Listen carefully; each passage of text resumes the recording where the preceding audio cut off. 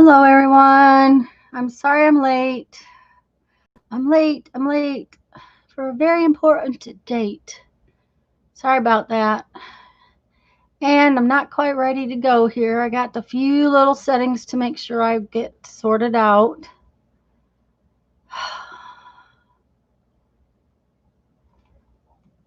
And quite frankly, I can't see chat, so I'll be there in just a minute.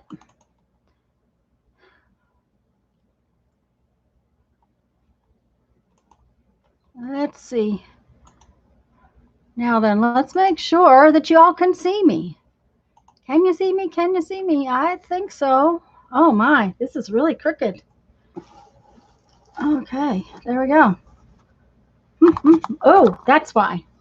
Oh, sorry. I hope everybody isn't getting a headache. Okay, let's see here. There we go. All right, it's right now. Hello, everyone.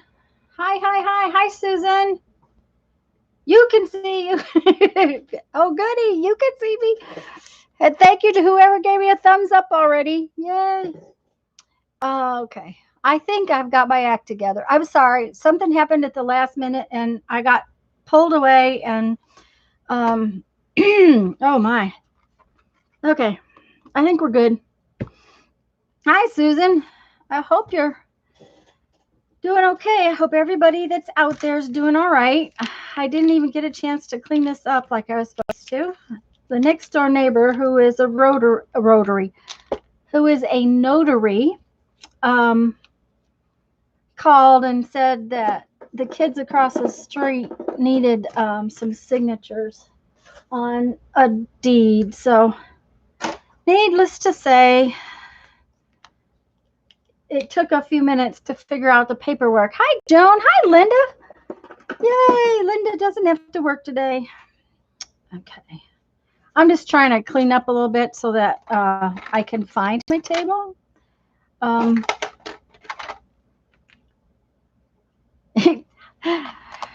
So Susan and Joan and Linda are here, and I don't know who else is here. And I know that Linda saw the, I think Susan did too, last night's video.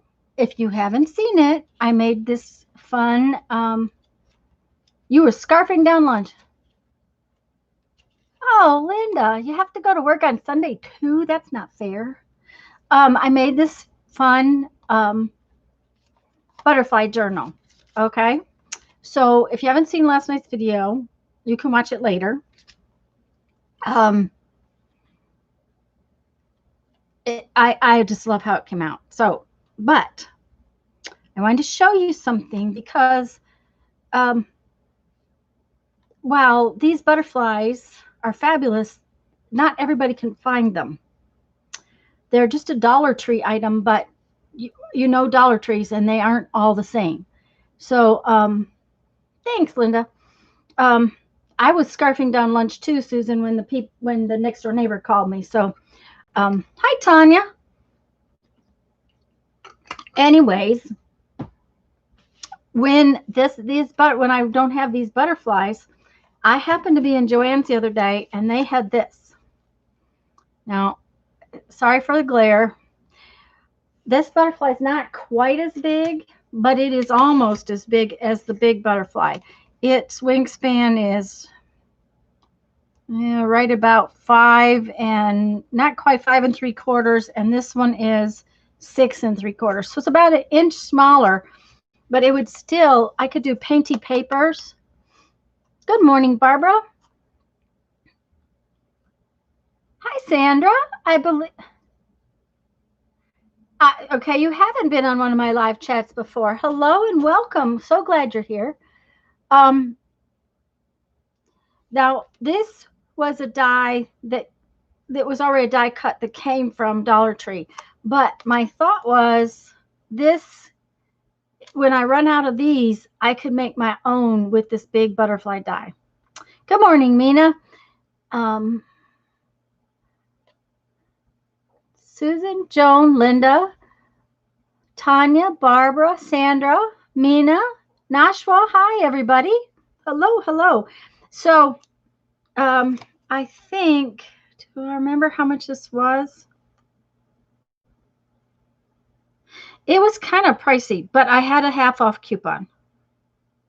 It comes from Hero Arts, and it's got 1, 2, 3, 4, 5, 6 butterflies, but I really wanted the big one. So I can make some more of these with my own painty paper, which I thought would be really cool. So Joann's is where I got it, just so everybody knows. I got it at Joann's. But like I said, I think it was kind of pricey, $20 maybe. But with a half off coupon, it makes it very reasonable. So I wanted to show you that. We are going to make a new little journal today. But first, I'm going to do a journal page. I'm going to wait just a minute. Hi, Andrew. Maybe I should just keep this out here until a few more people come in. As I said earlier, guys, I am really sorry for being late.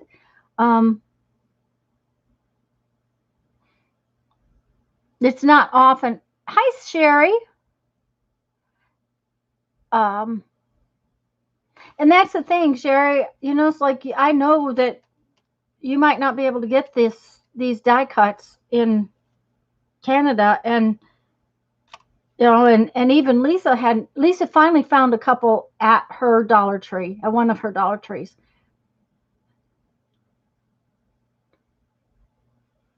Really? Yeah, my Joann's let me use them anything. I'd ask to speak to the manager about that, because as long as it's not on sale, it should be, you should be able to use it. Now, if it's on sale, they won't let you use a coupon. That's the dumbest thing. I'd rather take the coupon off the full price than get their measly 20% off sale. But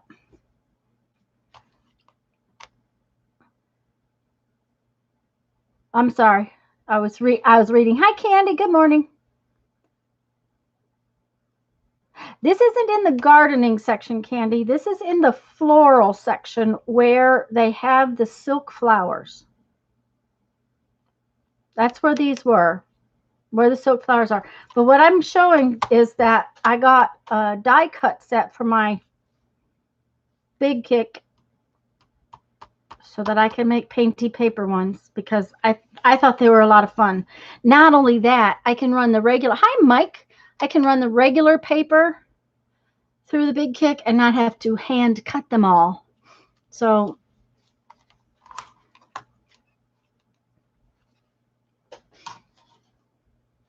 I'm gonna do my what do you call that? This thing, my little journal page today first, and then we're gonna make our new little journal for after this one finishes. Yeah, Mina, you just have to keep watching, because Lisa didn't have any and didn't have any, didn't have any, and then she found some. And Tanya, that's the thing. Now they wouldn't match. They're not going to match the die cut. So as long as I'm using these die cuts, I'll have to cut them out. But at least, you know, when I run out. Oh.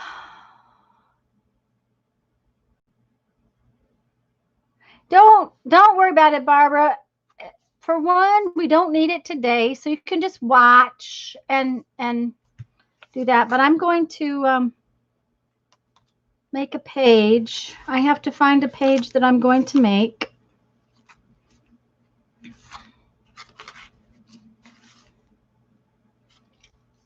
I do like these bugs.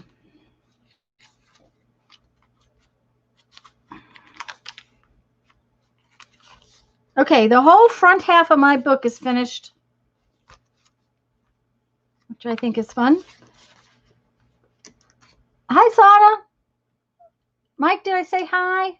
Hi, Sandra.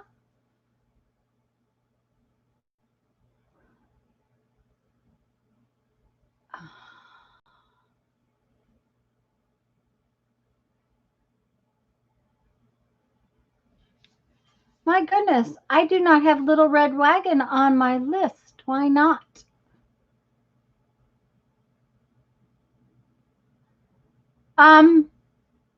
No, it's Renee. I do have it. Hi, Renee. When we might be starting a new book.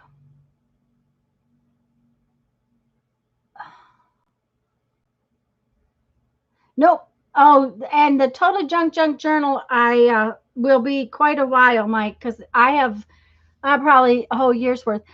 Tanya, as soon as we finish this one, which I have one page there, I have one page there. That's 2 pages.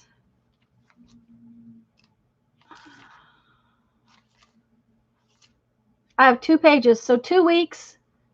2 weeks. After those 2 weeks, we'll be starting a new book.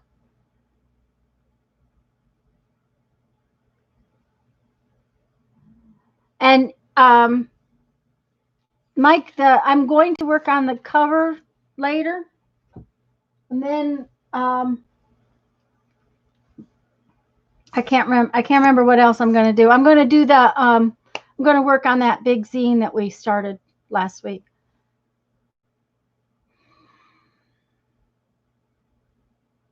Guys, if I missed anybody coming in, I do apologize.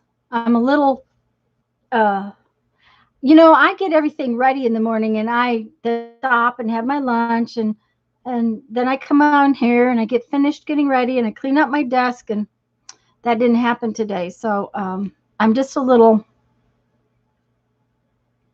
kind of weirded out. Okay. We need to do something with this page. I have stuffs on my table. Oh, I have bugs, but I don't want to do more bugs. That's sticky. Oh, we can't use that. Nope, not going to use that.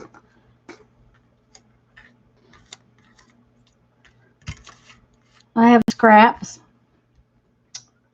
What's over here? That's a scrap of that. And some cool pins. Oh, let's see here. Let's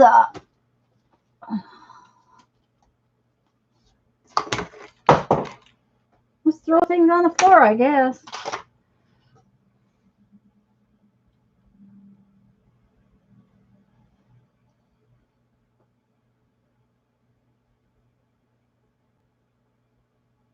Little Red Wagon is Renee, right? Okay, I did get it right. All right.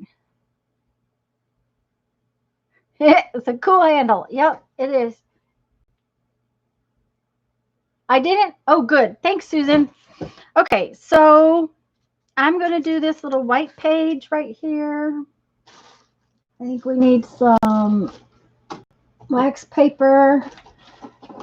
Oh, for about 6 months to clean up and not do anything but clean up. No work. Mike, are you in the tractor today or just resting?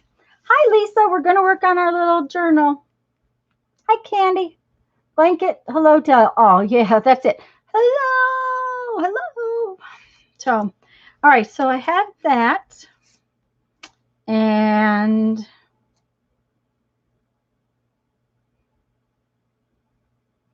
I have this fun stencil. That is not the one I really wanted, though, is it?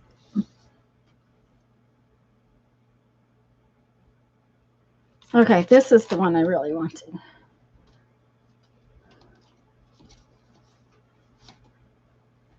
And now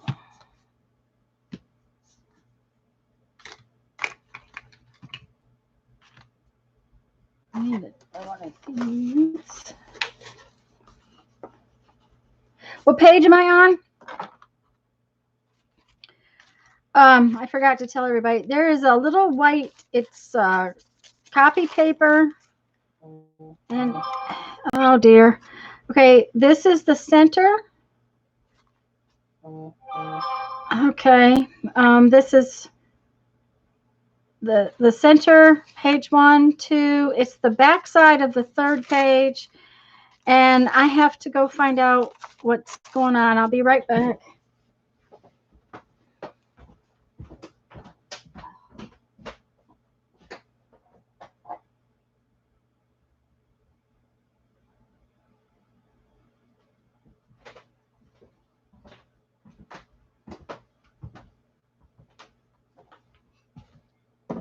Okay, it's all right.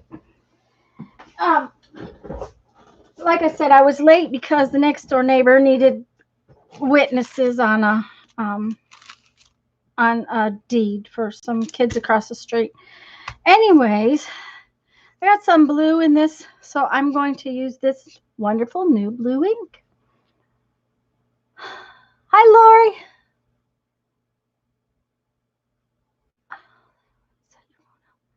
I didn't think that would set your phone off. Yeah, it was Mike. Uh-huh. Stencilist. These are, I got these. Where did I get these? I don't remember. These are Deco Art, Andy something. I saved their packages because I really liked them. And I think I got them at Tuesday morning. I sent you the wreath. I did it for Halloween. Yeah, I'll look at it later. Hi, Patricia. Patricia, I'm on the third page from the middle towards the back. Wife, donkey, or stencil. Okay. All right. If anybody popped in while I was gone, hello, hello. It's Patricia. This is the center, and this is the first page towards the back, second page towards the back, and this is the third page towards the back, and it is, mine is white on the back side, and yours should be. Okay, I'm going to stop. I'm going to breathe.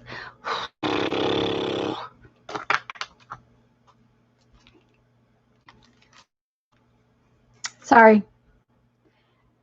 Okay.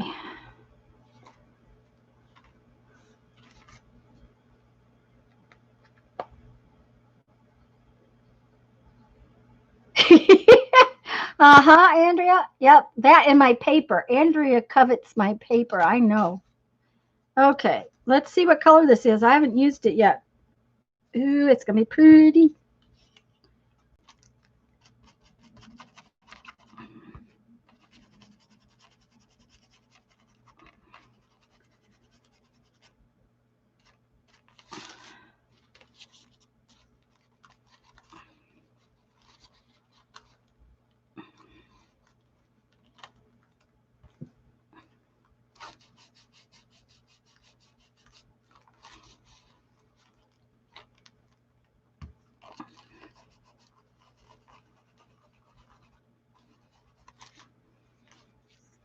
I like that. Mm-hmm, mm-hmm.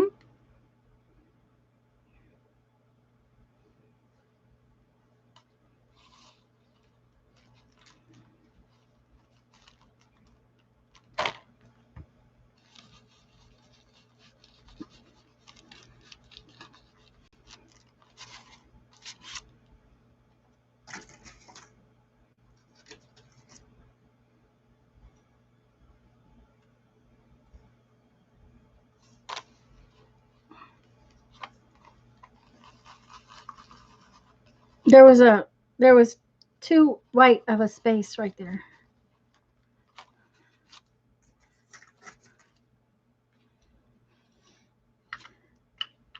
Okay, and I think I showed you all the other day that I discovered that these do fit into this one just like they do in the distress ones. So that's where mine will be.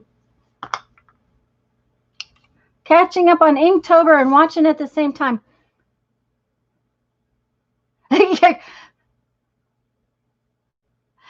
Oh, well, yes, you do have excellent taste. Yes, I did manage to get my tea bottle filled while Jeffrey was signing papers, and oh, it was just, it was a last minute thing, and I didn't want to say no. I didn't want to say come later. So,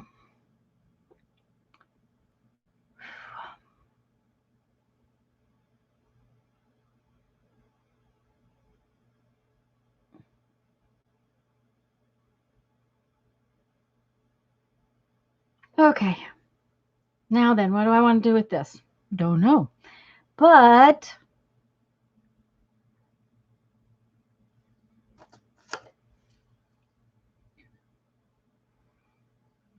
I have a stamp that I don't think has ever been used.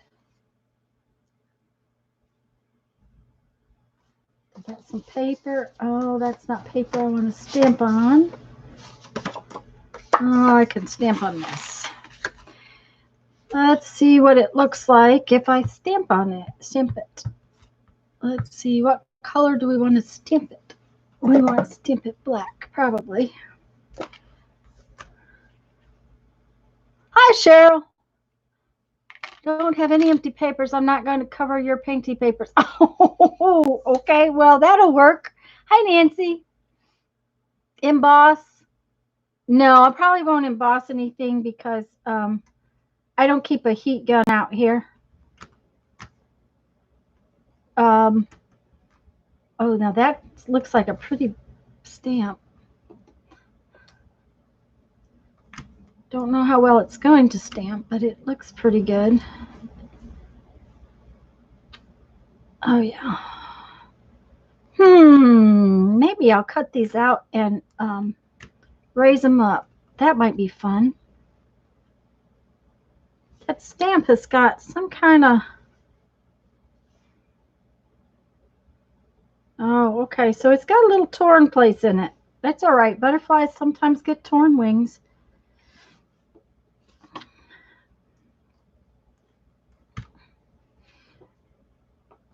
Okay.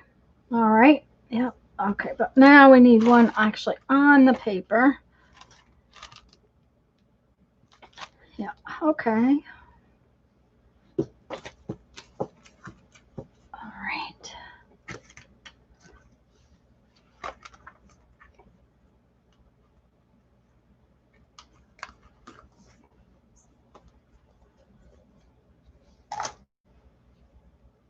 Scissors.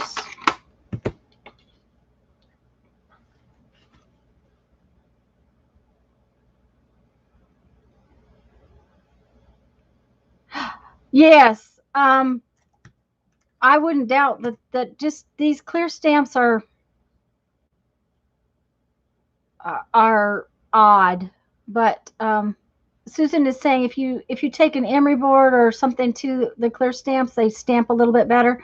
The other thing is I have no idea where this one's been because I'm pretty sure it came in a batch of stuff I got from like the thrift store.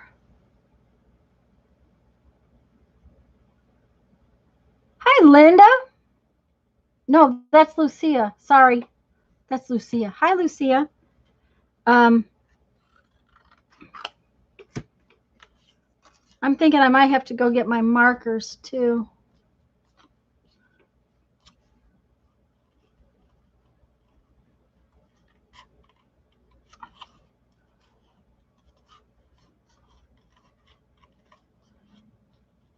I did remember before I came in here to turn the air conditioner down, though.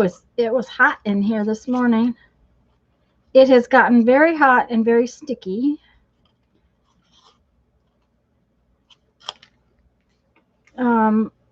Again. And it looks like we're going to have to call a tree company.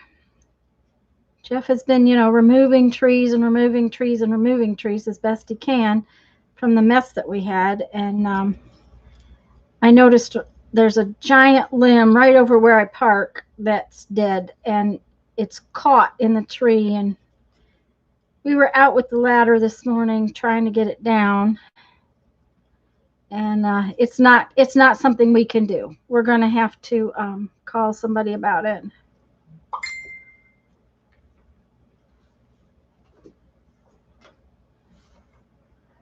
Okay. So that's fine because we're going to need to call somebody. The neighbors behind us don't take care of their trees. And so there's some tree limbs that took a beating in the storm. Now, we'd have had serious trouble had we not a couple of years ago taken out some stuff that was already dead. Anyways, the big oak back there that did survive has got some seriously dead branches way up in it that if they come down, they'll be on Jeff's workshop, so we can't have that.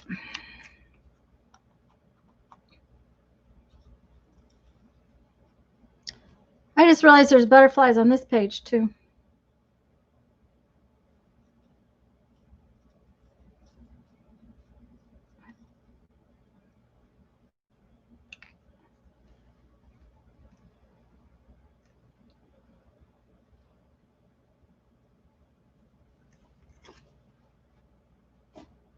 Lisa, are you doing your page today from your recliner?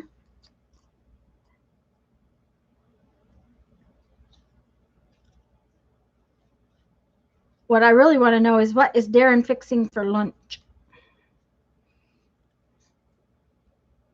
I don't know what Jeff's going to get for dinner. Okay, I think I need my markers. Yep, she is. Yay! I'll be right back. I have to go get my markers. I hadn't planned. I never plan, but that's beside the point.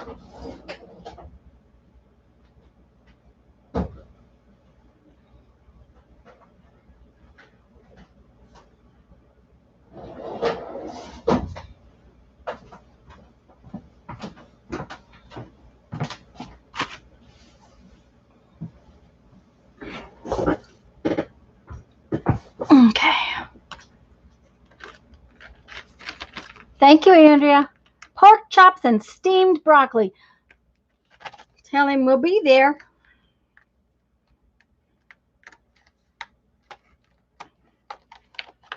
I think we're going to have something with zucchini.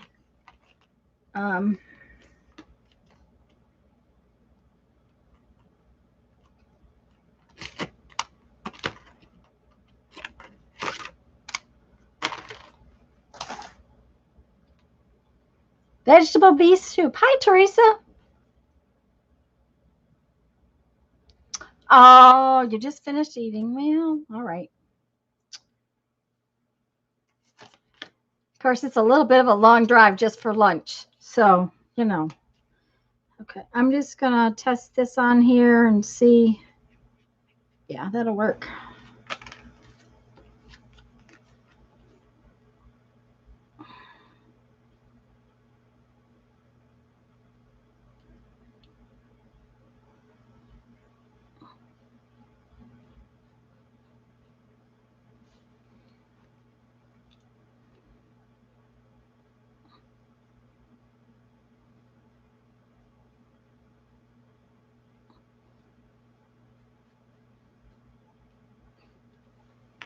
Jeff had wings last night. He went to watch the Alabama game with his friends. Since I don't do football, I made videos. So he always has fun out there.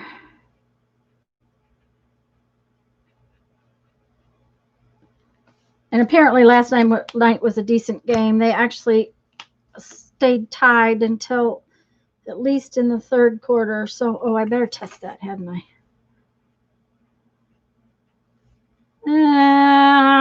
It's not too dark. I have to be careful.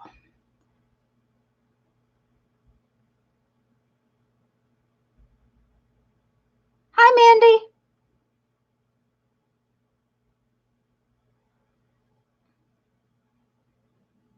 Mandy. Anybody else I missed? Hello, hello.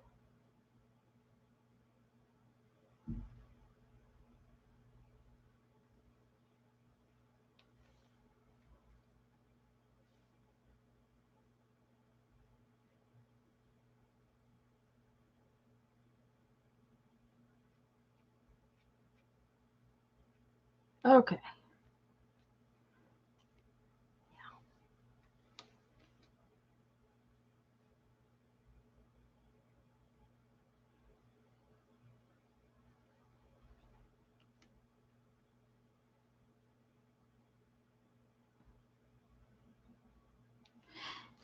Anyways, we were out with the ladder and all that good stuff this morning, and now we're gonna have to call somebody, but that's okay. We have a company we've used in the past, so it ought to be all right. I have stuff on my table that I want to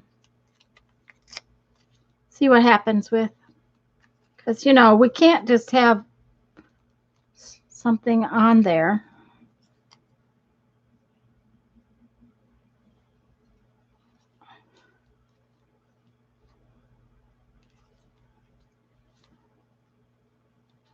We have to put a little something in there.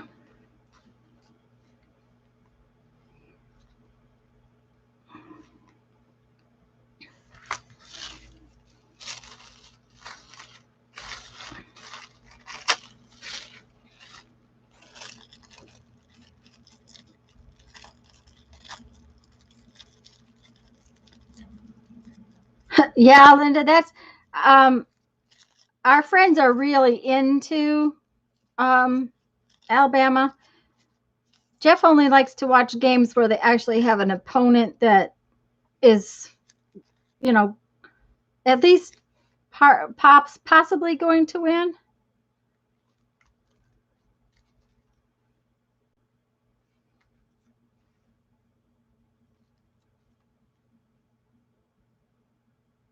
Okay, I kind of like that. Mm-hmm. Okay, so we will better ink it, right? Hi, Mary.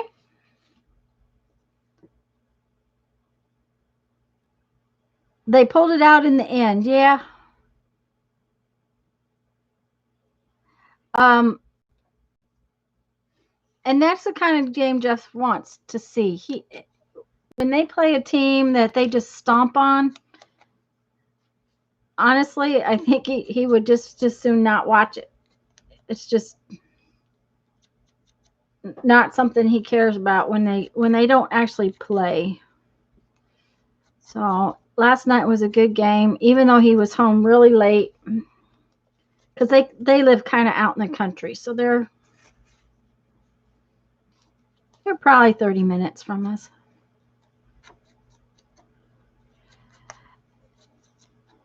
And unfortunately for Louisiana, the storm did not come this direction. Fortunately for us, we got some rain, but nothing but rain. Little wind. I mean, it's still breezy.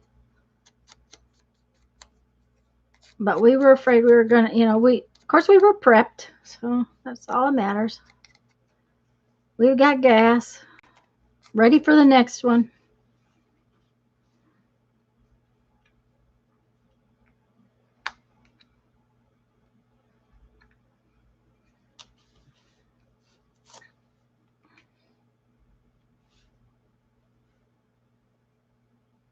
Oh, I guess I should probably ink the butterflies, right?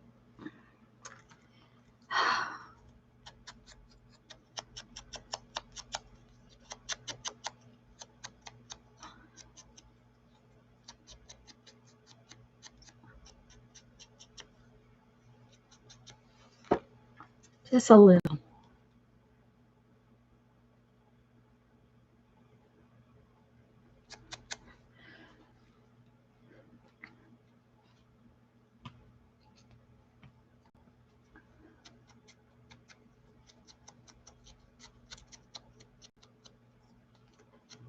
Well, Teresa, he'll enjoy it then. He likes it when they actually play somebody that matters.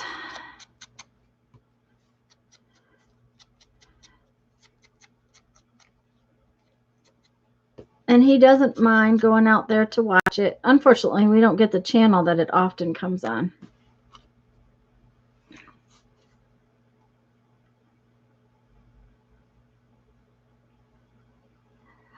Teresa, you didn't come in right at the beginning of the stream, did you?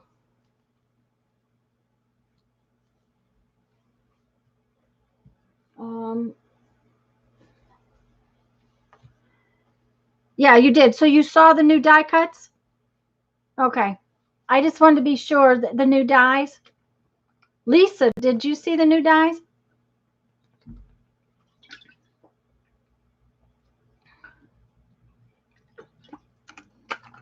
Okay. I knew I should have waited to show them. Okay. If you didn't, guys, if you did not see my new butterfly journal video, that was last night. So go watch it. But what do you do when you can't buy these silly dies from Dollar Tree? You cheat and you go to Joann's with your coupon because these were pricey. And this one, this biggest one, is about an inch smaller than that one. But you could make the same with your painty papers. Just think painty paper butterfly journals. I'm going to be making some more of these. I think they're so cute. So this biggest one is really close and it will work. It does not have the body down the middle. You notice it doesn't have a body here, but I know that I can create a body in there is what I'm trying to say. Duh. Okay.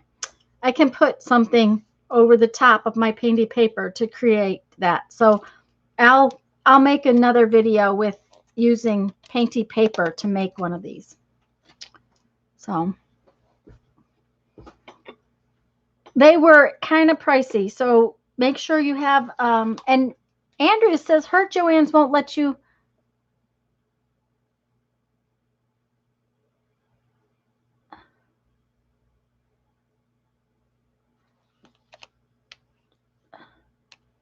I put, Lisa, you didn't see last night's video?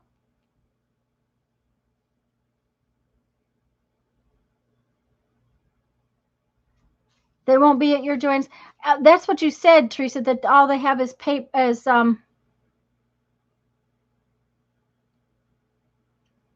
well, Patricia, draw a big butterfly. Okay, yeah, I put a video up last night on this one. Andrea said that they wouldn't let her use her coupon on dies.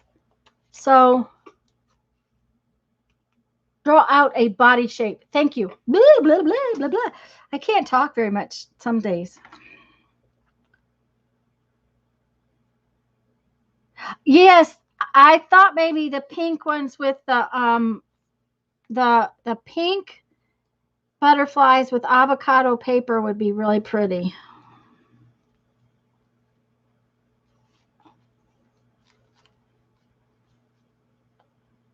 Don't ask me why this has to have some more papers in it. It just does.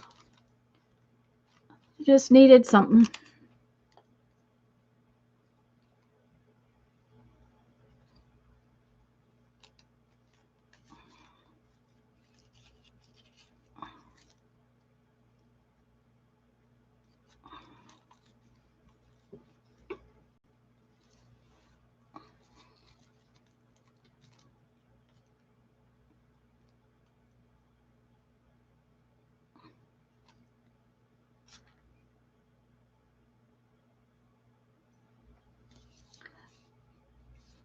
The thing is the die is not the same as the butterflies from Dollar Tree. So, you know,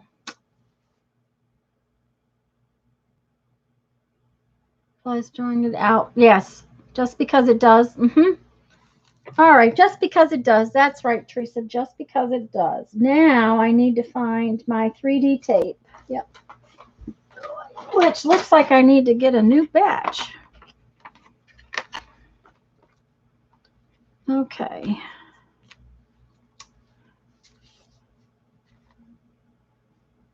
I don't think I need a whole one. I think a half of one will do.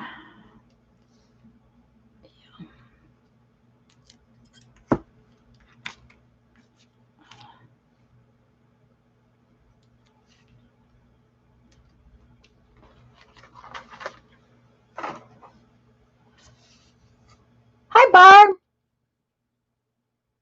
Happy Thanksgiving from Canada. Ooh, it's your Thanksgiving? Happy Thanksgiving then.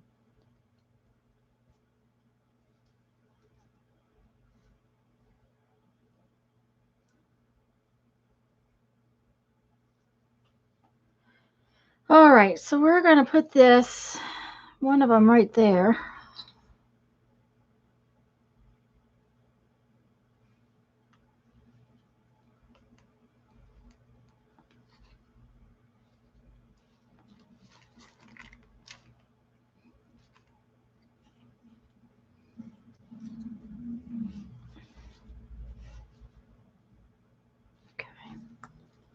For some reason, I think this one needs words. Don't know why, but I think it needs words.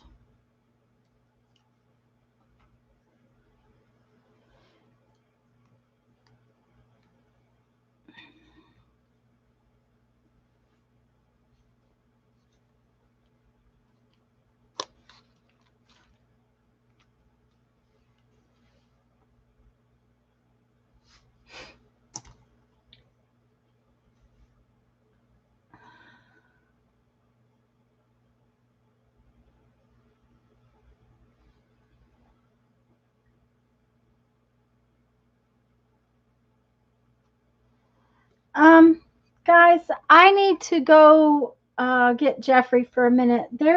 I don't know, there's something going on out front. I'll be right back, okay? Sorry.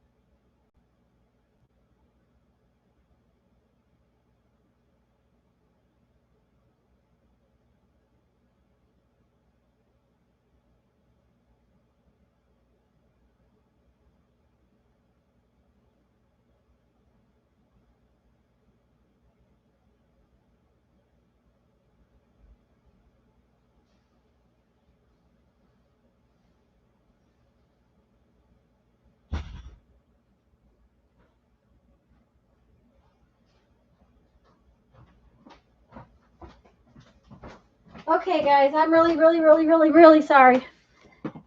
Oh, okay. What? Mike's fingers crossed. Everything is fine, I guess. Jeff has already spoken to him. But you know, a compact car, a work vest. He's been back and forth twice, standing there, and I was trying to figure out what's going on. They're apparently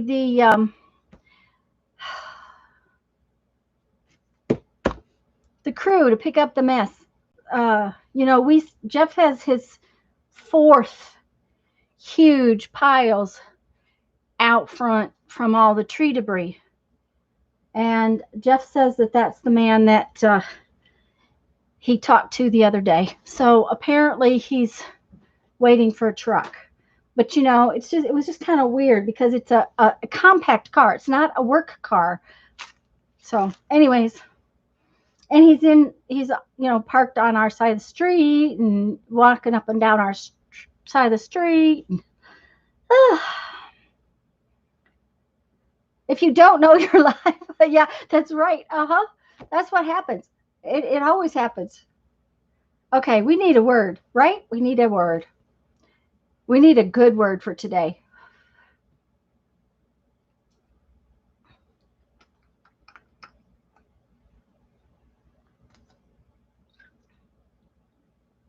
Everything's fine. But we have also had some trouble in the neighborhood recently, so we just have to kind of keep an eye on it for everybody. Oh, I'm liking this, but I think we need a word or a saying.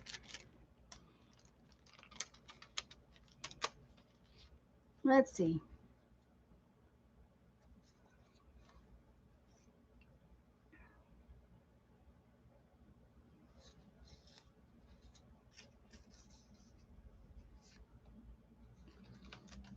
Those don't seem to fit this morning.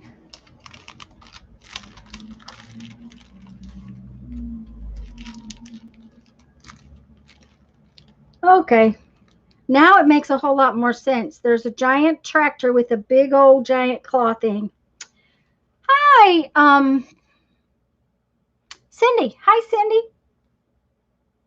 Did I read that right? Yeah, Cindy.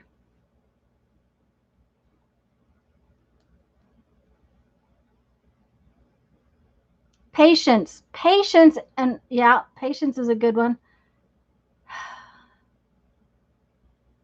Everything's fine is a good phrase. Yes. We might just have to write one in. Let's just see if we have some.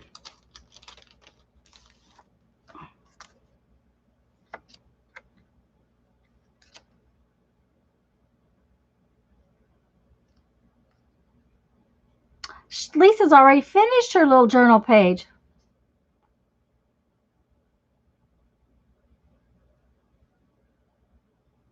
Serenity, that would be a good one.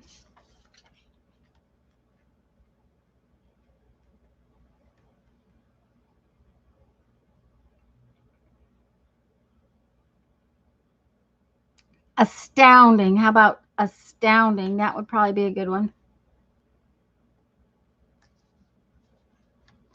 Astounding, stupendous.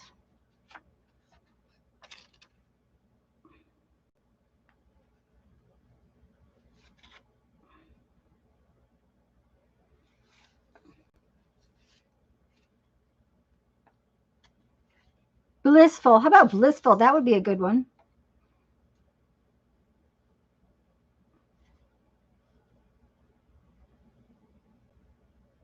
No ink at the recliner. Oh no, we can't have no ink.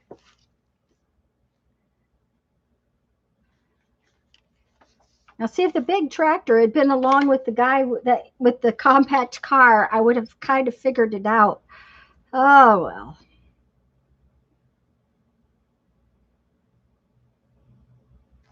I like spectacular.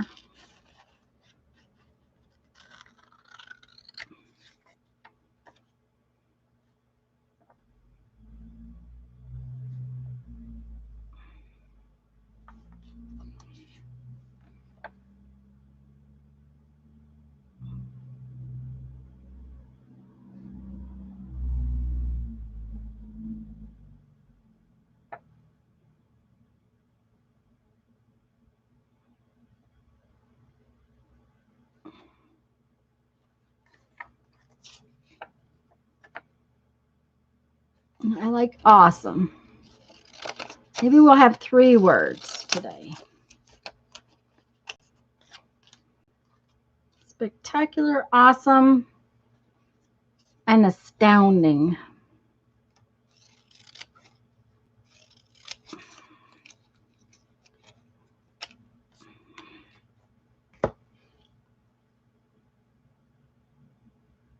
You got to start building Christmas decorations?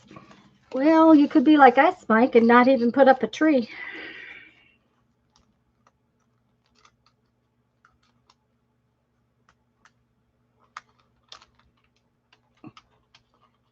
That's true. We didn't ink things, and then all of a sudden we have to ink everything, right?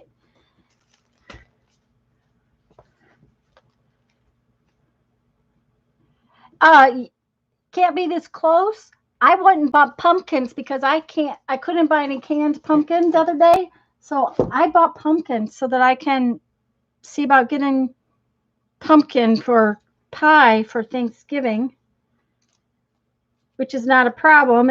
And I'd had it all done, except that all of a sudden I thought I was going to have to put Mom's freezer stuff in my freezer, and I wouldn't have room. And the pumpkins I bought, will give me more than one pie. You'll pass it on to management. Mike, we haven't had a tree. Okay, we've been down here. Of course, in the camper, you don't have a tree. You know, some people do, but I don't. We lived in the camper I'd say it's been 10 years since we put up a tree. We don't have one anymore. We honestly don't have one. When we were in South Dakota, we would go to Omaha for Christmas and Thanksgiving to spend it with our son. So there was no need to put up a tree when we weren't going to be home. And when we moved from South Dakota to here, we were living in the camper. So I got rid of the tree. There is a box of ornaments somewhere. You know, ones that Brandon made. There's a little tiny box of Choir Boys somewhere that was on our tree when I was growing up. I've saved them. I think they're in the stuff I have saved for Brandon, but I won't get them out. Everybody will get fed, and they will get fed very, very well. A lot of Christmas Village house to build, yeah. And here's the thing. Last year, Jeffrey went to Santa Claus school, and we don't put up a tree. How is that?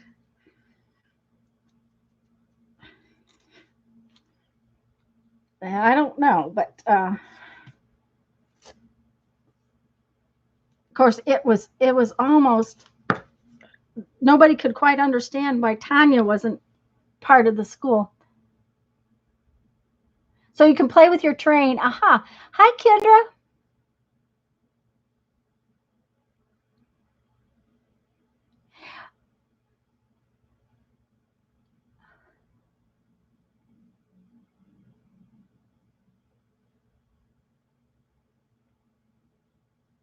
Especially white twinkly lights, Barbara. I like white twinkly lights when they're put up. Okay, so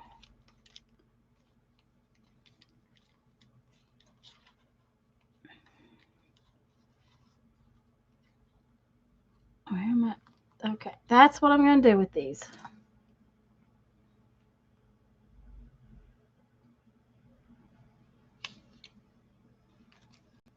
I am going to have to really clean, though. I haven't found my dining room table since March when we came home, and when we had to come back here and couldn't go on our trip. Everything got brought in the house, got piled on the dining room table, and that's where it's been. That's where it still is.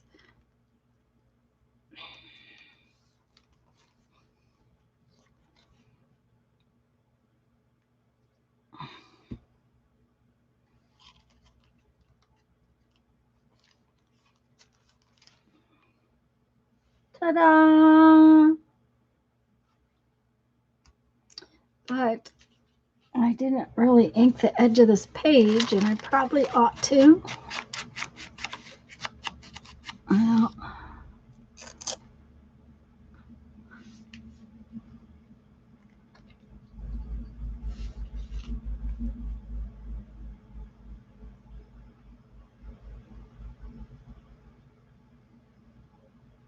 all your lights are white and blue. That would be pretty too, Mike.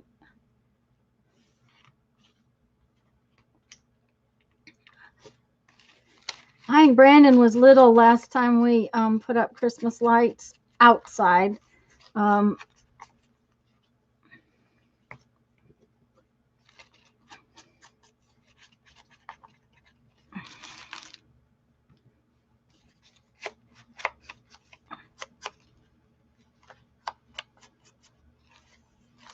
Of course, I used to, 1st of November, I changed all my dishes out in my cupboard is what I used to do. I had Christmas dishes, and from the 1st of November to the end of December, they were what we used every day. But I don't do that anymore. It's just too much. Okay. All right. Oh, gotta date it, don't I? Somebody didn't remind me. Kathy is here. Hi, Kathy. Oh, I'm way up there. I missed it.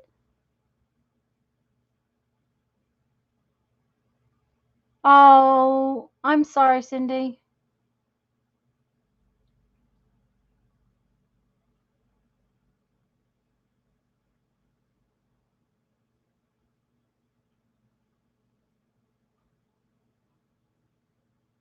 Santa hats for everything that has a head. Oh, dear. Uh-huh.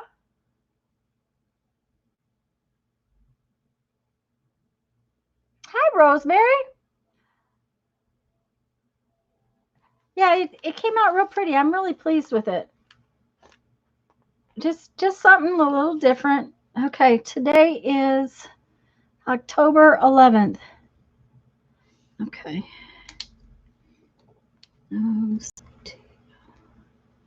September 11, 2020. Okay, so we only have one page left in my book, I think. I think the only page I have left is this one that is painty paper on a map. Other than that, they're all finished. And Barbara mentioned doing the cover and all of that, and I don't think I'm going to do my cover. I kind of like it that it's just plain, so I probably will just put something that ties it together and be done with it.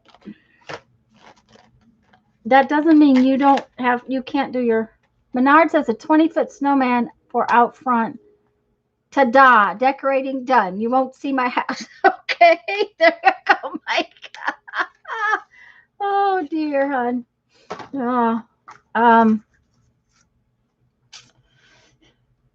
a 20-foot snowman had fit in the spot where we lost our crepe myrtle tree. Patricia doesn't want to do the cover either. So, okay, so we're good. So we have one more page for next Sunday. And Patricia made the comment she's not going to do on the painty paper page. So she's going to tip something in, and that's fine. I'm liking this. I think it came out real cute. So, okay, we're going to set it aside. I said hello to Rosemary. Guys, did I miss anybody? If I did, hi. I'm sorry. I didn't mean to miss you. Okay, so let me show you what papers I have gathered to do my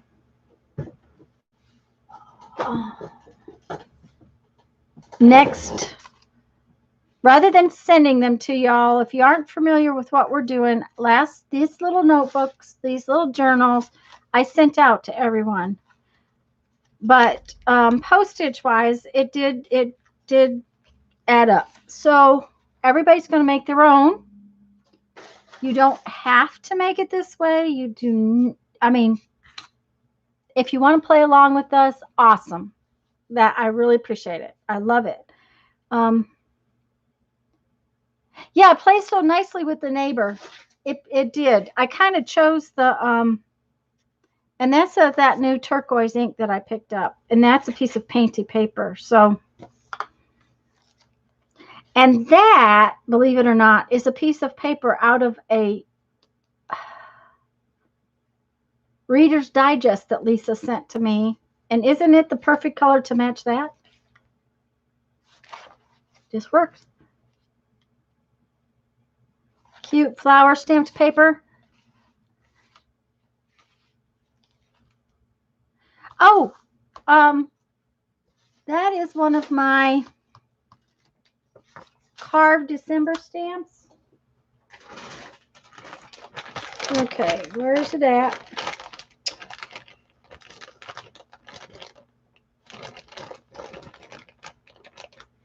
Just a minute. I'll find it. There it is.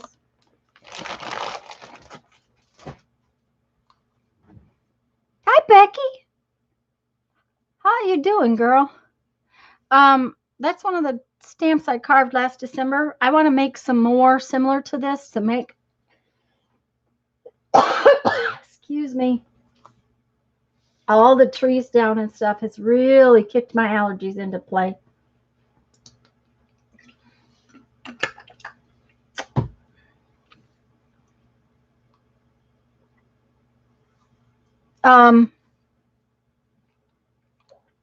And you just stamp it around. And for December, I want to make a bunch more of these because I really enjoy using them.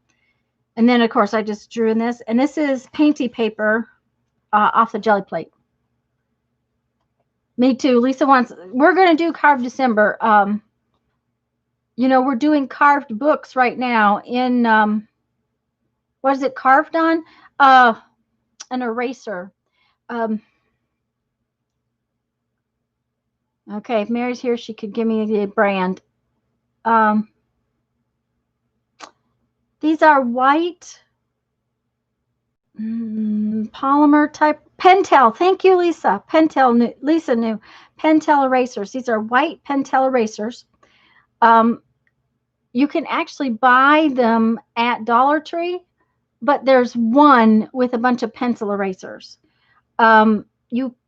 At school time, you can often buy them at Walmart.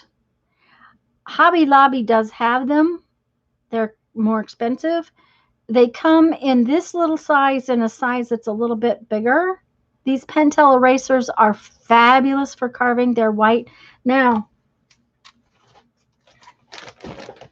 I will tell you that Dollar Tree has these. Okay? And see this white? I would swear to you it's the same product. I don't think the Dollar Tree Pentels are the best choice because I think that what you get is not, you get so many of the cappy pieces that like go on the end of a pencil. And there's only one good eraser. But these from Dollar Tree, these white ones are, I'd almost tell you they're the same thing. We used a lot of these big erasers from Dollar Tree last year. They work just as well. You can buy the big ones and cut them up.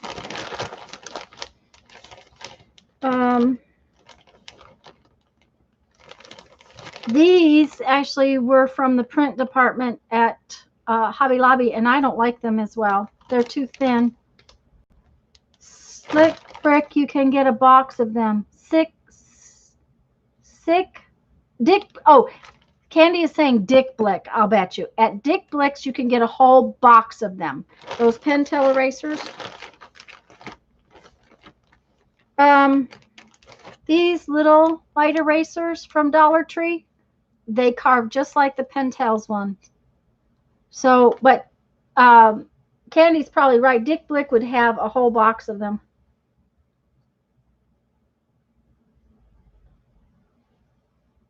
Yeah, Candy, every Dollar Tree is a little bit different. Scott has been eliminated for, oh, yeah.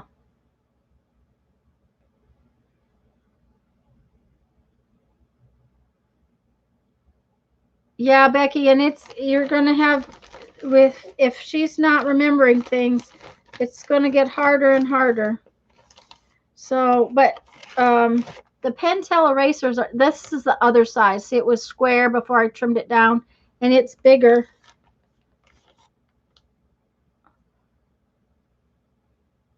So there's a couple of sizes of those. But you might want to start collecting erasers. Yeah, Becky, I'm sure. Anyways, you can use a plain 6x9 envelope. Now mine are white, but the ones you can get like at Walmart and places are probably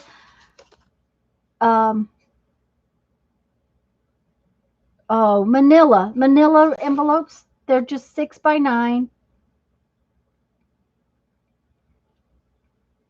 Lisa's going to be right back. So, yes, and I think Mary has ordered them on Amazon before too. I won't tell you that for sure, but those Pentel erasers really carve nice.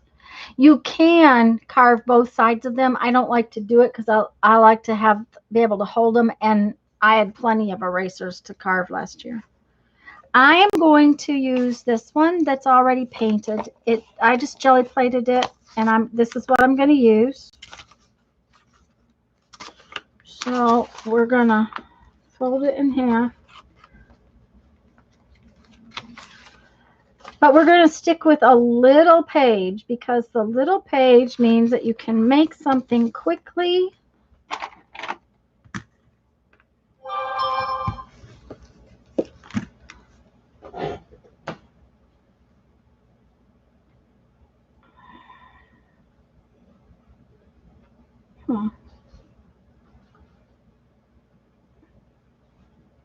Okay. And easily. Okay, so then the papers I have to go in here. This is a thin piece of paper that is, it's a encyclopedia that I have, but it's about the weight of dictionary paper. Okay, so it's thin, but it's strong because dictionary paper is stronger than you think. I have a giant envelope. This is one of those big envelopes. And you see it's going to probably have to be trimmed a little bit when I get it cut. This is a children's dictionary, and I have a couple pages out of it. I have no idea why the back of it is so much darker than but that's the difference in the paper. So I have a couple of book pages. I have the most amazing piece of blue paper that Lisa sent to me. I believe this is her butterfly PT die. It's butterfly PEAT. And Lisa sent it to me. It's a heavy copy paper. I have a piece of graph book. Butterfly PT. Thank you, Lisa. By the way, does it taste good? I'm curious to know if it tastes good, what it tastes like. I have a piece of graph paper. This came off a pad, but it has holes in it. I don't care. I have a piece of paper bag left over from our Totally Junk Journal project. I have a piece of map. And I have a piece of copy paper. Not a very strong taste. A little milder than green tea. Not a lot of taste. Okay. Does it have health benefits?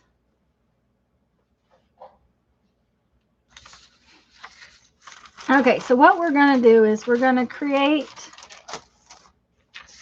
pages that when we fold them in half, they will fit inside of our little book. I don't care if my pages are not. How many pages? Okay, just a minute and I'll count. Because this piece of paper is going to make 2 sheets or 4 pages. So 2, 4, 6, 8, 10, 11, 12, 13, 14, 15, 16. 16 sheets folded in half. That'll be 32 pages, 32 double-sided pages, 64 actual pages. Yeah, doesn't it, Cindy? It's a beautiful color piece of paper. I'm going to have to order some just to dye paper with it, but, you know, I'll have to drink some of it just to taste it. Okay, so let me go. Where was I? Hi, Terry. Did I say hello? What size am I making it? Okay. This envelope is 6 by 9 inches. This is 8.5 by 11. I'm going to cut it in half. Now, if you don't have a mix of papers, that's okay. I like having the mixture of the substrates being different when I go to make pages. It kind of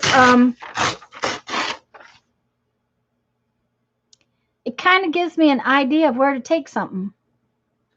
Yeah, 16 pieces of paper that are roughly 6 by 9. They're going to fit in here, and I know for a fact I'm going to have to trim some of these down a little bit to make them go in this envelope thing. So, but this is my piece of copy paper is now 2 sheets.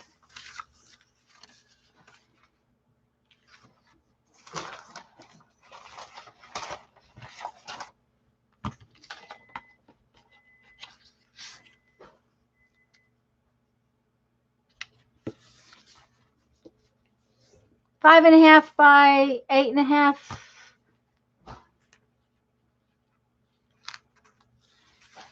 Yeah, and I'm not going to cut mine all the same. I'm not going to worry about it.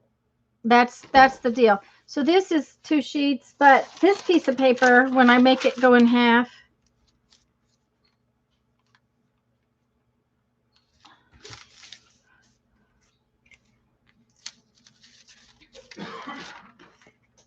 I know for a fact it's too big. So I'll show you what I'm going to do. I'm not going to do it as I go. I'm going to do it later, but. And you notice I'm tearing them. I'm not cutting them. I don't care. I like the torn edges. It's kind of a junk journal, kind of an art journal.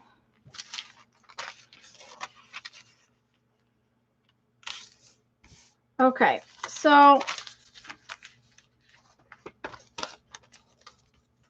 when we tuck these in,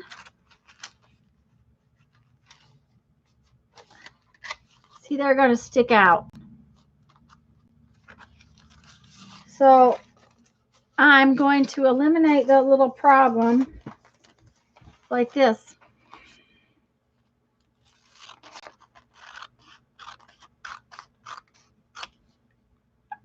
Very scientific.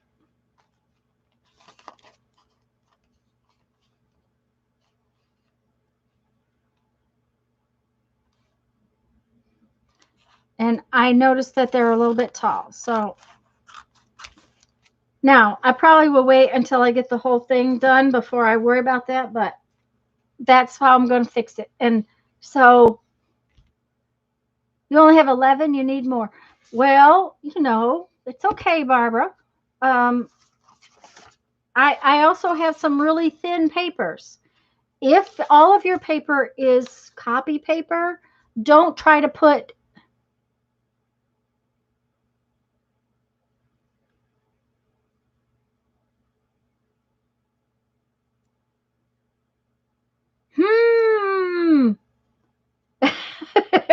oh, Susan, I'm sure.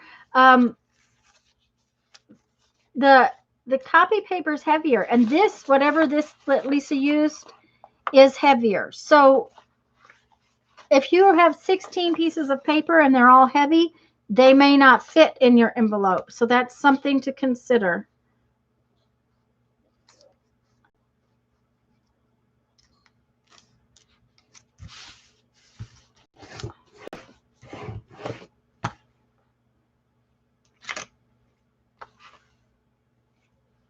Okay, Barbara, there you go.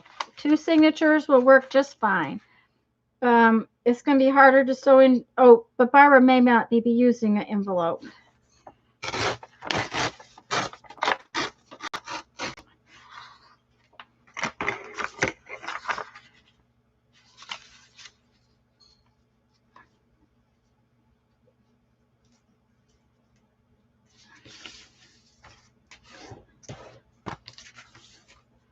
And guys, I'm going to tell you that there's a video Monday night, 5 o'clock,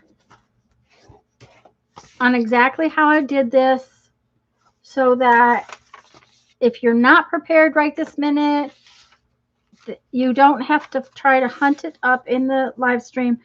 There'll be a standalone video Monday night. Just, it didn't take that much extra to go ahead and make one. So that's what I did. Tis tiny, skinny spine. Well, that is another reason why your pages have to be just a little.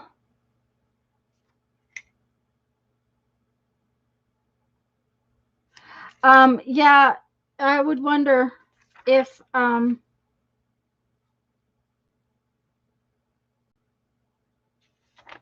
mean, I would think that that would be one of those things that you would have to get either at the health food store or someplace like that that doesn't,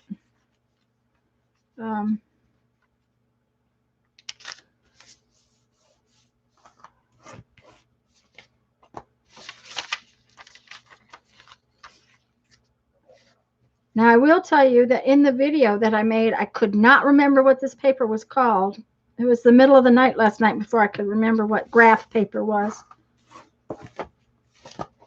Okay, and of course, if we're going to use the junk journal, we got to use a big envelope.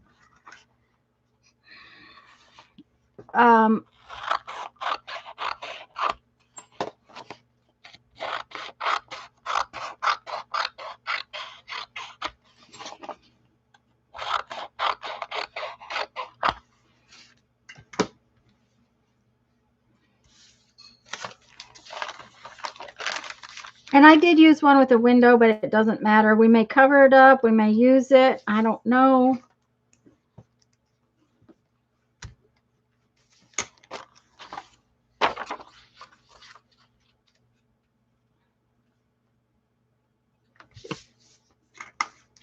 I didn't worry about perfectly straight edges, as you can see.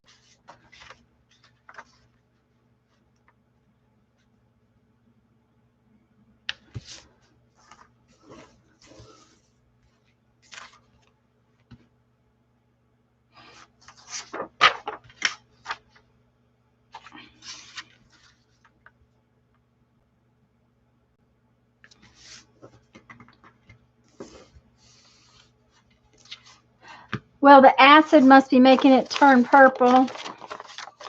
Okay, and this, I'm just going to fold it in half.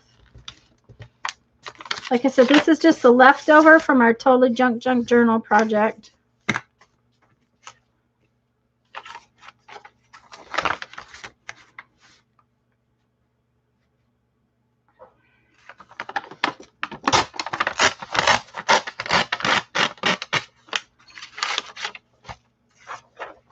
Oh, I didn't fold them. Duh.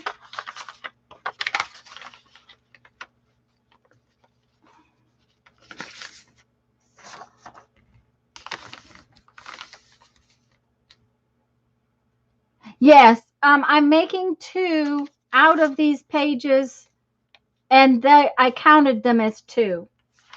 It will be a total of 16. Like when I picked up this piece of paper, I counted it as 2. These are the only things where they're one sheet.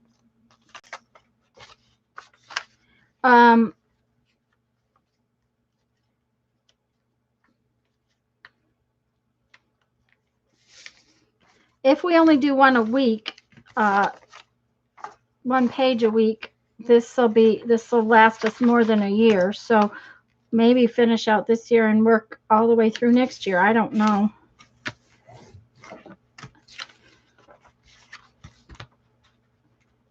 Basically, Lisa, I have 2 pages of each substrate, like 2 maps, 2 pieces of brown paper bag, 2 pieces of envelope, 2 pieces of your pretty blue paper.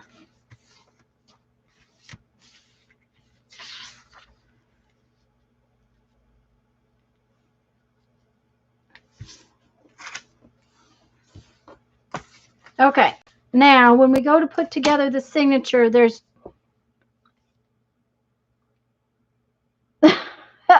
Well, I read it as thanks, so that's okay. Sounds perfect.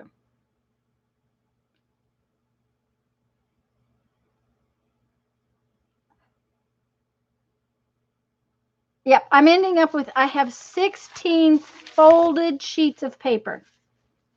Okay. Um, one of the things that I'll tell you is I'm going to sew my signature together. I'm not going to use elastic because I liked working in my other book that was sewn together.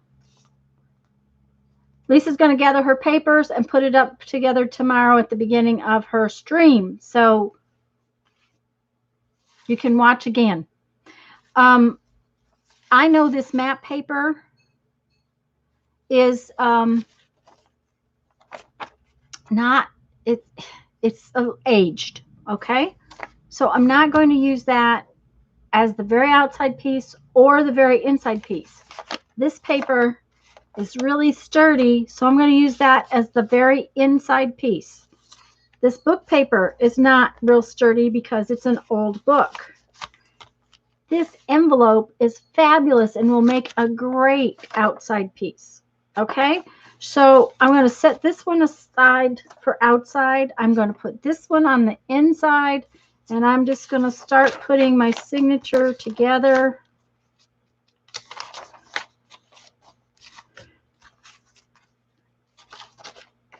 Like so. And I'm just kind of like putting them one at a time.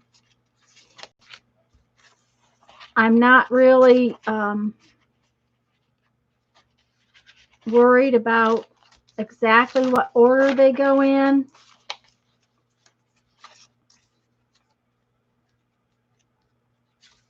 Come here.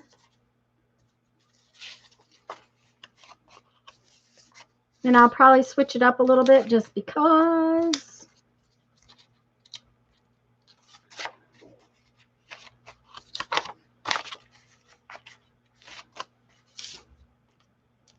If you have pages where the writing goes one way, you might want to pay attention to it.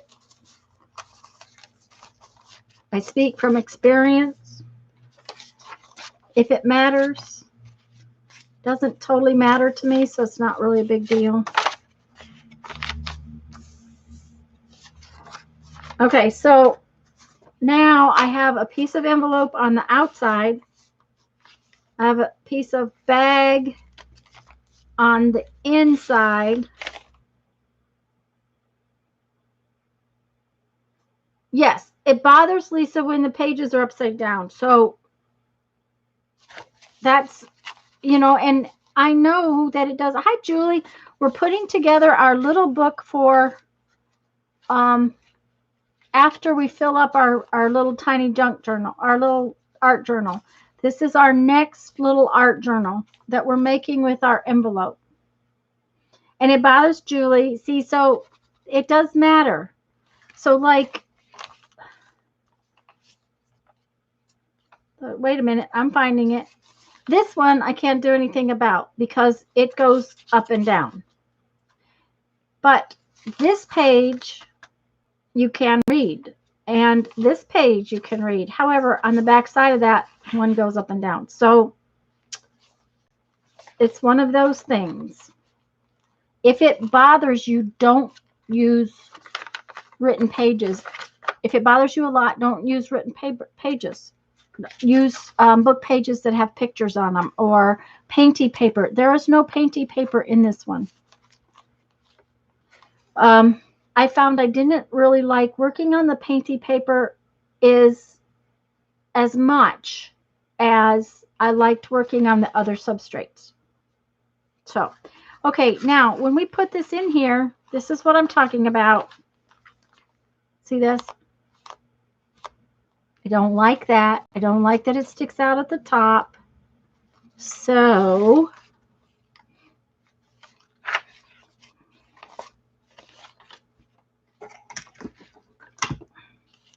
we just have fun with our scissors.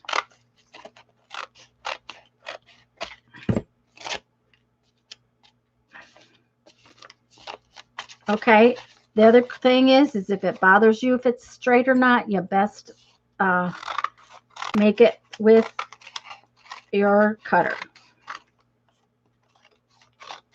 it does not bother me, so I'm just hacking at it. So it's not. Okay, so then we're going to fold it. Remember that as you fill your signature, it does make a difference in how it, the inside pages are going to end up being longer than the outside pages. There's a name for that. Somebody tell me what the name for that is. If you made all of your papers exactly the same size, this piece would stick out further than this piece. It's drift, I think is what they call it. Yes, you could use your decorative edge scissors. Yeah, you could. So now let's see how it fits.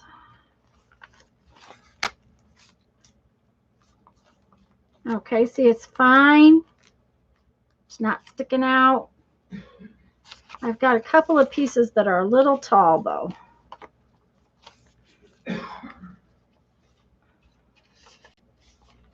Which I think we will take off this bottom right here.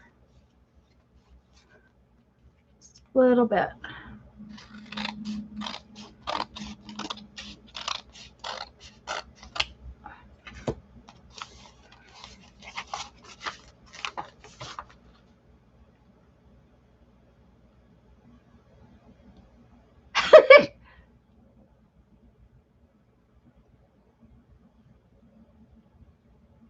Yes, Julie. Or an X-Acto knife. Yes. An X-Acto knife would work real well. Okay. Yeah, he's good. He's tired, but he's good. He's just worn out from all the work he's having to do. We did finally get somebody to come to Dad's and help at Dad's house, though, so that has been a big relief for both of the boys. Okay.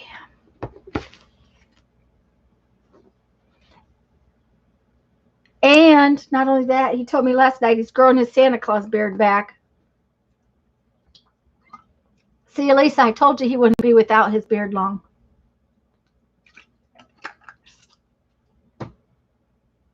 Okay. Now, because I am lazy, I am not even going to measure the holes in this. So I'm just going to stick some holes in it. I'm going to see if I have a scrap of thread. If I don't, I'll have to get out another piece. No. I got to clean up this little mess I have in there. Oh yeah, this one will work. Now, I'm going to leave some strings up here to add something to later down the road. So I want to have one good length, two good lengths, and then a nice big chunk to leave at the top. Now it takes more than two, so even if you're just going to tie a knot, you need 2.5 to 3. So right now I have 3 plus. Okay, and that ought to do a nice job for what I want to do. Now I need a needle.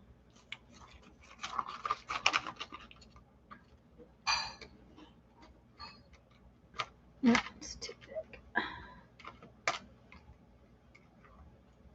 And I guess I'm going to have to get out something to clean my needle with, because the one I like to use all the time is really getting a lot of wax in it.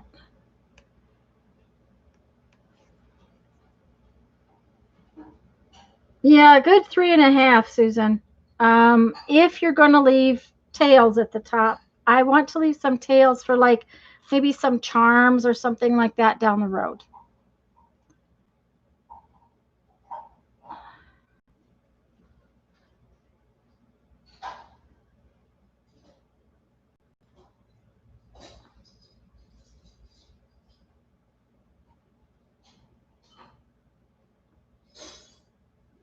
There we go. See, that needle is, I'm going to have to soak it or warm it up or something because it's starting to get sticky. journal cover we made a few weeks ago that was end to end with the envelope flap left on it. End to end with an envelope flap left on it. Yes, dear, I do remember that. And I actually am in the midst of a video about it. Did you want to see it? Let me finish this and then I'll get it, okay? I'm going to open this up to the middle. Let's make sure we put it in the right direction. Yeah, we did. Okay.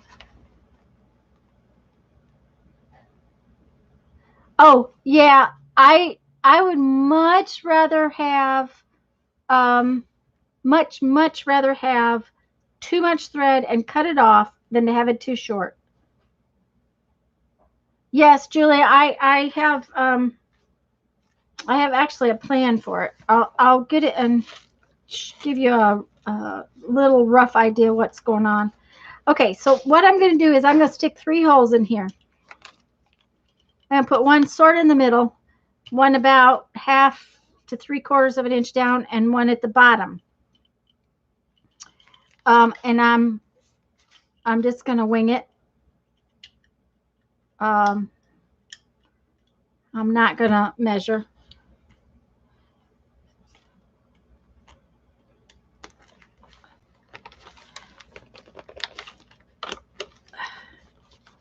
These papers are a little tough to get through, so watch your finger. Don't poke your finger. This is not a child-friendly. This is definitely an adult tool. Okay? Adult tool. Not a child-friendly video station, YouTube channel, whatever we call this thing. And I'm using effort to push that through there, just so you know.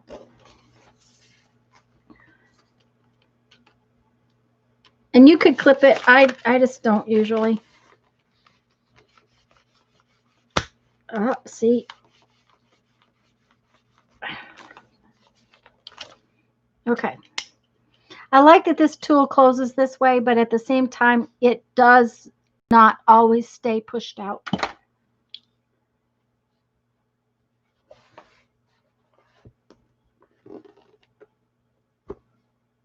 The stitching on the butterfly. Oh, on my on the book from last night, Julie or Susan. Okay, because I'm going to leave some strings out the top.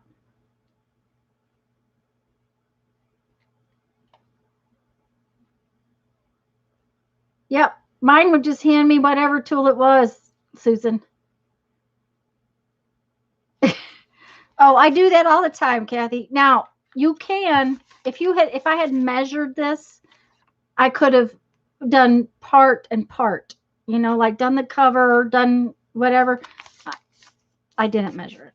So, Kathy or Susan, my dad would just hand me the tool and say, this is how you use it. Be careful. I mean, there wasn't anything that he didn't let me do. There you go. That's right, Susan. And duct tape. Okay, so I'm going to go out through this hole. And I'm going to come down to where I have a reasonable little piece left. I may have to adjust it later. I'm going to go back in the middle. Out through the bottom. And this is where it's going to differ a little bit from, say, a 3-hole pamphlet stitch.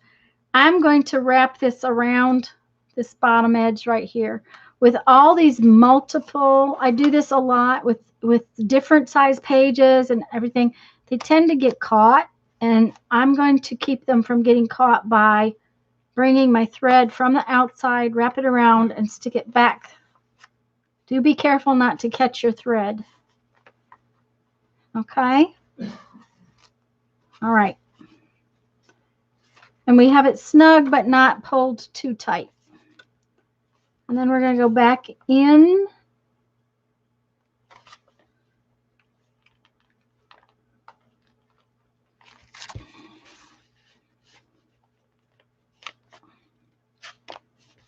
Okay. Every once in a while we have this happen where my hole has decided to get off center just a little bit. It does happen. There we go. And then back out.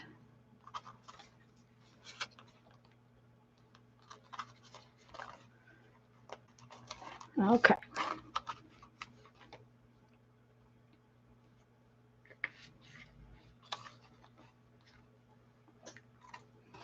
All right. So what happens is we've got a line of thread there, a line of thread on the outside, and I've got 2 threads up here, but see this one's way longer than that one. So I'm going to adjust it a little bit. Hi, Janet.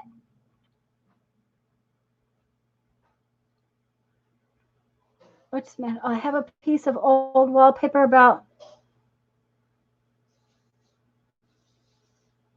There you go, Julie. That will work great. So good to see you, Janet. I'm so glad you're here. Busy, busy, busy. Okay, so because I want them about the same, I'm going to pull this one down a little, pull that one.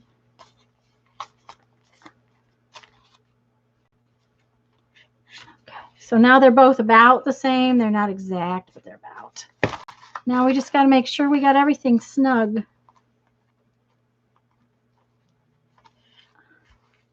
Okay.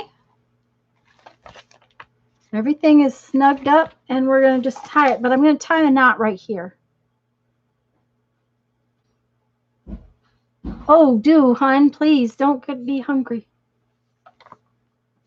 Is everything, when she comes back, we need to find out if everything's okay. She said it was busy. I didn't think about it being not okay. I just thought busy.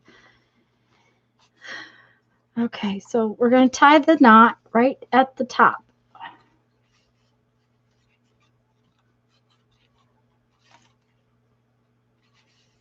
There we go. All right, so now I have these 2 strings, and down the road, we can maybe put something on them and make them into bookmarks, or we can put charms on them or something like that. So it's going to have to be flattened, but it will be, this is our next little journal. Okay? All right, now, like I said, if you missed a step or you didn't have your papers or something like that, tomorrow night, before Lisa's video, before Lisa's live stream at 5 Central Time, there will be, I will do exactly the same thing, okay? It'll just be a separate video. Okay. Julie wanted to see, where did I put it? Okay.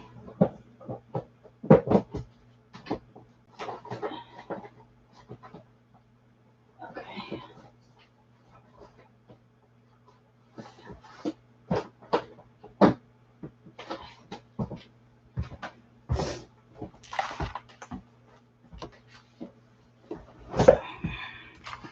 Okay. Head back there.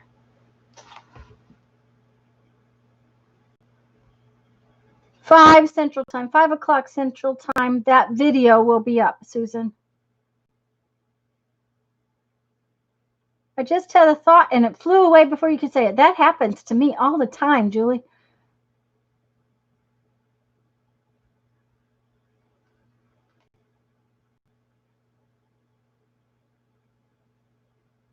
Yes, I'm going to put up a video. I'm going to put up a video, a standalone video on how to make this little journal, how many pages it has, all that kind of stuff, what I used, just, you know, just standalone for anybody that missed it. Okay. Julie asked me about this. When Jean Peter and I were on, I don't know, a couple weeks ago, things went blowing in my head, which is sometimes what they do. And I used a couple of envelopes to do this with. And I am actually going to put paper in here. I am going to create 4 of these like traveler's notebooks and put them into a cover. I do have a video I'm working on, but it, you know, this is something that doesn't happen in 5 minutes. A little video like the one that I just showed you is something that's easy. This one had to dry, and I've got like 2 portions done, and there'll be some editing and stuff like that. Plus, so what I'm going to do is I'm going to do a video on the construction of this, how I did these. Then I will do another video on how boring. Oh, the thought just flew back. Okay. Oh, boing, not boring, boing.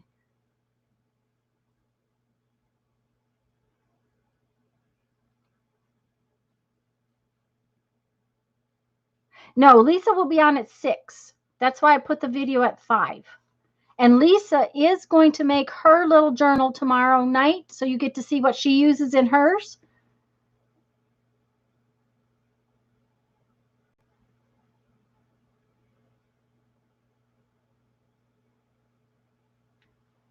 You know how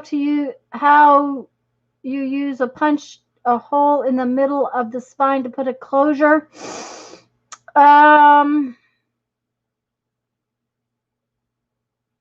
Okay, there are a bunch of tools to do that, Julie. Well, I wondered, Andrea, what I had done. Lisa, don't you have a Japanese screw punch?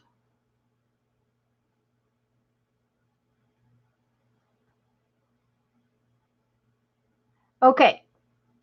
We're gonna, Lisa, can you lay your hands on it so you can show it tomorrow night? Can you make a note to show that tomorrow night? I have another tool. I'm sorry, I'll go get it. It's gonna take a minute.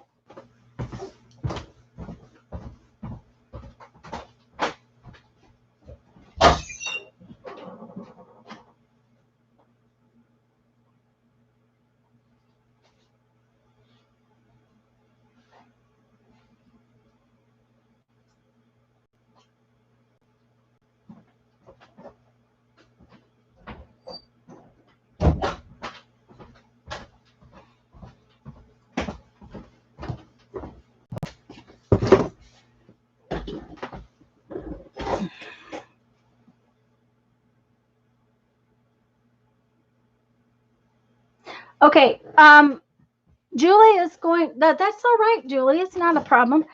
Julie is, guess other people want to know the answer to that question. What she's asking, guys, is this crocodile will go, you can put it way in the middle of something to punch a hole. Okay? But if you don't have a tool like that, these tools don't punch real far. Now, you can buy some deeper ones, but that still doesn't go in very far.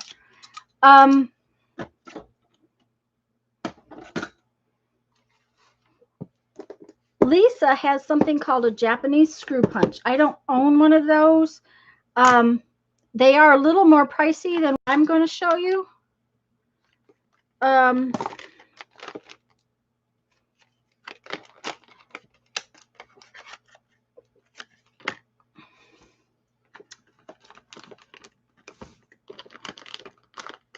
Just a minute. I'm getting out toys here.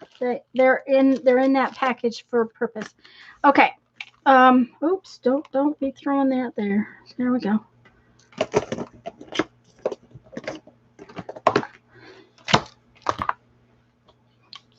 This one, this is a leather punch. Okay. And when you get them, They are in the leather department, and I think I got this one at Hobby Lobby. Okay. And it was before I bought my Crop-A-Dile. And it has a bunch of different little holes for different size holes. You need to have something under it.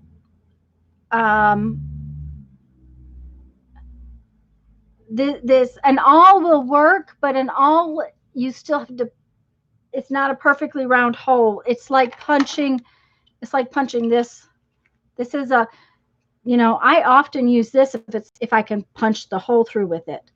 A nail will work. That's right, Patricia. A nail will work. This is a leather hole punch, and you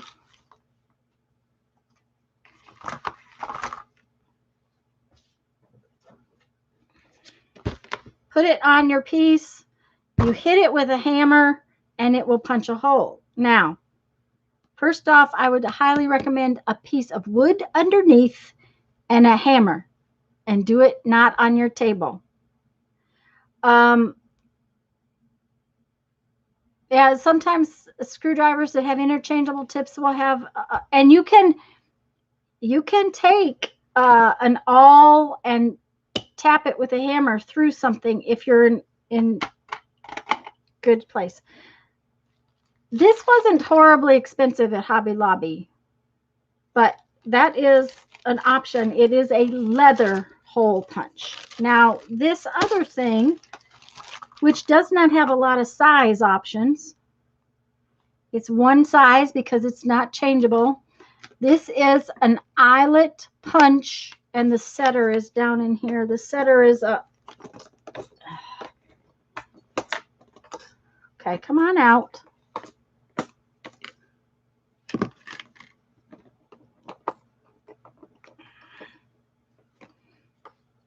The setter is a piece that squashes the eyelet. Hi, Teresa. Oh, she was here before. I said hi before. But this is an eyelet punch, okay? And this one came from Stampin' Up! Way back when, but you very likely could find it at the craft store, wherever they have the eyelets.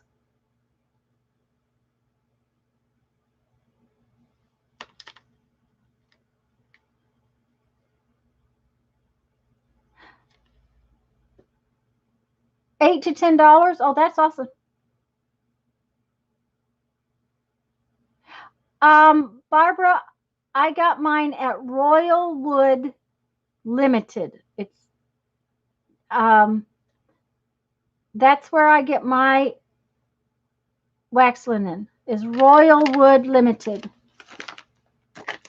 Okay, so that is, Julie, if you, and Susan's right, a nail and a hammer would work.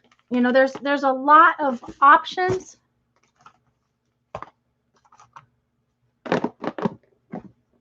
Of course, I'm going to tell you that my Crop-A-Dile is one of my favorite tools. I would live without a lot of other stuff before I gave up my Crop-A-Dile. Okay, we need to get to our Totally Junk Journal project. Are we ready? Do I have enough room? Probably not.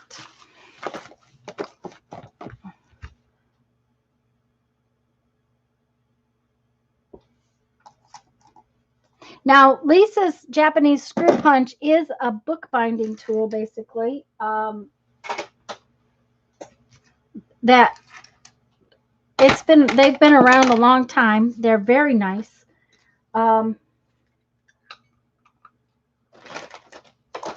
I think I just had other options, so I have not ever bought one of those.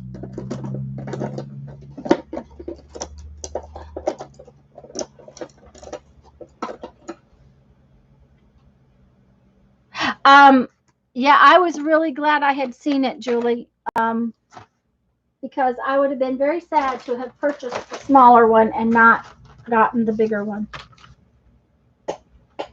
Okay, we need to put this away. Keep that right there. I'm just trying to clean up because our Totally Junk Journal project is going to be a little big.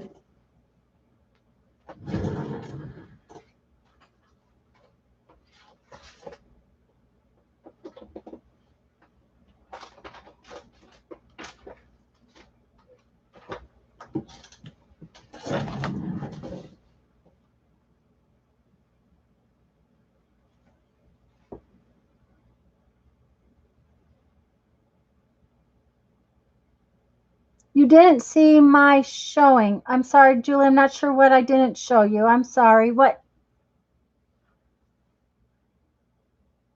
Explain again. Tell me again what you didn't see, and I will show it to you.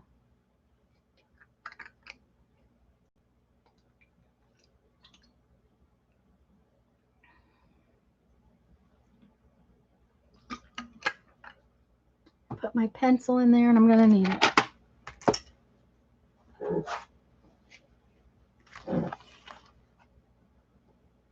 Oh,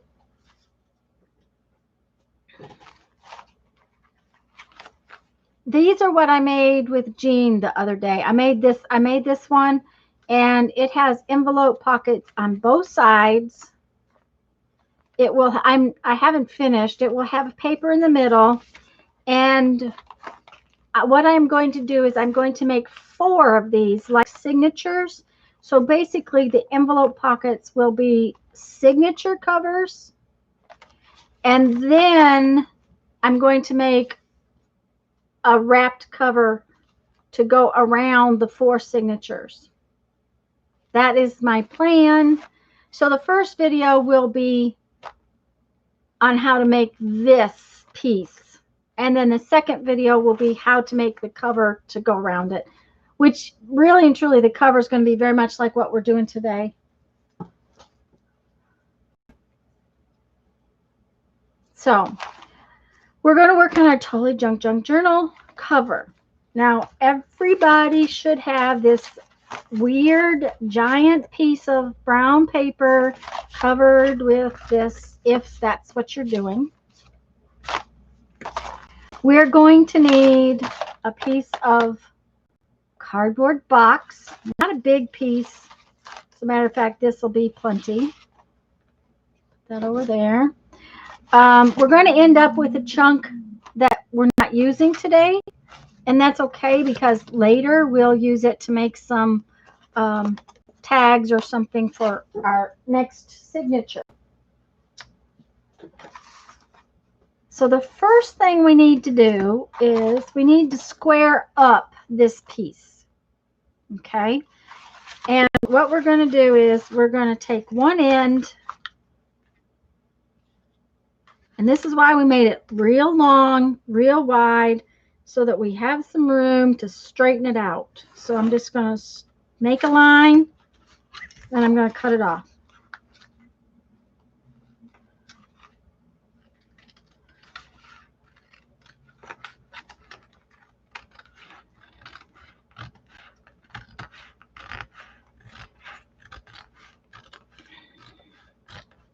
Okay. Mike wanted to know if I finished this, and he's probably gone off to work now on his chores, and I'm finally getting to it. You can't cut straight even with a line. Okay, well, I'm not going to worry terribly because I am going to stick something over the edge of this from inside. But the other thing, Lisa, you need quilting rulers is what you need. Quilting rulers and... Okay, so then I'm going to turn it like that. Come on. And now this, okay, I can't see what you can see. This edge is now straight, right? You have a cutter. There you go. That'll work. So this edge is now straight. And what I'm going to do is I'm going to use one of the lines in my ruler. Sorry for the glare. This ruler has little lines in it. If I had a bigger space, I would get out my cutting mat and I would use my quilting ruler and my quilting cutter and rotary cutter, and I'd get it done. But I don't. So I'm going to just use my pencil and my line, but I'm going to use one of these lines. I'm going to make sure that it's on there. I'm going to give myself a little room so that I have plenty of room to keep it straight.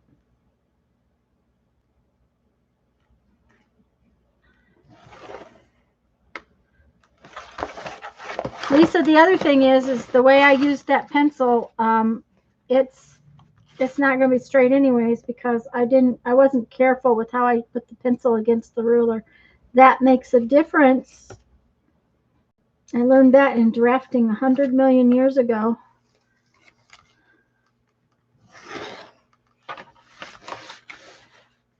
Also, my pencil's not sharp, so it won't be perfect, but it'll be close enough for me. This is another thing that I'm kind of lax about. I'm not worried about it. Okay, now I'm going to take the scissors and cut that line off.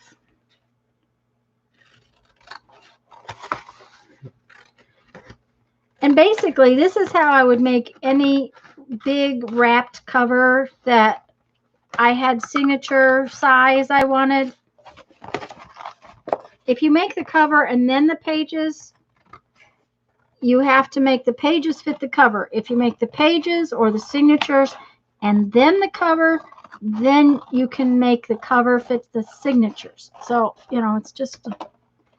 Lisa, the other thing is we discussed the fact that it may be the way the scissors cut for you. Or use an X-Acto knife, yes. Yes, if you have a box that's got a good corner, it will give you a corner that's square. That's a good idea, Susan. Okay, so now we have a square corner. We have like that. And we got to keep this flat because it's going to make us irritable. Now we have to decide exactly how tall our cover is going to be. The rotary cutter is the same. Yeah. Hi, Kathy.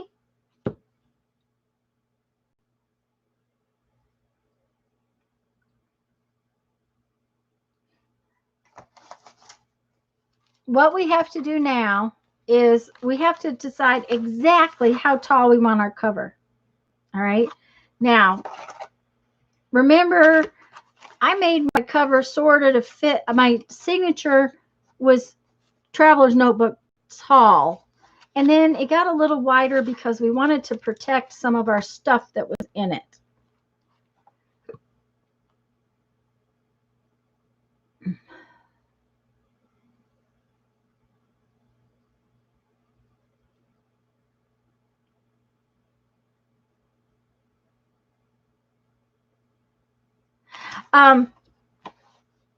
So we don't want this a lot taller than our signature.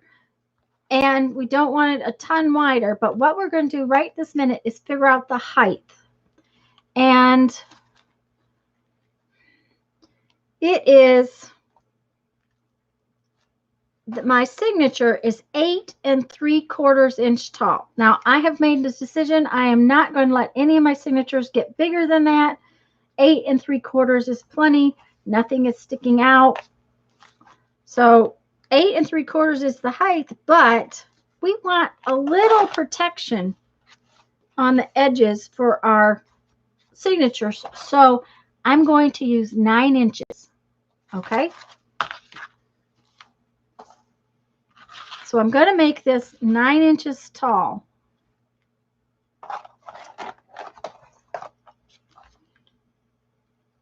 And once again, I'm going to find the 9 inches here. And I'm just going to make a bunch of lines that is 9 inches from the edge. And then I'll connect the dots.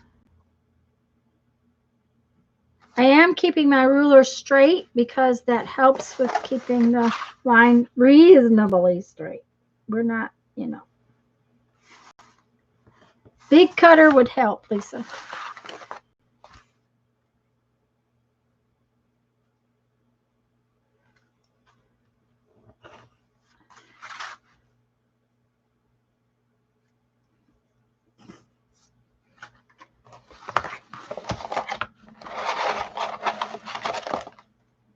And then I'm going to put this line like so.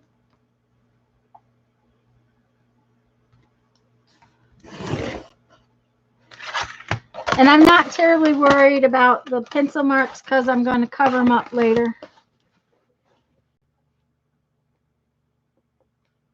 Just drawing a straight line, Lisa, is always hard. If the ruler shifts at all, I do like my quilting rulers because they have grid feet on them. You know, they have little the bottom the lines on the bottom are, it kind of helps the ruler to stay down. Bye, Terry. Okay, have you already covered it? Okay, wait just a minute, Julie. I'm looking.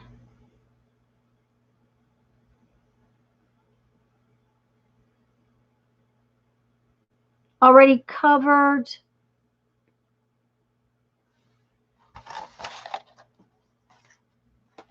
Covered my signature.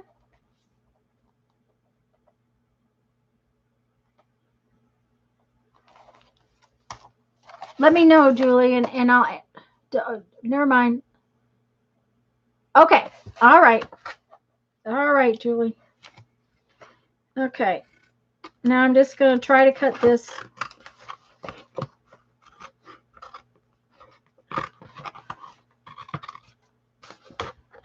And remember, this brown paper bag now has stuff on the other side of it, so it's getting pretty stiff. It's going to make a very nice cover with a couple layers of stuff on it.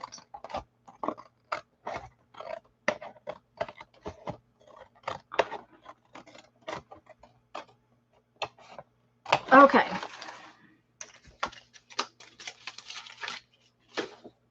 So now we have a straight side right here, and our top and bottom lines are straight, right?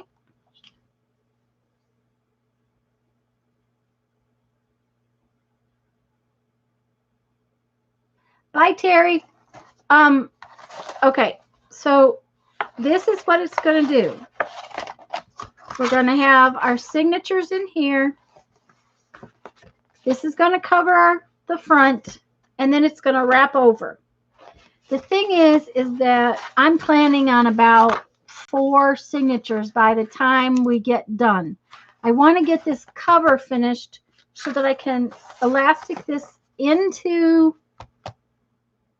the cover and keep it safe, because I don't want my stuffs to fall out. I don't want to get it all bent up. I want to keep it safe. So knowing I'm going to do about 4 signatures, or that's what I'm planning, and knowing that squeezed, it's about a 1/2 inch. Okay, I'm trying to show you how I'm measuring. When I push it down, it's about a 1/2 inch. Okay, so if I figure that I'm going to have 4 of these, and my spine needs to hold 4 of these, the spine piece I need needs to be about 2 inches or just a hair bigger. So what I'm going to do is I'm going to cut a piece of this cardboard and I'm going to use 2 1/4 inches because I want my spine to be a solid 2 inches, but have a little bit of play. Okay, so I am going to use my cutter because, and fair warning, I already straightened 2 edges. I'm going to use 2 1/4 inches.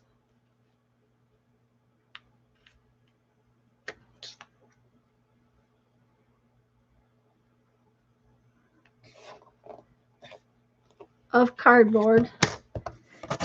We're just going to strengthen the spine a little bit.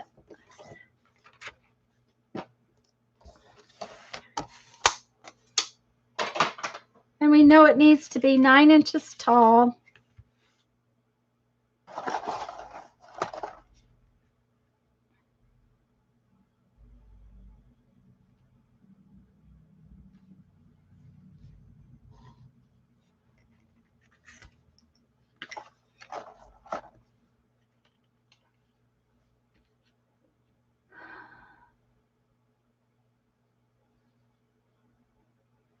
Yeah, it would need to be a giant cutter. Yep.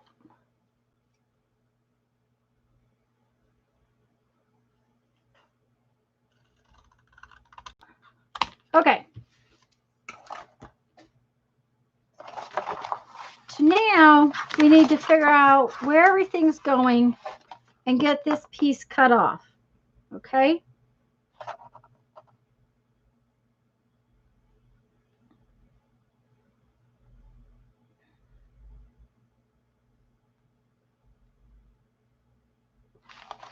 Yeah, try refreshing, Julie.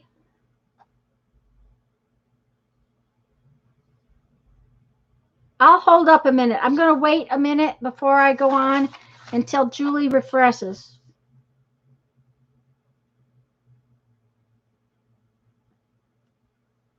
Her live feed was only showing her comments. Oh, goodness. Okay, Julie, let us know when you've been able to refresh. And I'm going to hold up until she gets...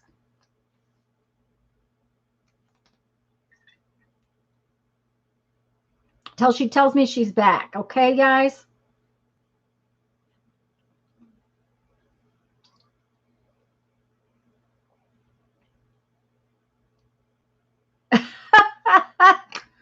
Oh, no. Are you back, Julie? Have you been able to refresh?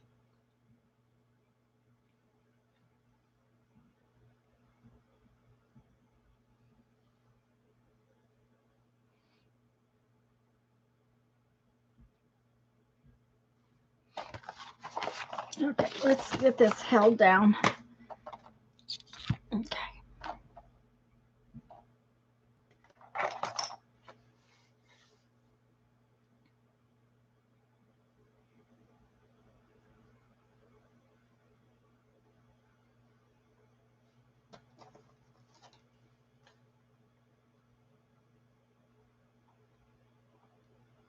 When you refresh, it might revert. I don't know. I have no idea. Okay, so I'm going to figure out where this piece goes. This is my spine support.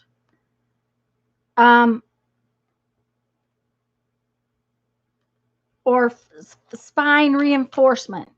Okay. But what I'm going to do is, and I'm going to draw this on here so you can see it.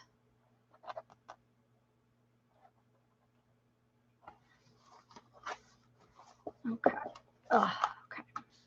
So we have to decide how far. Just a minute. This thing is just, it's wanting to curl up and it's just being obnoxious. We're going to weight it down. We have to decide how much cover we want. Okay. On our big piece. And my book is like 5 1/8 this way.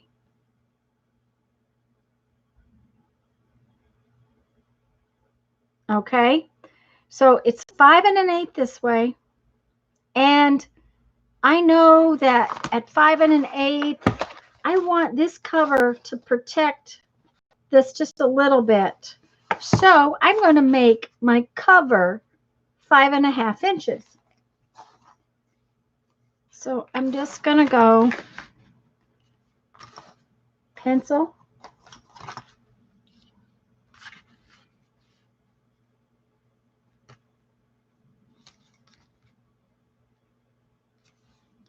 5 1/2 inches. Okay. Now my spine is 2¼ inches. We already determined that. Okay. So this is my cover. This is my spine. I need a back cover. So in other words, this is like that. Okay, so I need a back cover. I'm going to make it 5½ inches because that's what I made the front one.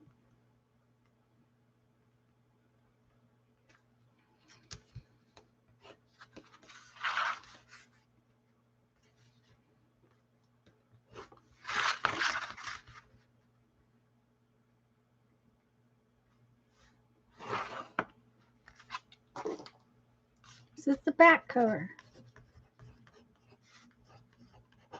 And we're not cutting any of this. I am just trying to show you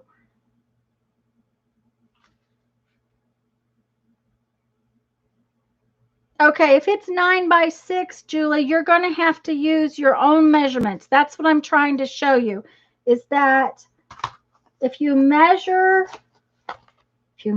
this and make it to fit this. So my cover is made to fit my signature, okay? So we now have a cover piece that's a little bigger than this. It was 5 1/8, and I made it 5 1/2. This was 8 3/4, 8 3/4, and I made it 9. This is my spine, which is 2 1/4. This is my back cover, which is the same size as this one. Okay, but now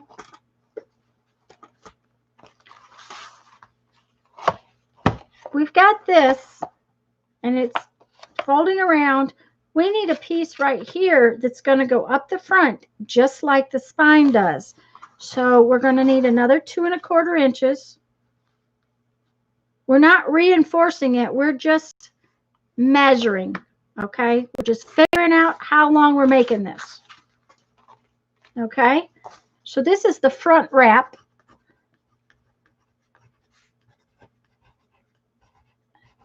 Okay, so now, how much do we want this to go over? Okay, I'm going to say 4 inches because 4 inches should be okay. If I only have one spine in there, it will be that way, a little longer, or one signature. So I'm going to make another 4 inches.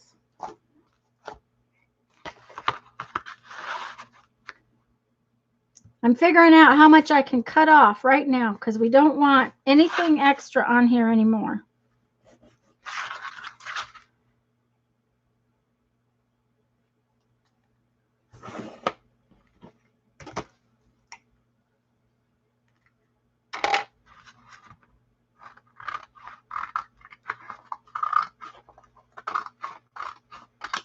Okay, now, have I confused everyone?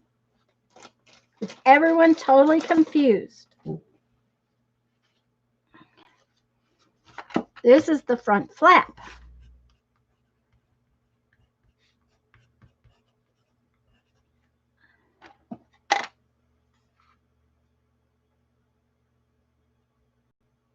Yes, Julie, they're still here, and if you can't see them, something's up. Lisa went, and Lisa and Andrea went off, but you lost me. Let's measure it. Okay.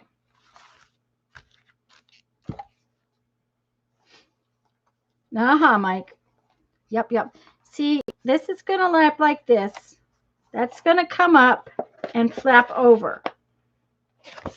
So, whatever the height is, sarcasm, right. I'm still going to go over it, Mike.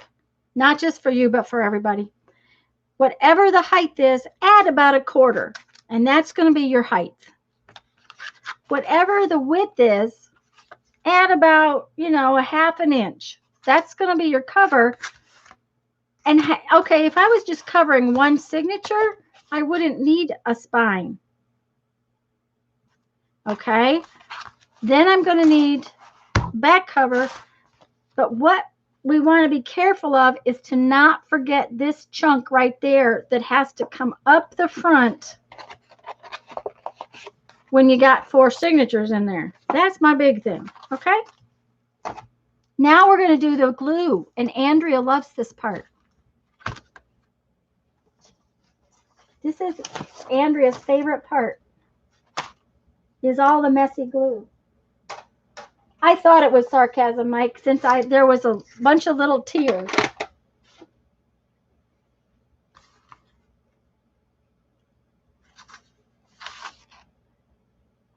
Okay, but does anybody need me to honestly go over it again? Because I hope I have not made you all crazy. This I am going to stick right there, because after we cover the back, that will make my spine stiffer. Which glue? Which glue? I'm going to use Mod Podge. Now, I use Mod Podge and Elmer's glue all mixed together. That's what I always use. And Julie's got so many glues, but that's what I'm going to use. Because in a minute, I'm going to start putting my collage pieces on top of it. Okay. So I am going to just Mod Podge this spine down.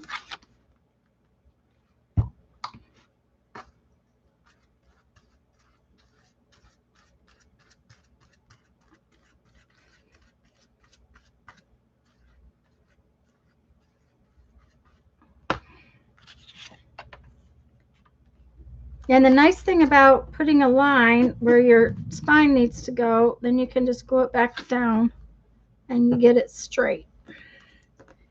Make sure you take something. Oh, that was good. Threw them all on the floor and really make it stick down.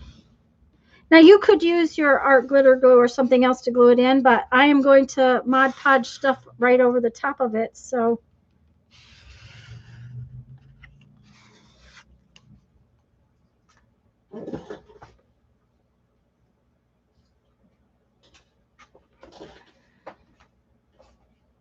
I'm picking up the mess I made on the floor.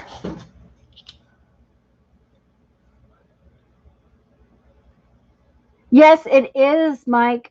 I really think it's much better. It's it works much better. It's less sticky. I'm glad you tried it. I'm glad you like it. Okay, so now I'm going to go off the edge because it's way easier to trim that off than it is to make sure I get it right on the edge. I'm going to just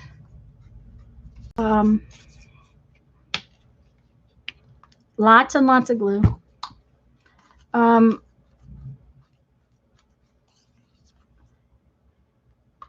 just putting papers down here. These are my security envelopes. You can use your scrap papers.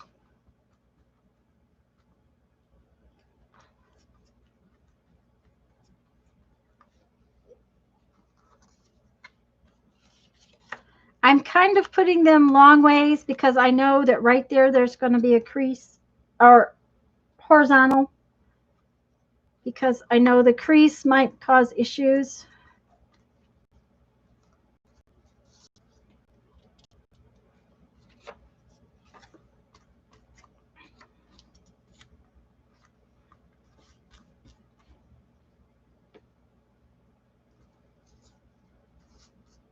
Oh, I gotta have another skinny piece, and I don't seem to have another skinny piece. There we go. Okay, now once you get these down, I would highly recommend, I had one, there it is, taking a card and running it along the edge of your spine cardboard it will just make sure that that you get it, the glue and everything down in that crease that you need it to be in. Okay.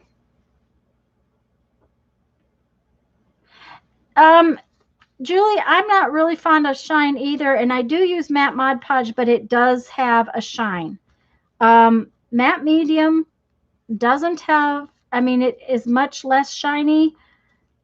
I just don't like working with matte medium. It and I do not play well. So I don't like it touching my fingers, which is weird because, you know, I play in the dirt. I mean, you would think I don't mind having paint on my fingers, but matte medium is, I don't know, it just really, it kind of gives me the creepies when I get it on my fingers.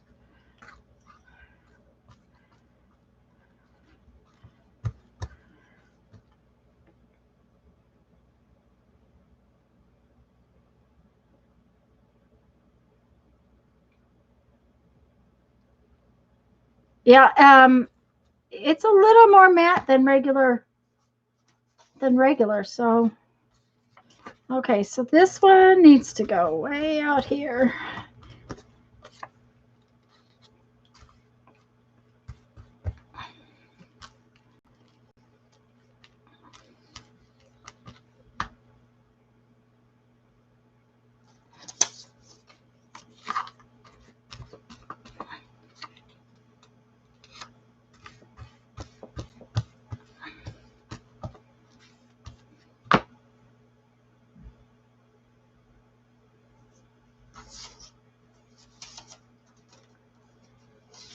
Of course, always when you go to look for the right piece of paper, you don't have quite the right one you want, but that's, you know, I'm doing all right.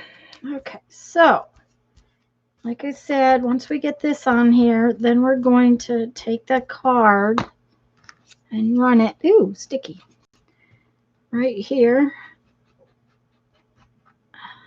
along that line.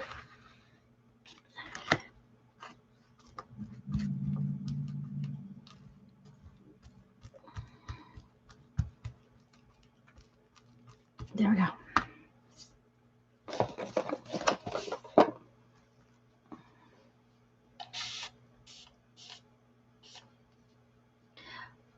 I have Liquitex matte medium too, Julie. That's what I have, and I just don't. Now, here's one of the things you could do, and it uses a whole lot less. Okay, if you use the Mod Podge and glue mixture, and then you go over the surface with matte medium, your surface won't absorb that much because it's already sealed. The matte medium will put down a layer and you will not use as much of the matte medium, and it would then dry.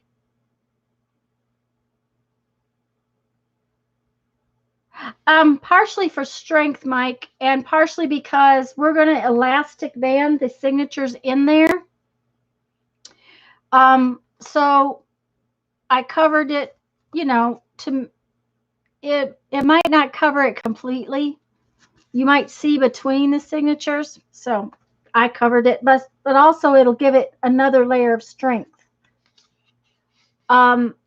Yeah, Julie, if you really want something matte, use your Mod Podge, use that, and then go back with your matte medium because it won't take near as much to cover it. It will be a lot less. It won't absorb into the papers then.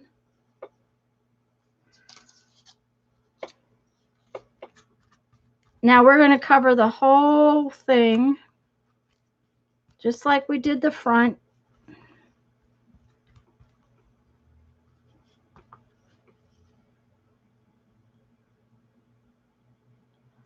Okay.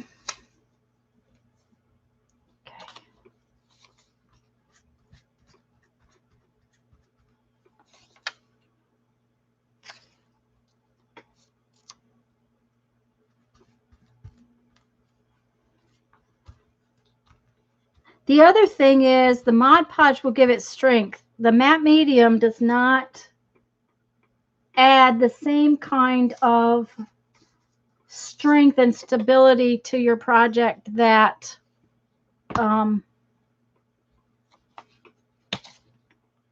Podge does.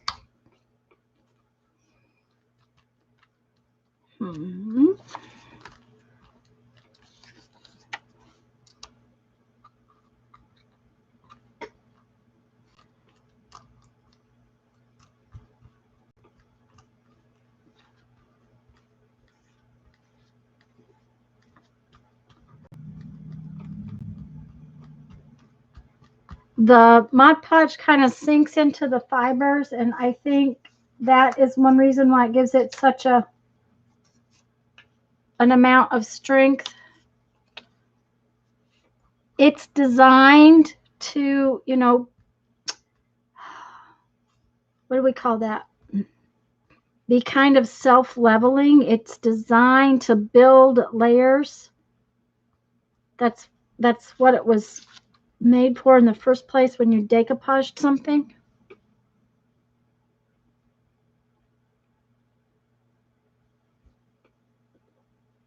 Uh-oh, she said be right back. Barbara's back with a smoothie.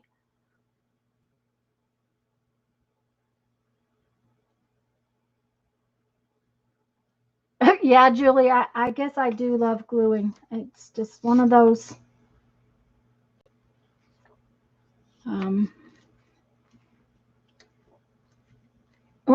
things. I like some glue.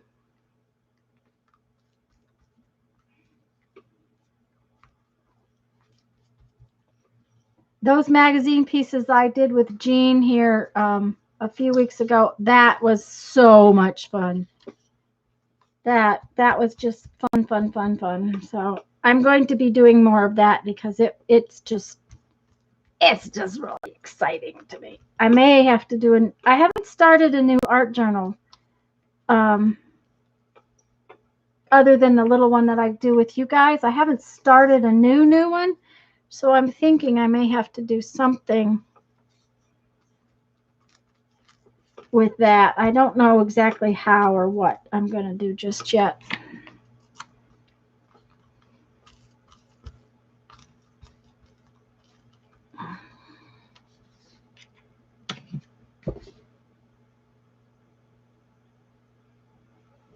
Yeah, I made them a la Jean. Yep. I like that. That's the way to put it. A la Jean. Okay. No chatting. Lisa's working.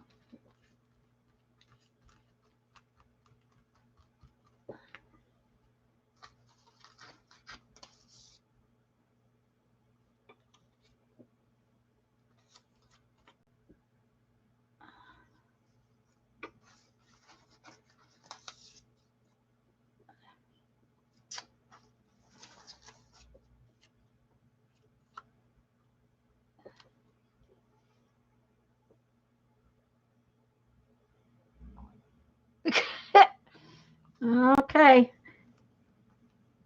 Well, my tea fairy came in, had lunch, and then went back outside and did not ask me if I wanted tea. So I don't know. I may have to go fetch myself some in a little while.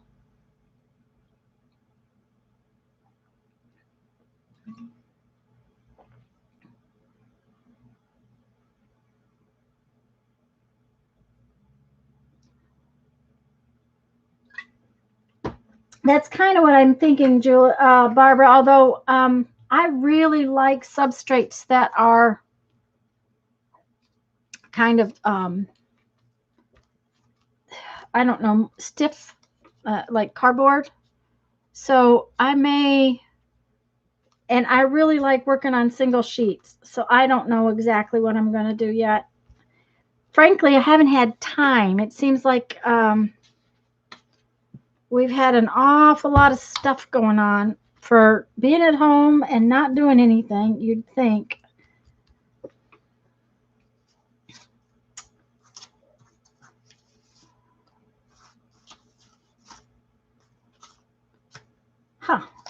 Come here now. Surely we got one that doesn't conflict. There we go.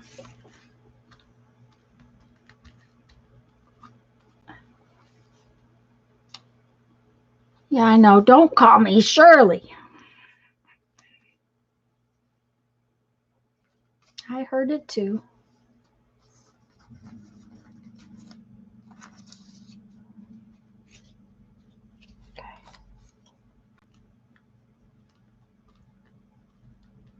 Oh, Jeff must have finally got the lawnmower to run. Apparently, in the flood, we've lost the power to the little garage. So he was not a happy camper this morning.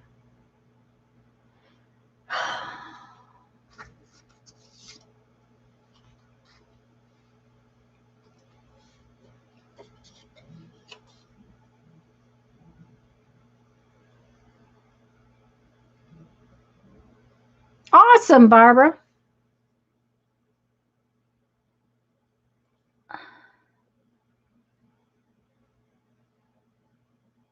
Um, the folio covers that I use for my planner.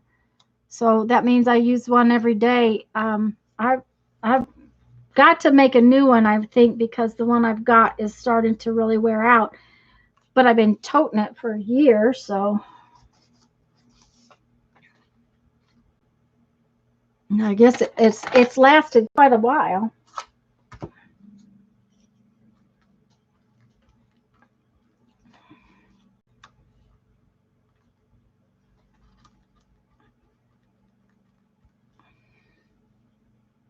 Okay, we need something skinny. Nope. Yeah, that'll work.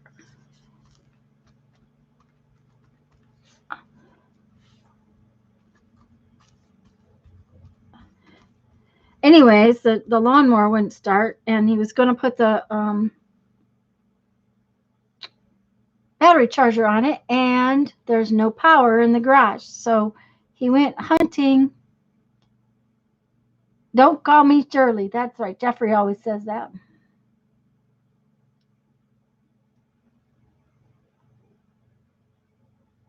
Yes, that it's still there, Julie. How do I make that folio? Um, it's a while back. If you can't find it, let me know, and I will. I'll try to find it for you.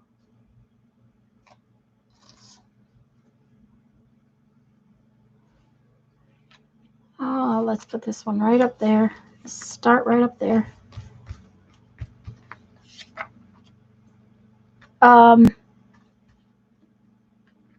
Anyway, so now we have to call a tree guy, and we have to call electrician. So he wasn't in a very pleasant mood.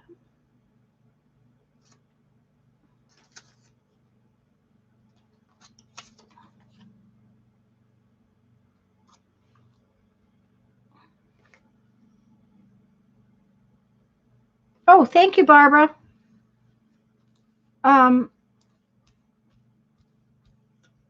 We tried to get the limb that's over my parking spot down this morning. That's not going to work. And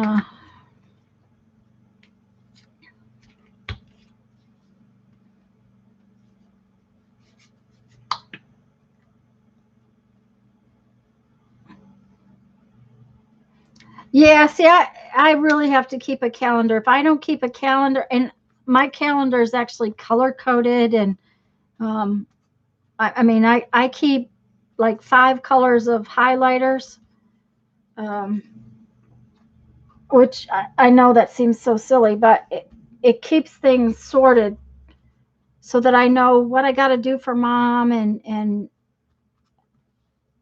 when we've got stuff going on, and work, because I do that. I still, I'm trying to work.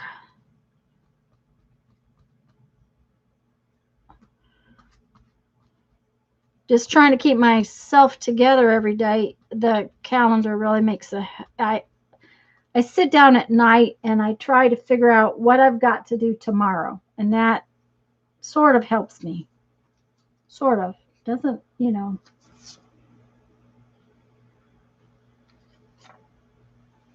Doesn't totally, but it sort of does.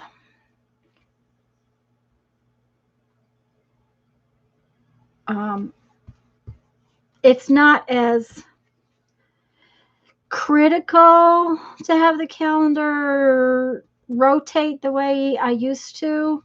When we were doing shows and I would have to book those shows a year out, that kind of thing, it's not as critical doing that now. So to do that, because I don't book shows a year out, I'm only, let's see, I've got December and January booked. So it's not like it was before, but it's still, you know, real helpful.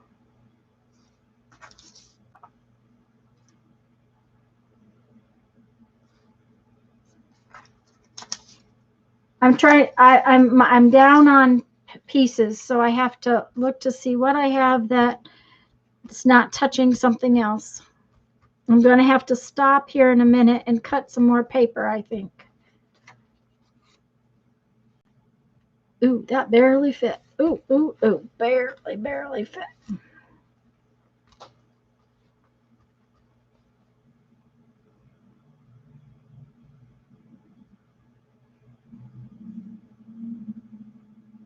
Yeah, the legal size, I trimmed some of the legal size off. So, you know, I don't think that you would have to have I just have a lot of them. You just check your purse now for appointment cards once a week.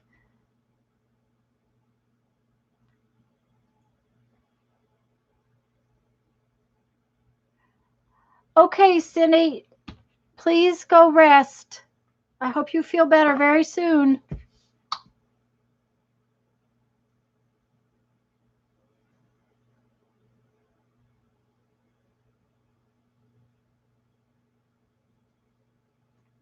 With, of course, jelly printing inside. There you go. Uh-huh.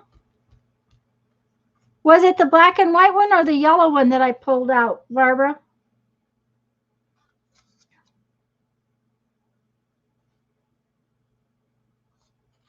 Because I used a yellow one for a long time.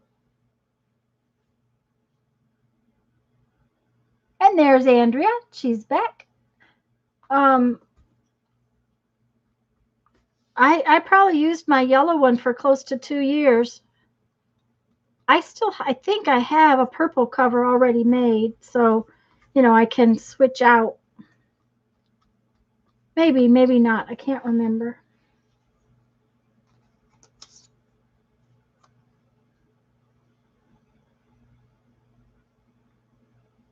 Yeah, the yellow one, that's what I was thinking. I had to switch. I used the yellow one, oh, more than a year.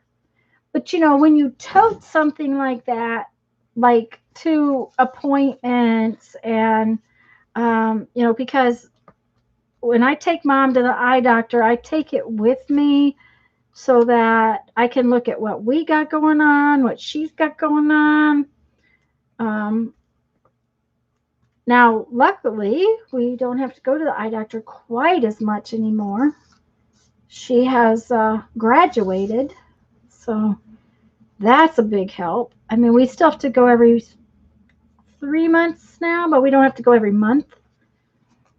And it may get pushed out even further. So that's always a good thing. Okay, what's this one? I like that one. There goes another big batch of trees. Okay, what is that? Huh.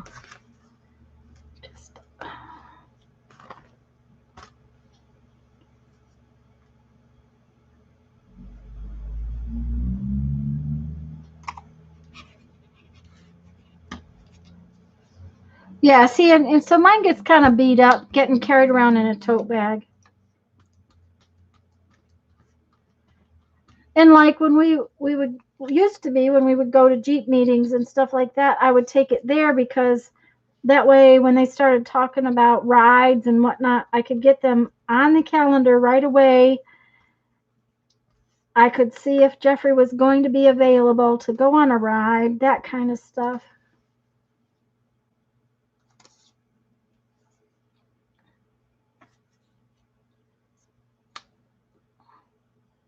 Well, I got that one mighty close.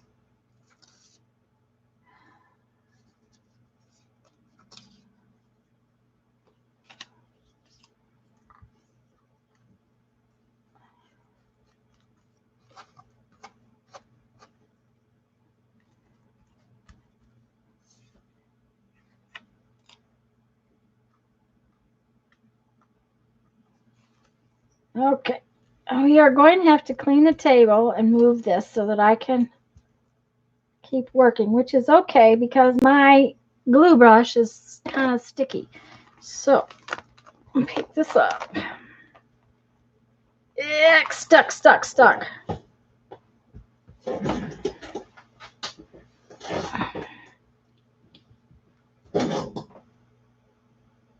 Yeah, Julie. This is the same glue brush I've been using since I started making videos. Lisa, when did we start making videos? I can't remember. It's been a couple years. Not when we started together, but when we started our channels, because Lisa and my channels are about the same age. This is exactly the same glue brush. Now, you'll note that this water is disgusting because I don't change it every day. I'm very bad. I don't change my water like I should. January of 2018, that is when we both started making videos. And so that is the same glue brush. Okay, it is 2020 and it is the 10th month. So it is 2 years and 9 months that I've been using that brush as glue brush. That's the answer. I was thinking the other day, Lisa sent me some beautiful, beautiful brushes that I should really pull one out to change to using for a glue brush. And like Lisa said, use your precious stuff. But this one is perfectly good. And it's kind of like, why should I, you know, So I just haven't changed it. That cover you're making, when I made my fairy book cover, I collaged 3 pieces of 10 by 30-inch watercolor paper, so fold around a couple of signatures, only used one of them. Oh, well, see, there you go.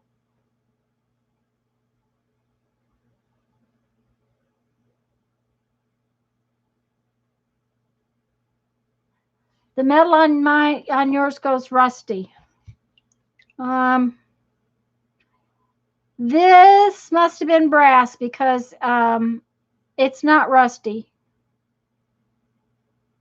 Now it's covered with, and I use this brush not just to glue, but I also use it when I'm painting. The biggest thing is being careful not to let the water get moldy. That has happened if I don't pay attention. Now it was getting kind of sticky.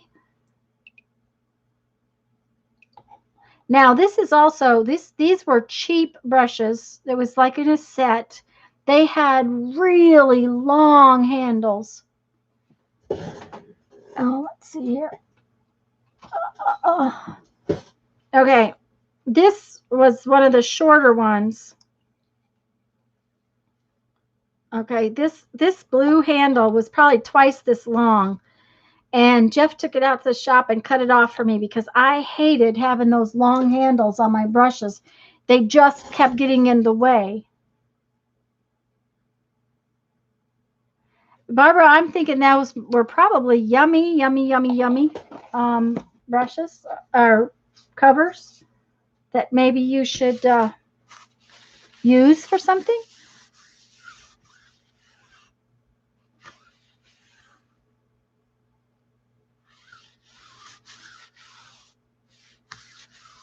Yeah, it was gold color, so I would say it's brass, and therefore they don't rust. Honestly, I think I got them in a package. In South Dakota, we had this store. What was the name of that store now? Let me think. Oh, I can't remember.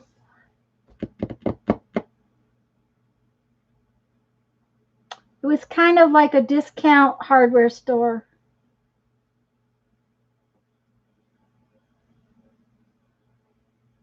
I can't remember. Max. It was called Max. Macs. I think is how it was. And I love that store because, for one, because they had popcorn. But it was full of stuff. And they had a whole corner of upholstery junk, like for seat covers for cars and just all kinds of stuff. It was called Max. And cool. That'll be great, Barbara. None of them have breasts. That's funny, Julie. Now, I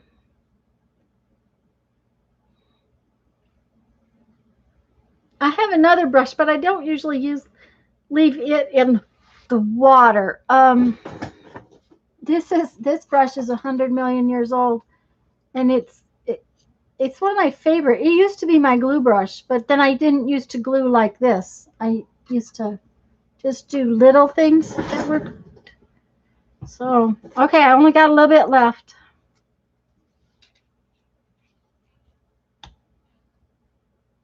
The Crayola brushes seem to be aluminum, and that won't rust either. Yeah, that would be good. I'm guessing this one's brass. I mistreated it. This is the one I was using to coffee my this is a better brush. This may be one Lisa sent me. Thought the ones Lisa sent me were bigger though.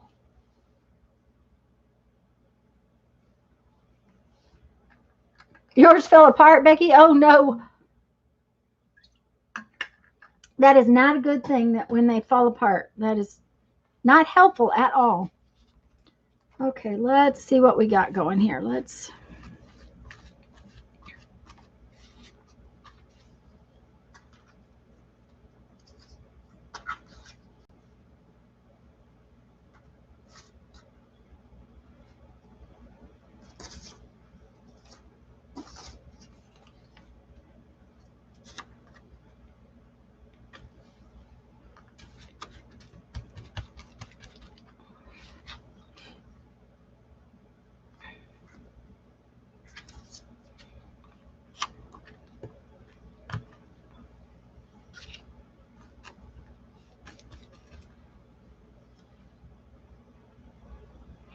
I'm gonna sneeze again. Doggone it.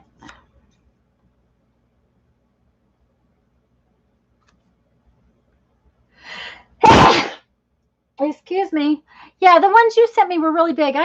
They must be up there. As a matter of fact, I think they're up there and still dressed in covers. I have a tub of brushes up there. My dad had paintbrushes, and they, of course, ended up coming home with me somewhere along the line.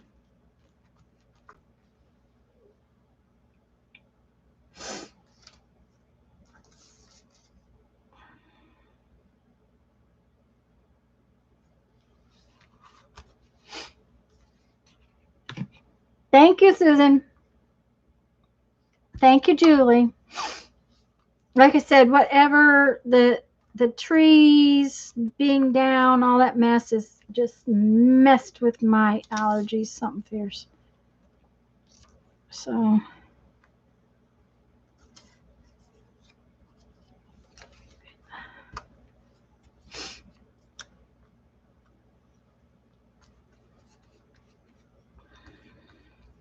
The guy behind us hasn't burnt anything in a week, though, so that is helping.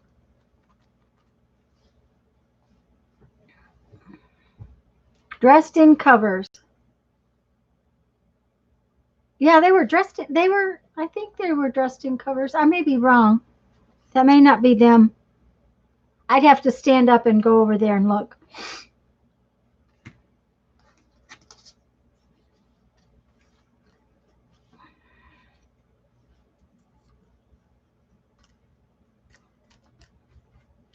And my glue would dry in the meantime, and that's not a good thing.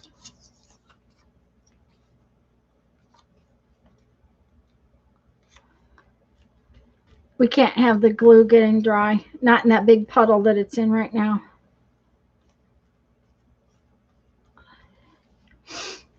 I do make a nice gluey mess. Mm-hmm.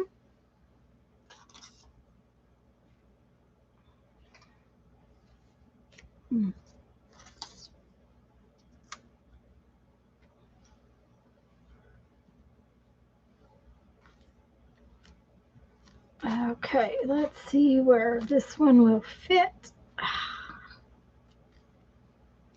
Come on now, don't be doing that.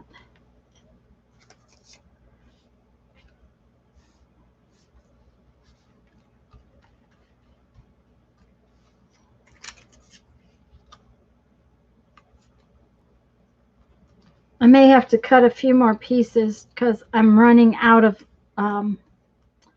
different pieces. Is my problem.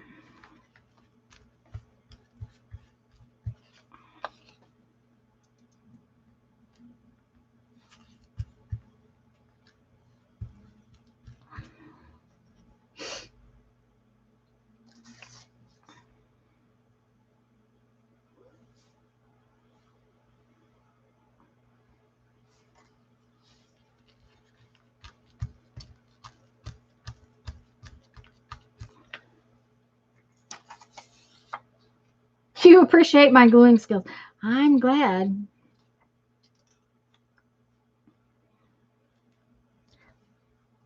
I think my skill level is more on the order of squash it, and it should work.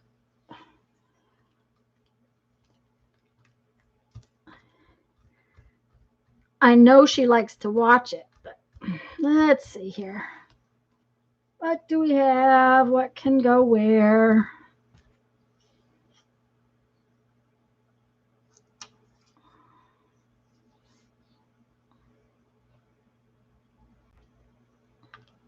It's not going to be big enough, but that's okay. We'll just put it there, and then we'll cover that up with something else.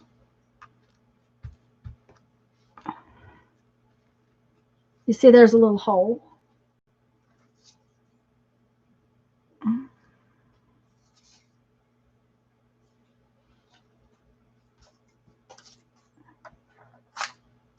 Nope, that was very crooked. There we go.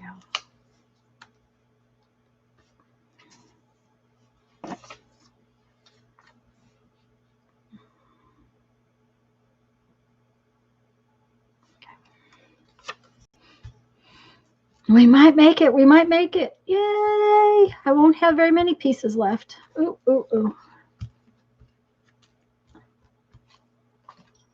Now, if you had scraps, you could be using your scrap bin. Scrapbook paper. Lisa is posting the brushes. She said they are going to make beautiful, beautiful glue brushes. I have just been so, I don't know, this one works. So, okay, so that can't go right there, but it could go up there. Okay, we'll put it up there. The tea fairy, he's back.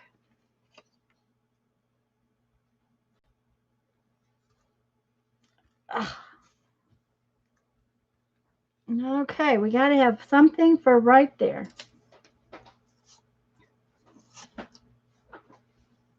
Do you mind getting me some tea? Okay. Did they pick up our big pile? Awesome. You gonna make another one? Oh, really? Okay. Okay. He says he's almost got all of what he can take out. Like I said, we're going to have to get somebody to come and help. All right. That can go like that. And I can put just a little piece right here, and that'll be all right. Even though it's close, it'll be okay. Yes. All right.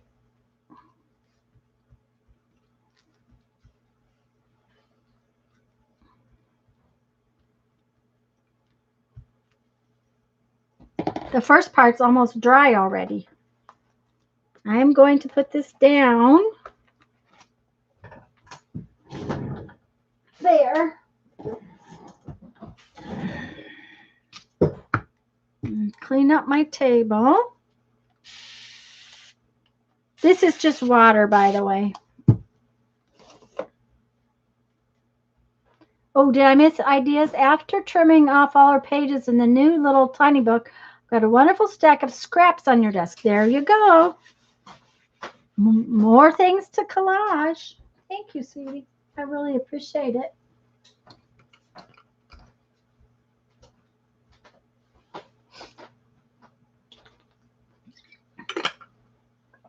Okay.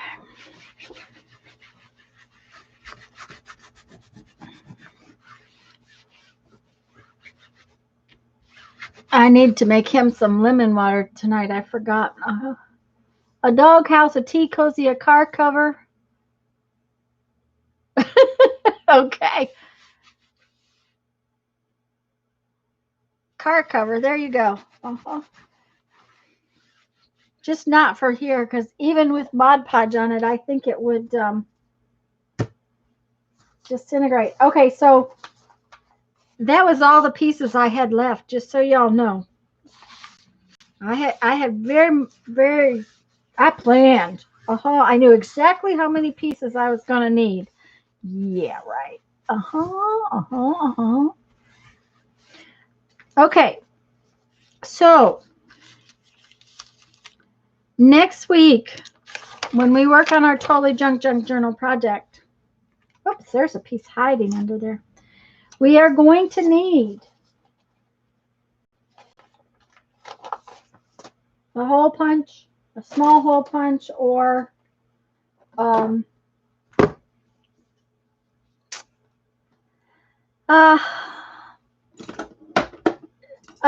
regular 1/4 inch paper punch is probably going to be too big, but you know, a pokey tool would work. You know, we discussed hole punches. I will probably use my Big Bite. I am going to use this kind of elastic. Okay, I get this in the sewing department, either at I don't think the label's still on this one, either at Hobby Lobby in the sewing department, Michael's in the sewing department, or Joann's. Now, I believe Dollar Tree carries some cord elastic, but it isn't. What I got was colors, and it was not as sturdy as this black. So that is something to consider. Okay. It doesn't have the same bounce back. It's not to say that you cannot use the Dollar Tree elastic, but it's something to consider that your signatures over time, you may have to replace that elastic. Not a big deal. Okay, so we're going to need that next week. Now, you could possibly use very large rubber bands, but remember, and then you wouldn't poke holes. Remember that the rubber band's going to have to go this whole distance. Have to tie hat elastic. Okay, that should work, Julie. It should go like that. Okay, So if you're going to use a rubber band, it's going to have to go all the way around. Oh, you know, another thing that would probably work. I wonder if I have one somewhere. I know I have one somewhere, but where is it? Dollar Tree has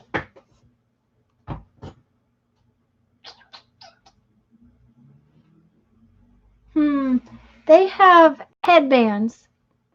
And I have actually used one before. Where are those? Let me go and look and see if I can find one so I can show it to you. It's wider. I don't particularly like it all that well, but it would work.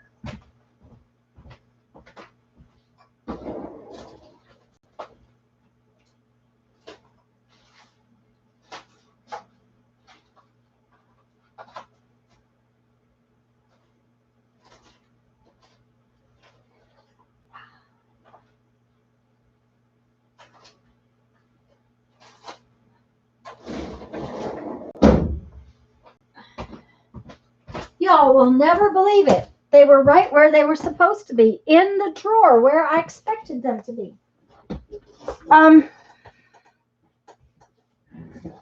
Yeah, these are headbands. Now they're about 1/4 of an inch thick, so they're a lot thicker, but they would work, probably work very nicely. They have to go into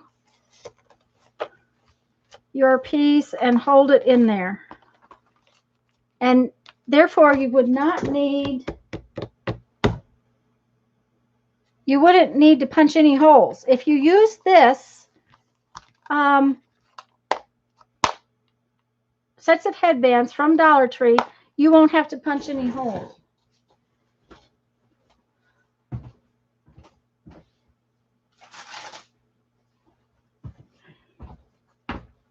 Okay, I'm going to give away my secret. This is the one from tonight's video.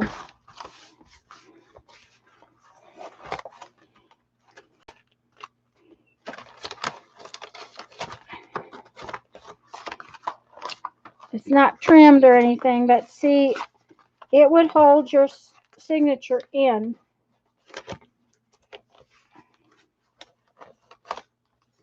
Okay. Actually holding it in pretty well.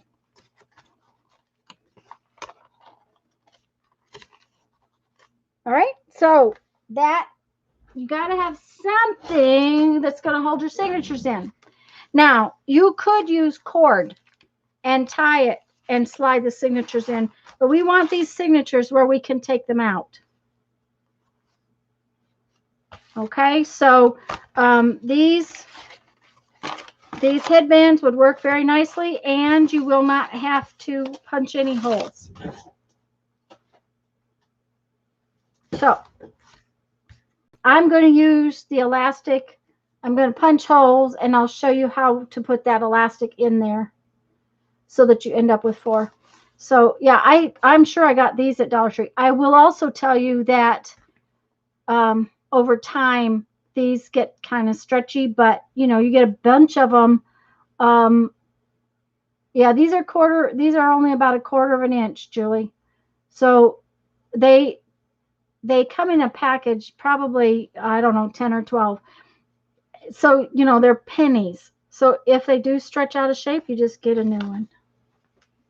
All right, what time is it? We have time to work on our little zine. Yay!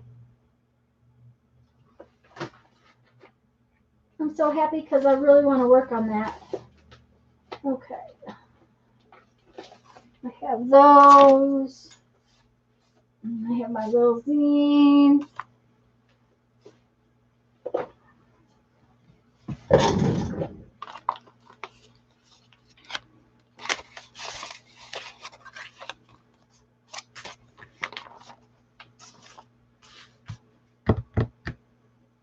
Oh, but I forgot to get something.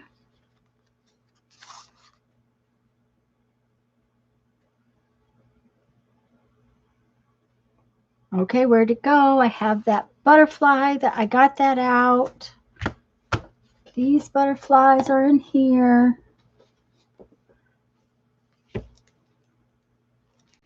Where are they? They're right there.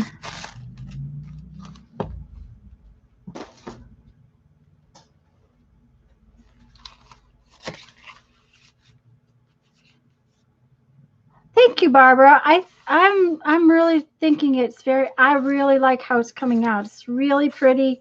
I really, really like the archival inks for stenciling.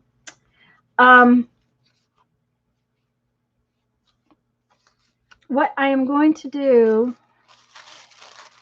I decided that I didn't want just the big, okay, it goes right on the floor. Where'd it go? Now it's going to be under my chair roller. There we go. I didn't want just the big butterflies. That is why I got out the smaller butterfly, and I have, they should be right there. Yes, I have these wonderful tiny butterflies. And I have this butterfly. There's another one. This one. Uh-oh, I got that one dirty.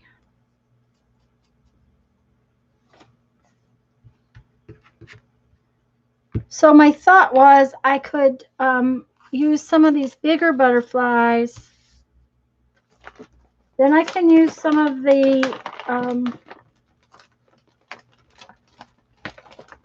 some of these butterflies. They need to be toned down just a little bit.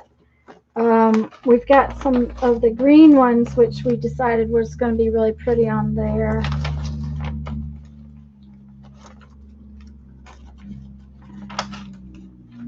Maybe a blue one.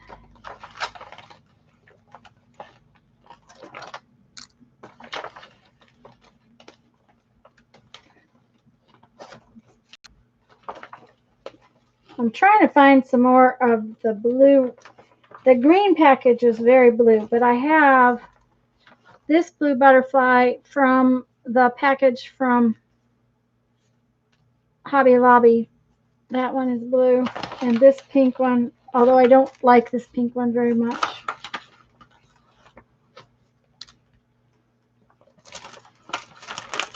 So my thought was they're going to need to have multiple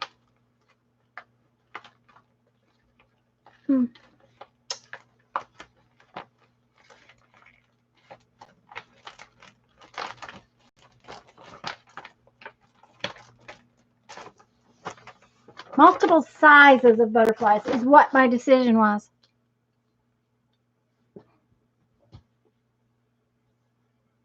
Dollar Tree is a dollar store, Julie, and everything in it is actually $1. But they're a chain, and it's called Dollar Tree.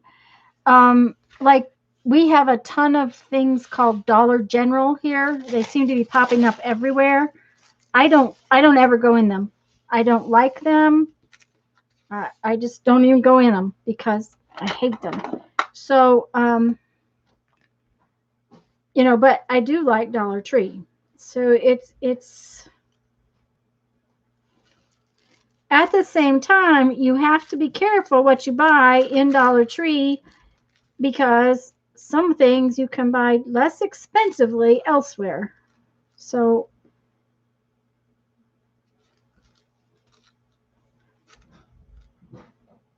and the quality of the product is not necessarily the same. You have to, it's like shopping at Harbor Freight. If you buy tools at Harbor Freight, you need to know that the quality is not the same as if you bought the same similar tool but a better brand at Lowe's or something.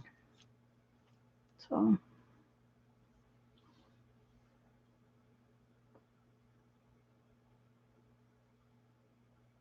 yeah, Dollar General is not a dollar store really.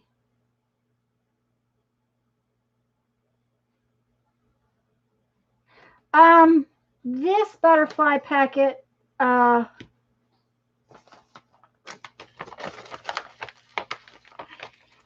this little one I got at Hobby Lobby. The big ones Julie, like this. I got it. Then those have gotten in there. The big ones like this were at Dollar Tree, and they are probably exclusive to Dollar Tree because they have Greenbrier International. Greenbrier International is Dollar Tree's company, and I think Greenbrier. It looks like Chesapeake, Virginia is where they're out of. But this little package came from Hobby Lobby.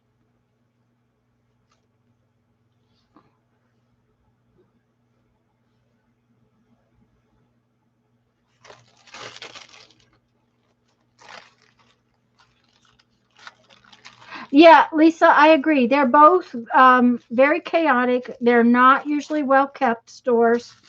And they seem to go in, and people go in there and buy eggs and pay twice as much as you can get at the grocery store. But and I'm sure that they do have good prices on some things. I just don't shop. I don't like stores that are messy.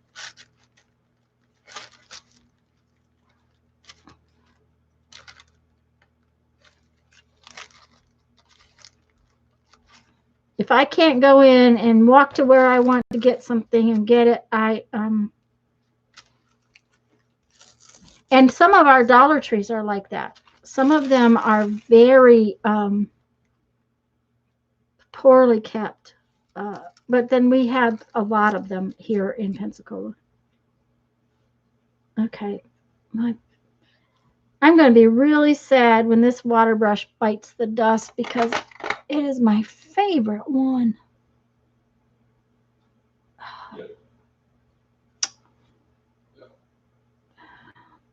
It's got a errant hair. There we go.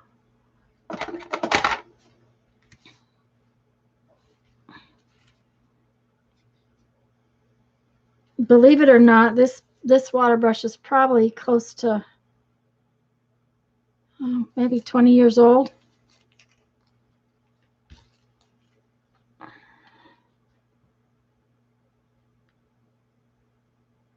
Always full in the aisles. Yeah. Mm-hmm.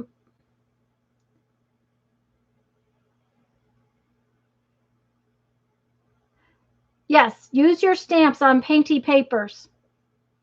It will make really pretty butterflies. Okay, let's see here. I need maybe one more of these. Let's get another one of these.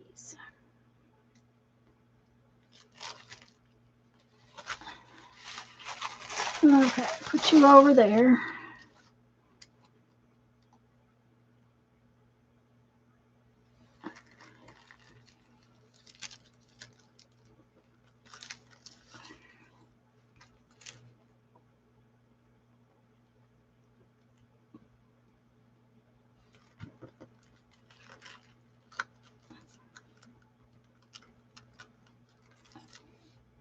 All right.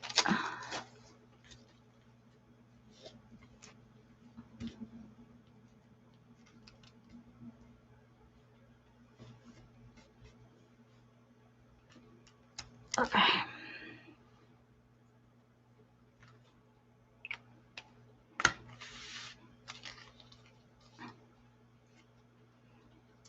So my thought is I've got like 8 pages.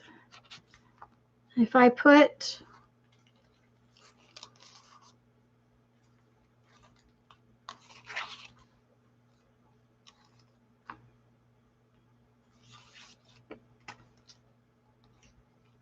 these on there like that, and then I go back in and put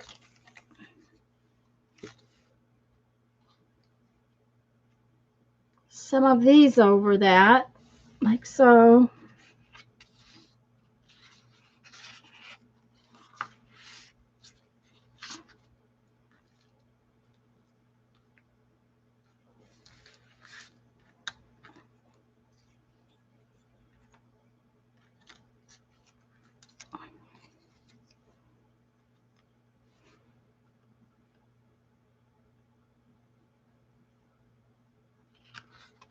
I don't know exactly which ones I'll use yet, but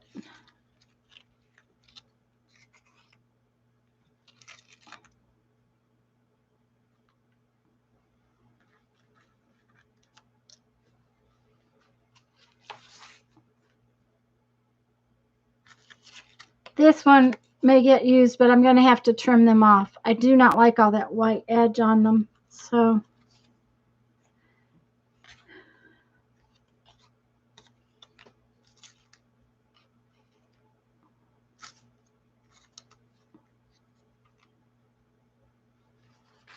okay, but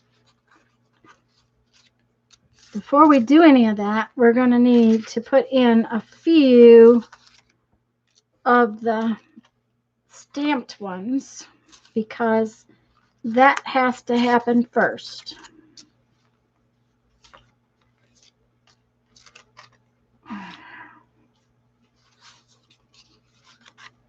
And that's my plan. Hi, Kathy.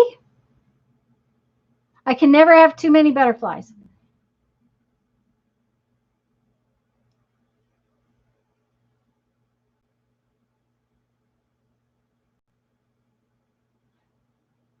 Yeah, it's hard to chat when you're on your phone, Kathy. I do not like chatting on my phone.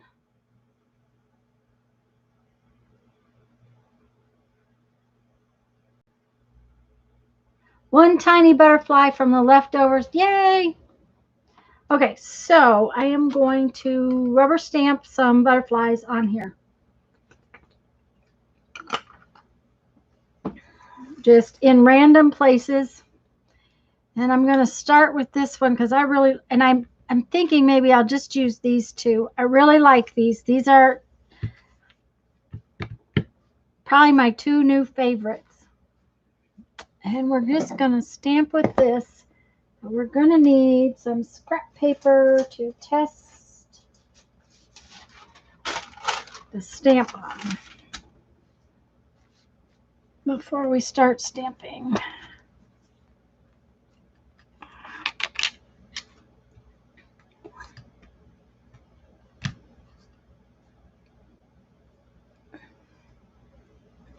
Oops. I may have to re-ink this stamp pad. I don't know. Yeah, I am. I don't think this. Let's check this one.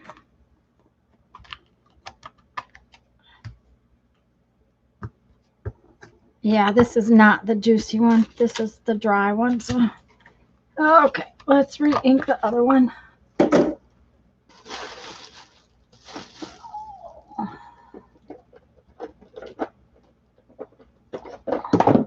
Well, doggone it. Come on now. Don't be falling all over.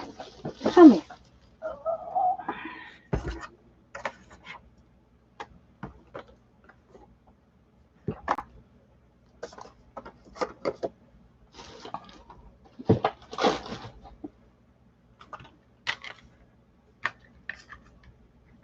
Re-inkers are my friend.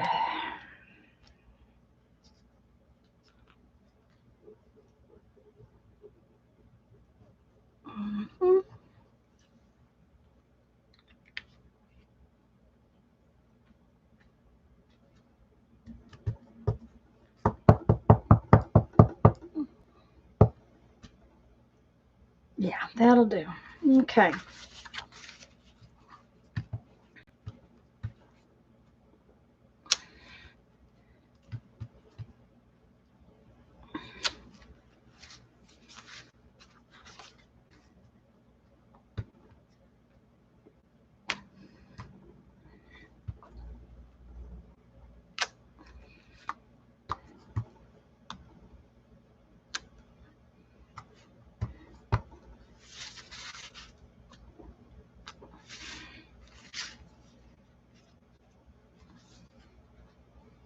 I'm not reading chat, guys, just so you know I'm missing it.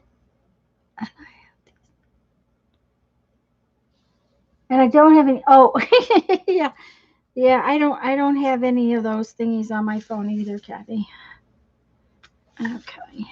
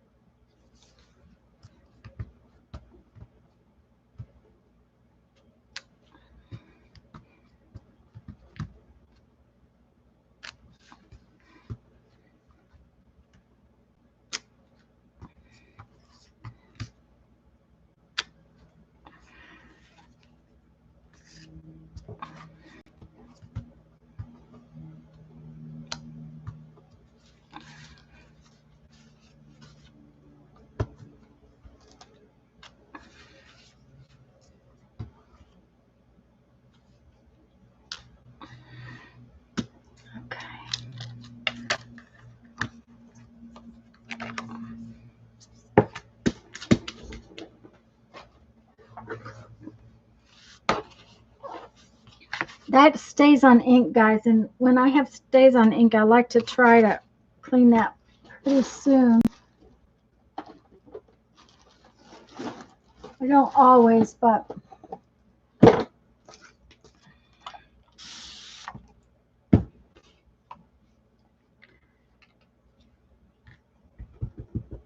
that solvent-based ink can be pretty rough on your stamps, just so you know. And archival would work, but I have the solvent and it works really nice for stamping.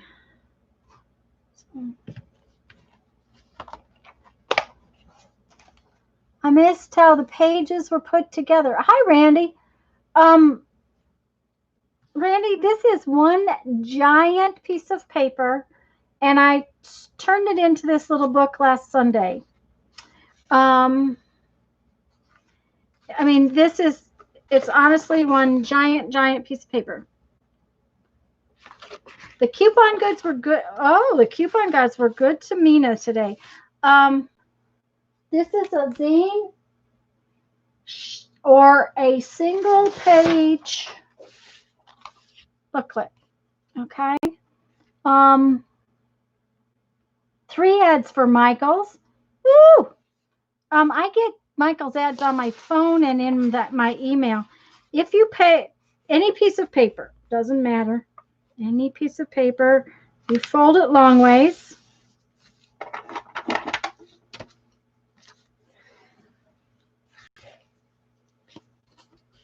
Yay, Barbara, she finished sewing her signatures. Yay. Then you open it up and you fold it short ways, or however you want to call this. I call them hot dog and hamburger folds. Then you take one cut edge and fold it back.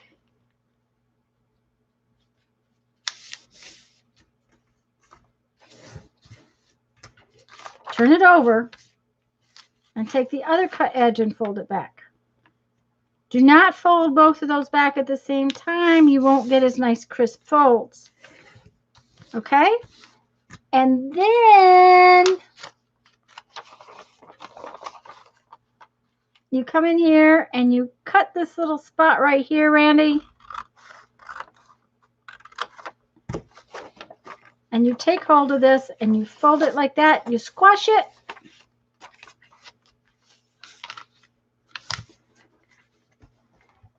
And it turns into a little book. And this was a giant piece of jelly printed paper that I have done some stenciling on. I inked around the edges, and now we're stamping. And then we're going to go further. And it was just a big sheet, probably, I think it was 11 by 17, might have been.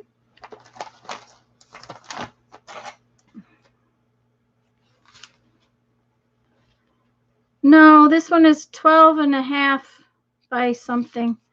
12 and a half by 19. And that is because it came from the printer supply place that I get paper. And they supply paper to printing companies. And the paper has to be cut down afterwards. So that is why.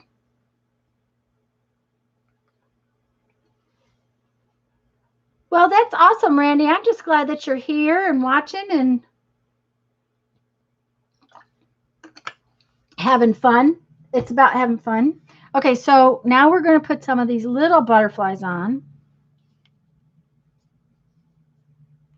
Just a few here and there.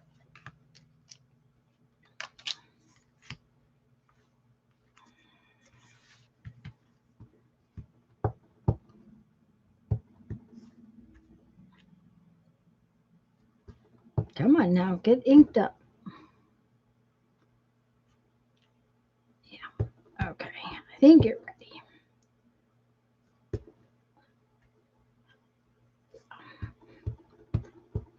Okay.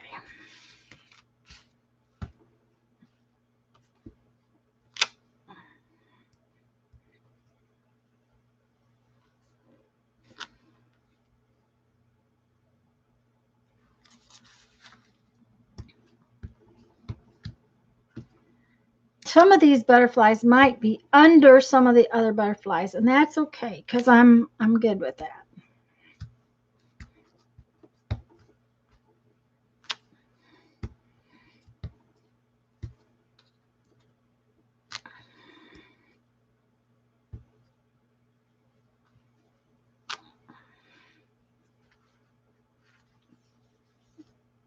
I'm really just making background.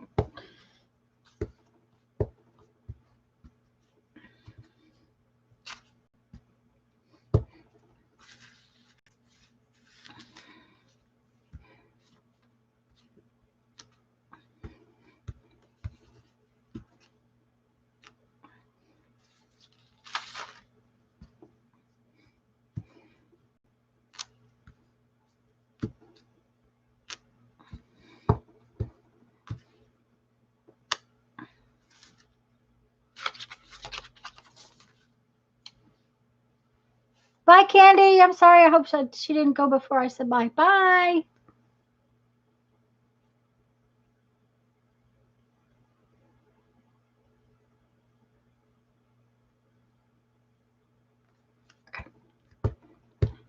Okay.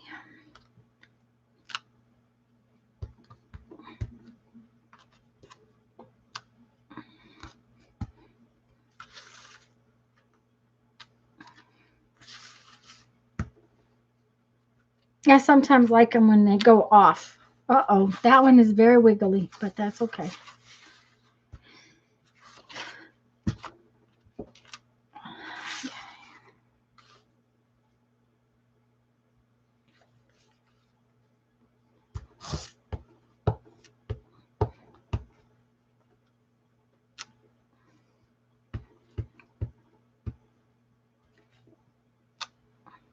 Okay.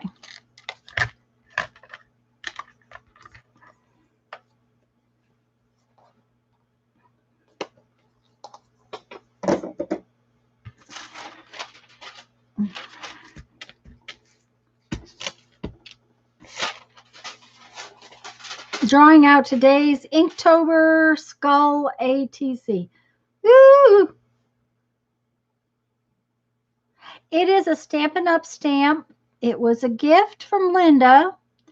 And this one doesn't say what year, which is kind of odd because most of the time they tell you what year they were. See, this one says 2005, and this one does not say, but it does say it's a Stampin' Up! Stamp.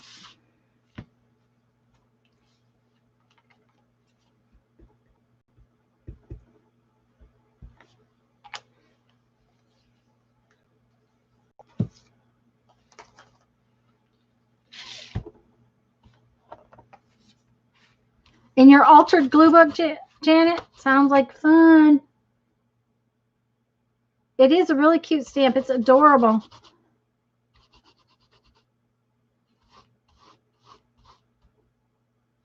Oh, tiny butterflies. Yay.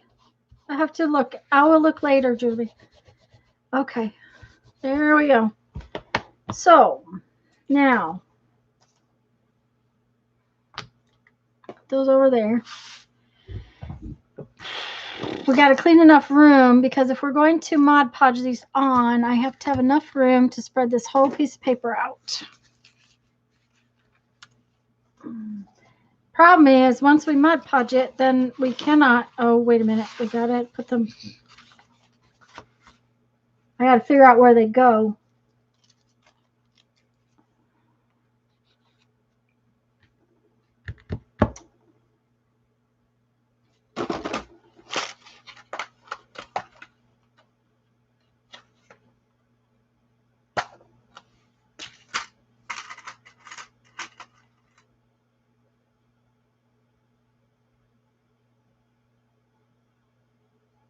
When all the butterflies are in, a light splatter of gold would be lovely. Yes, it probably would. I'm sure that there's also going to be more dots put on it too, I think. But I think I want to get the butterflies in before I add any more dots.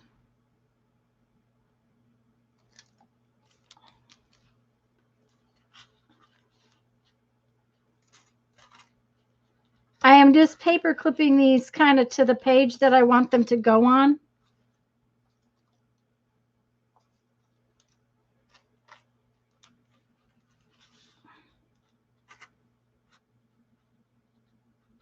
So that when I open it up flat to Mod Podge them. This is one of the things, though, is that once I Mod Podge this, I have to stop. I can't do any more to it.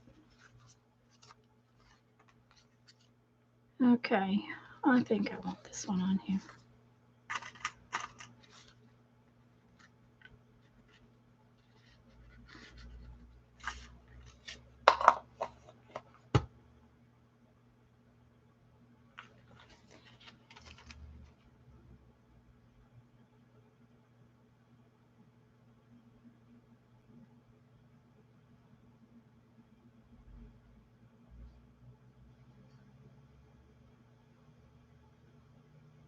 You're not sure at what point, but don't forget to sign it. Okay. Kathy, I think that's a fabulous idea to, Janet, her, Violet's address is in the Phibbsville addresses, isn't it? I think that would be a fabulous thing to let her know that we're thinking about her, but it wouldn't stress her because she wouldn't be having to be online or anything. What I'm going to do, guys, is I'm actually going to Mod Podge the whole thing because I don't want little spots of Mod Podge being all shiny. I want to have it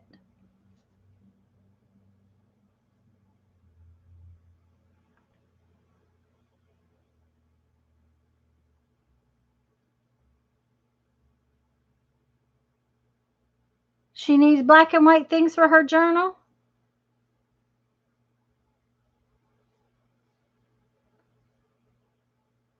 They used an older Reader's Digest, ripped some pages out, and glued some pages together.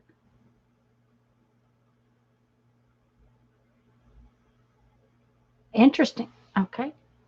Anyways, I'm going to Mod Podge the whole thing, just so y'all know that that's where that's headed. I got a spot to put it. That's what matters. Okay.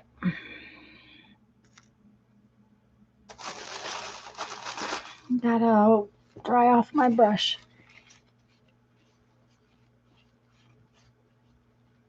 It is in Beth's group. Okay, Kathy.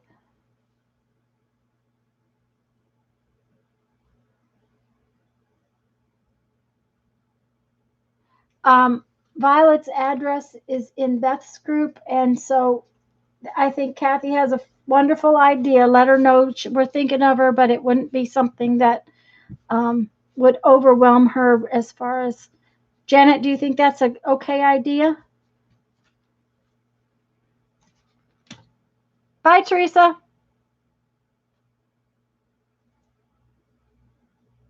Unfortunately, this one is not going to be something that can be copied due to the fact that it's so big. That's okay, though. You don't have to copy them all. They can sometimes be.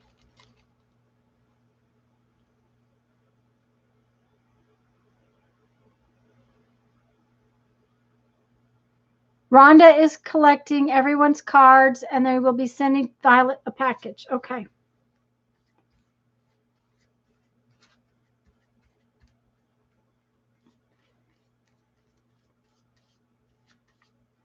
Thank you, Janet.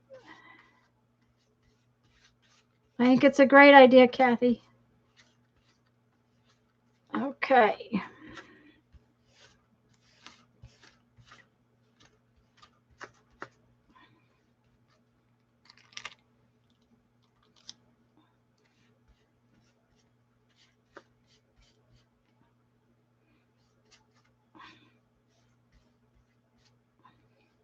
That's interesting.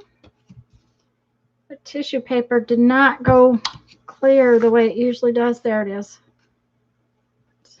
Just needs more.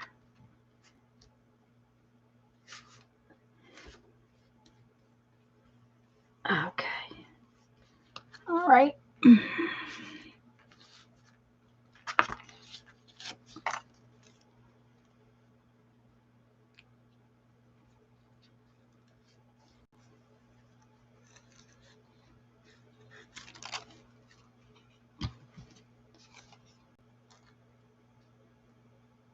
I saw that, and that sounds wonderful that she's actually able to sit up. That I am sure that that will help a lot for her to be upright.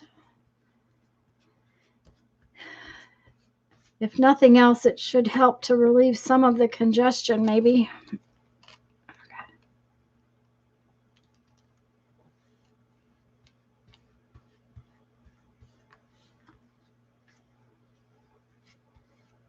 Okay.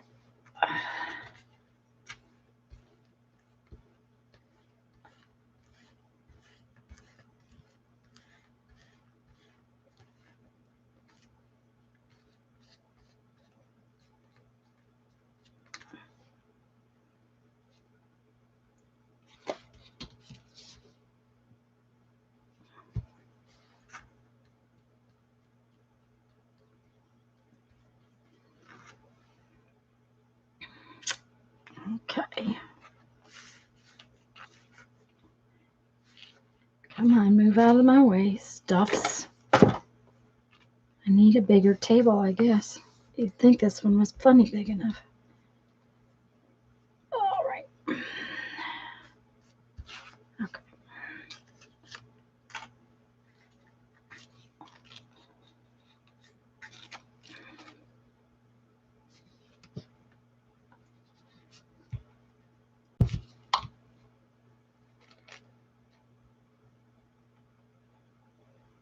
Irene is not well either. Oh dear.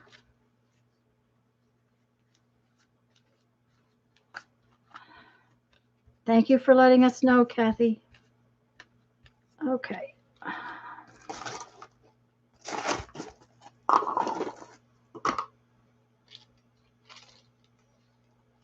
I'm sure, Julie, the last few things I have sent overseas have not been going like they should. It just seems like that's non-existent. But Lisa sent me a package that was due a week before it showed up. So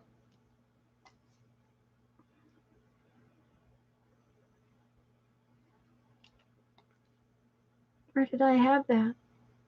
Right here. It took it a full week longer than it should have to get to me.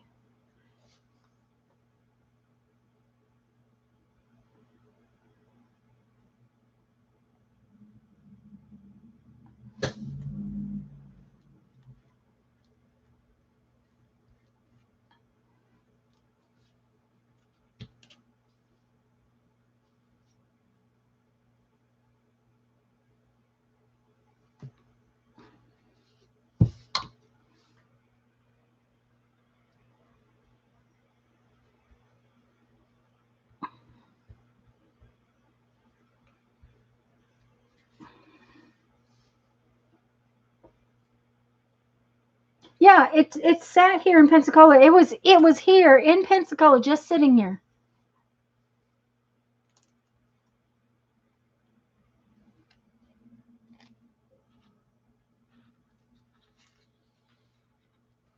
Okay. Uh-oh. There we go.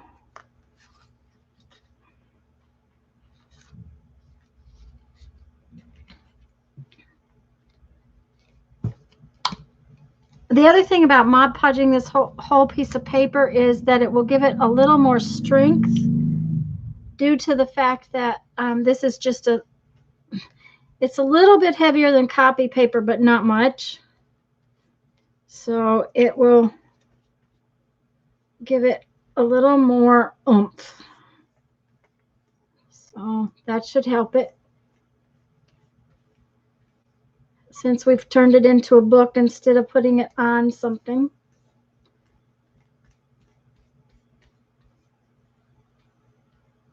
Okay.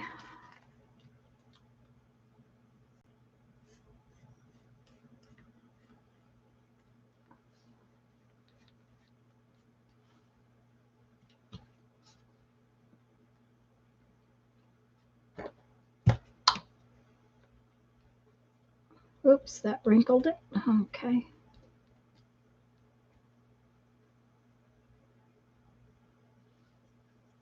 All right, now we got to lift it up and take it over to the other side of the.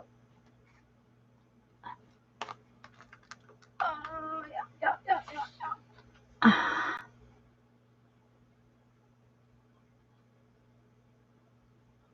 Hi, it's Myra, I think, if I said that correct. Hello and welcome. So good to have you.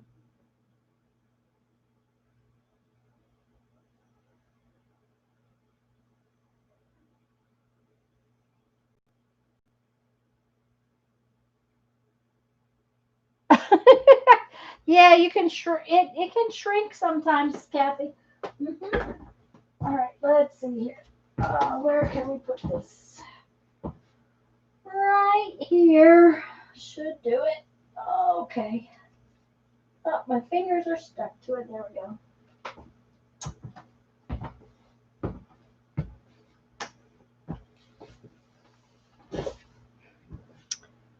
go. Okay, we need to clean that mess up.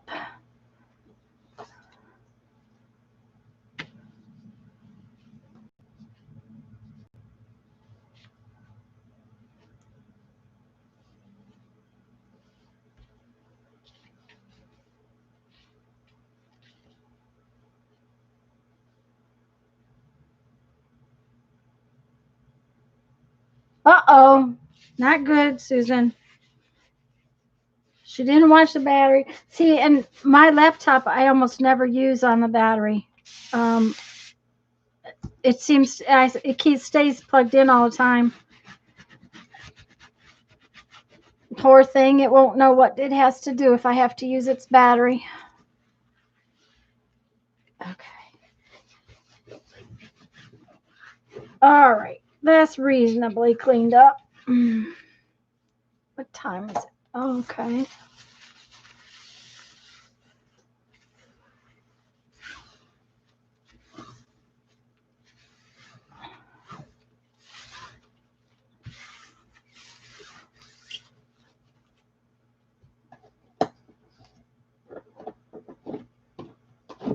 Oh, that got all dried out.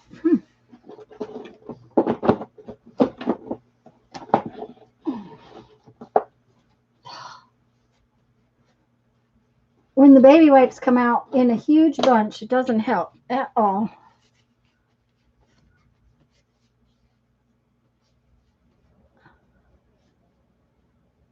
I don't like composition books either. Hi, Joy.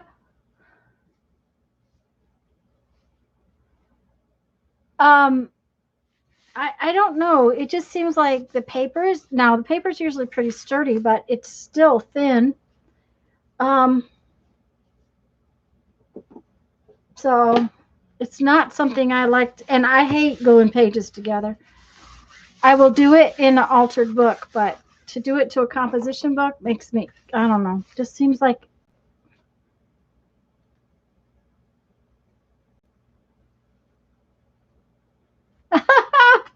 Okay, Mindy.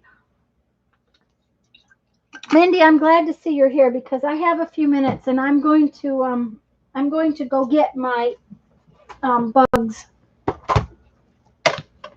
I know I won't finish it on Tuesday if I don't work on it a little bit today, and so I'm going to, since I finished my other project and can't go on with it, I'm going to get the bugs.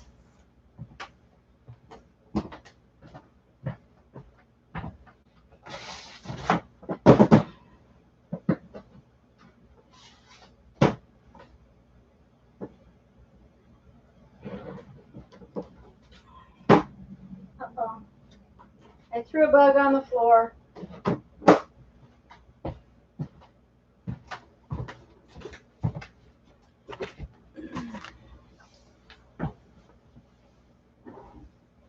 And if you're not familiar, Tuesday, hi, Mike, bonus project on Sunday. Yes, Mike, because Tuesday I won't be able to get this finished by any means. Yeah, I don't have a penthouse. That's true, Lisa. Oh dear, Kathy, I was talking. Um, Tuesday, when we work on our carved books, I'm going to, I promised I would color some of these bugs, and it's going to take quite a while. I know how long the last one took. So I thought I would go ahead and start on it today. Never leave, you're just working on other stuff. Yeah. Have you got your Christmas houses done yet? Or did you go buy that blow up snowman? These bugs came from this book. It's called it's got bugs in it, and I still have bugs loose in the front. And these are Inktense pencils. And if I had known they made Inktense blocks, I would have bought blocks ages and ages ago. But I had bought the pencils, and as you can see, for as much as I've used them, they have not been, they don't get used very fast. I need a napkin.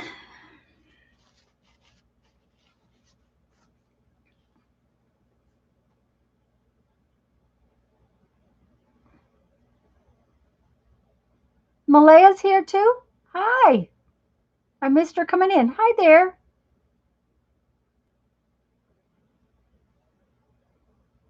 Um, Tuesday at 2 p.m. Central Time, we will be working on our carved books, and we'll be here on this channel.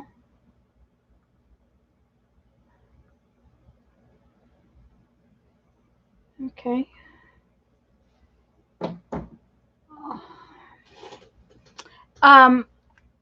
And then that's what this is for. So just for information purposes.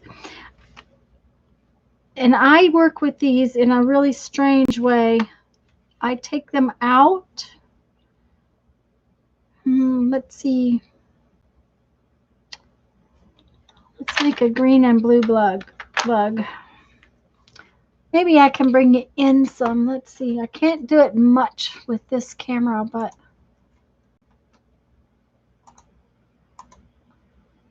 that should be a little better.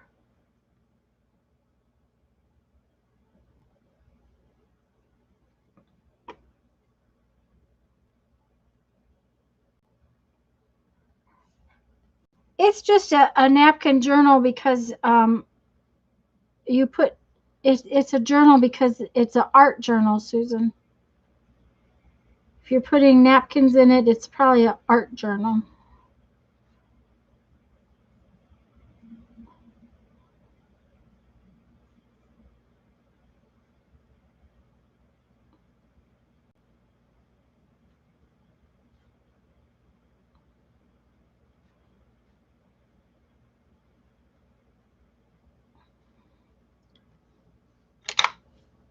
And I'm just cleaning my brush is on the edges since I'm planning to cut these bugs out.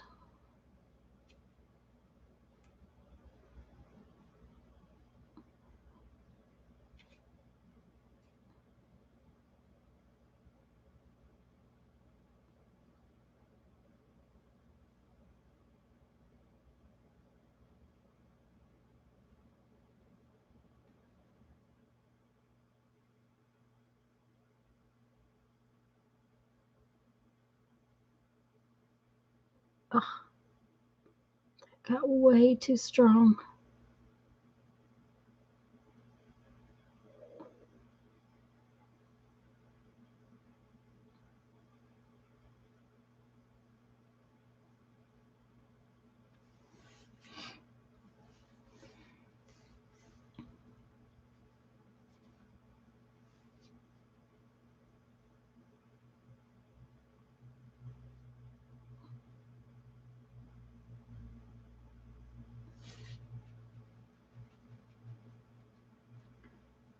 Some of the stronger colors can sometimes really overpower some of the others.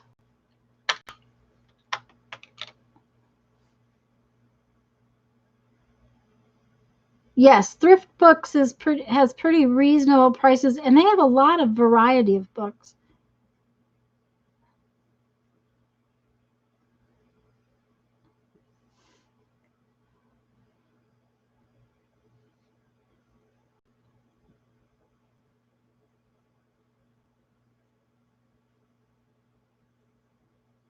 And I'm sorry, guys, I can't read chat so well doing this, just so you know.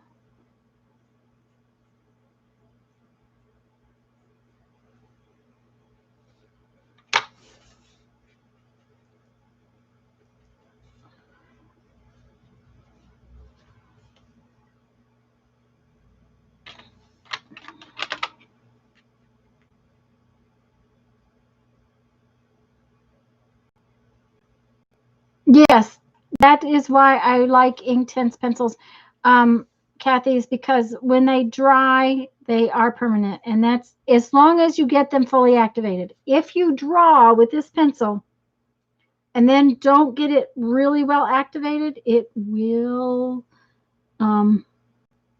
it does not dry permanent. It doesn't come up permanent. That's something that you need to really make sure you get them good and wet.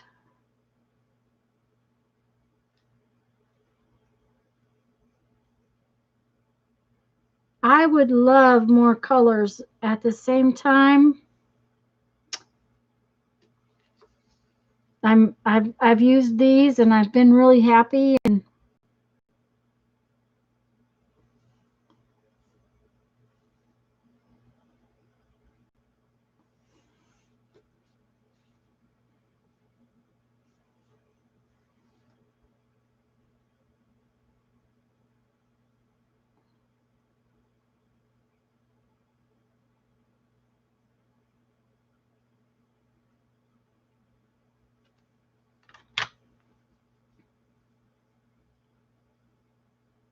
yeah, just make sure they're good and wet, or assume that they are going to move.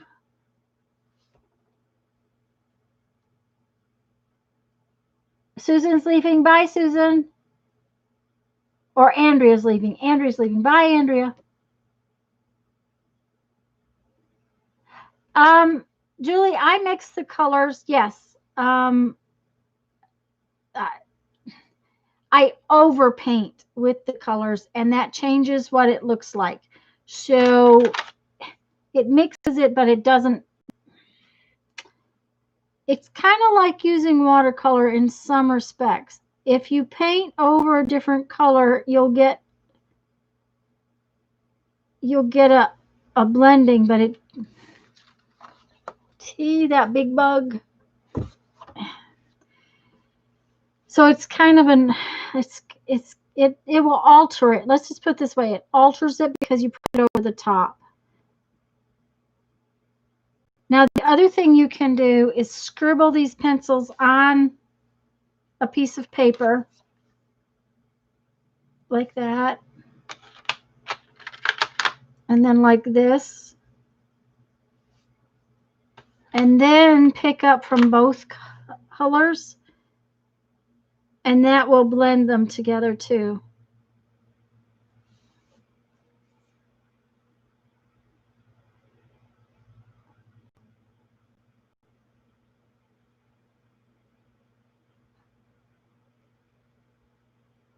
These bugs are coming out very brown at the moment.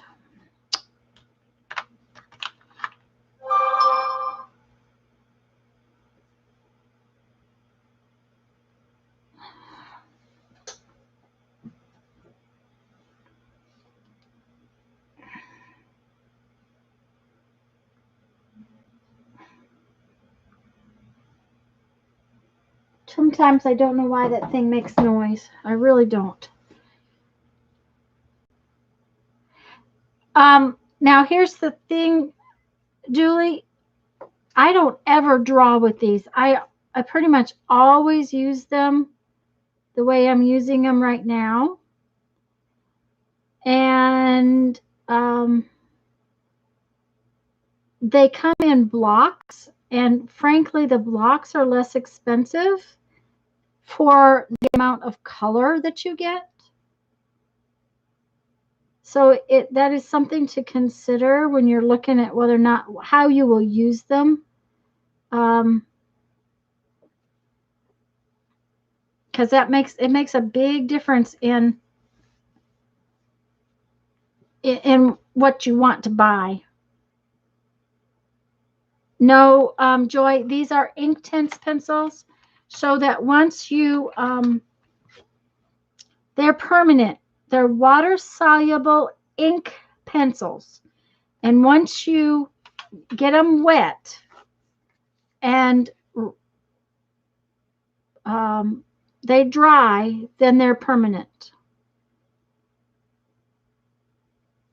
So they behave like watercolor pencils in a lot of respects, but then you dry them and then they can become permanent.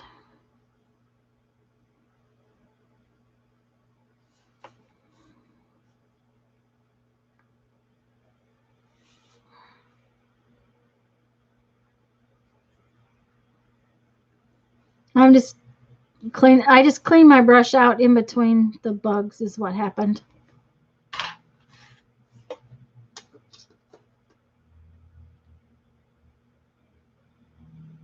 Yeah, the 24 is a really good number of colors. And the other thing is that when you get to the bigger packages, they're Black Magic. When you get to the bigger, like the 36 was what I really wanted, but like the 72, it is just like shades of the yes, that's what happened, is that when I cleaned my brush on the paper and then scanned this, it was so cool. That, you know, I really wanted to make another sheet. The bigger number, like the 72, it has these little shades that really don't. From 24, you could just about get any color. This is 12, and I did my all of those coloring pages for the fairy journal with these. You can pretty much mix from 12 to get all of the colors. There is no good purple, and getting a good purple, you got to go up in the number of doodads that you've got. This one is very fuchsia. And I'll show you. It's very definitely a fuchsia color.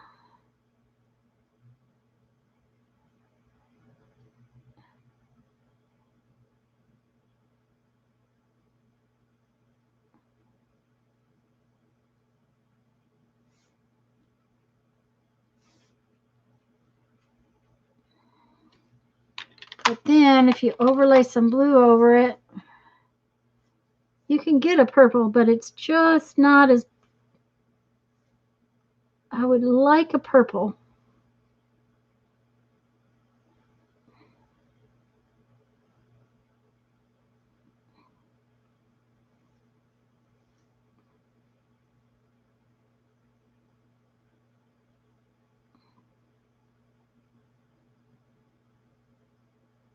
And that I do not like at all.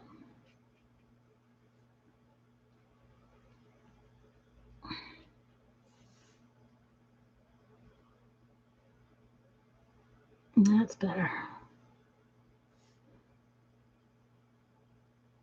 But I still am not happy with that bug for something. It's just not.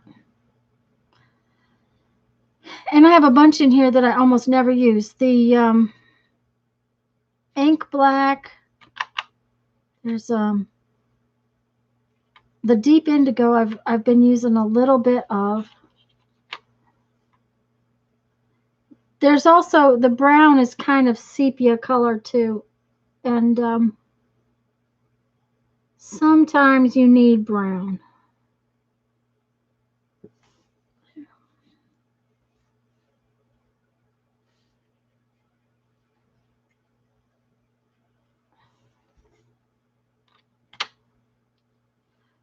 Hi, Cheryl. Leave it alone. It's beautiful. You like it? Okay. And Lisa got pencils on eBay. Yep.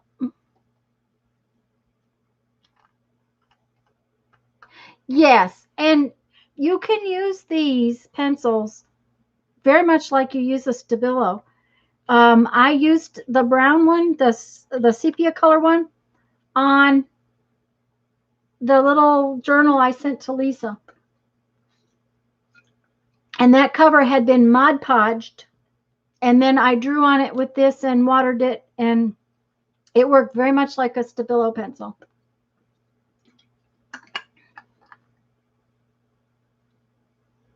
I can splatter on them.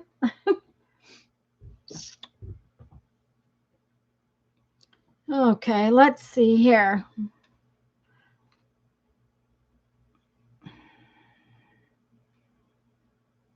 Let's use this.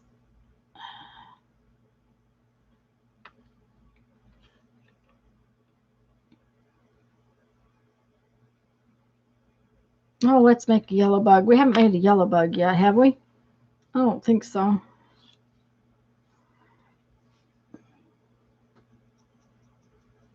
Nope, that wasn't real clean.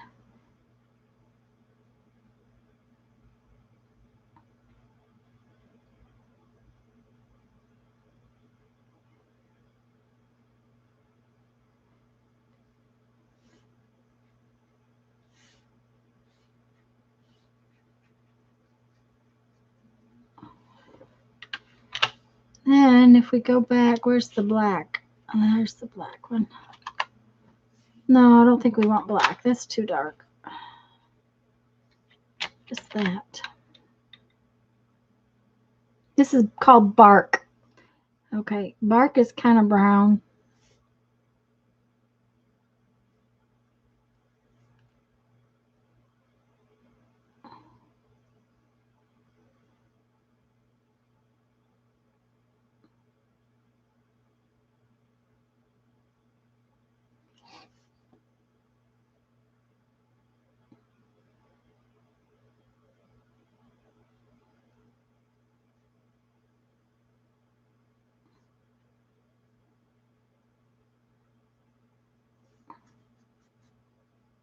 Ooh, that's had a lot. I somehow got way more color in my brush than I wanted.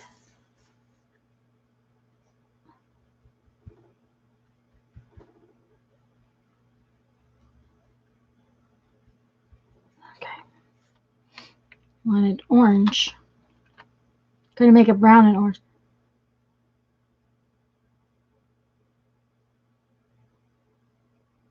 Oh no, Barbara.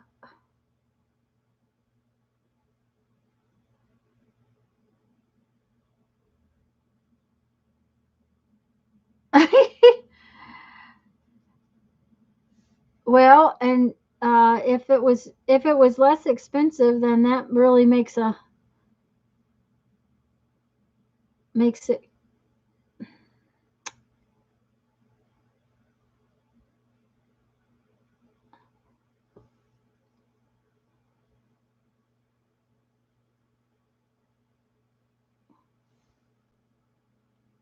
For some reason, these bugs are not as bright as the last ones. The last ones were a lot brighter.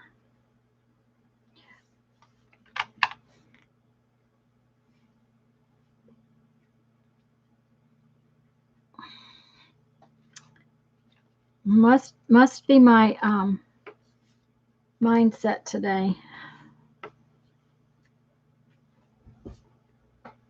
And I'm going to need to go here in just a little bit, guys. I have work I have to do. Work! No, not that word. Yep.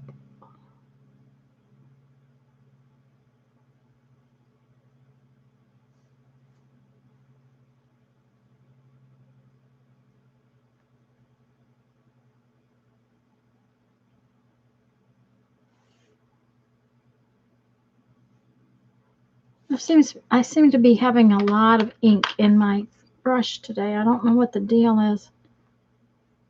I must be picking it up more than I normally do. Oh, Mike, you haven't seen. Oh, just a minute. I'll show you. We are coloring bugs. Lisa and I are doing a project that we're calling Carved Books.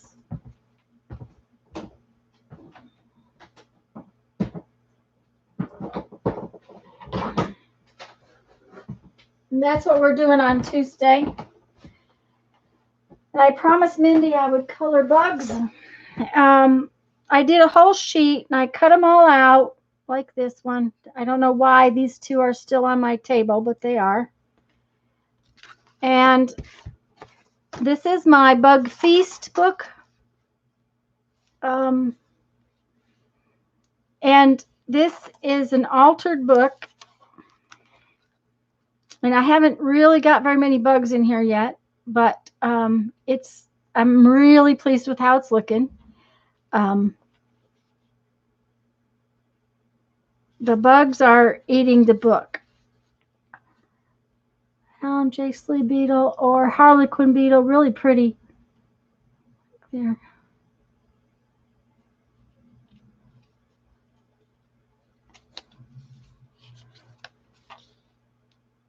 That's about as, there is one more bug way far down in there that I got put in there, but that's about as far down as I got putting the bugs in the other day. My plan is to put bugs on most every page. Yep, the bugs are eating it. That was the, it's going to be called Bug Feast. The bugs chewed on the cover. They've chewed a hole in the side. Back here, the bugs have chewed in from the side. So these bugs are going to go all in here. The idea is you can see some Bug Feast. I think it was Teresa who suggested the title. So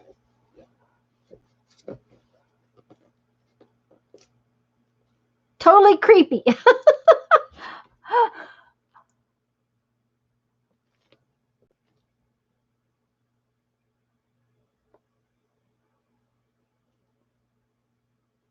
Kind of creepy. Oh, you think so? Okay.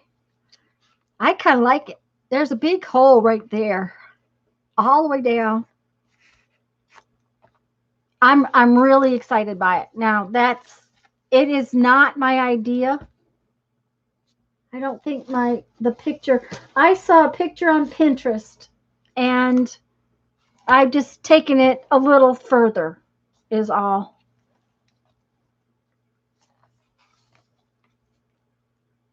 All colors and spots. You know, Mike, I don't like bugs particularly either, but as long as they're not in my house, they have yeah, I could have put cockroaches in it. The deal is this bug book, this beetle book, when I got it, I just grabbed it because it had cool pictures of bugs in it. And then I looked at it and I thought, oh, I don't know if I'll ever use those, but I kept it and dang, I like this. I love this. So yeah, I thought some of them need to be very bright colors. I agree. Here is this indigo blue. Let's see what it does. Let's do this bug up here because it's a different blue. That one's kind of boring. I'm going to have to do something about it.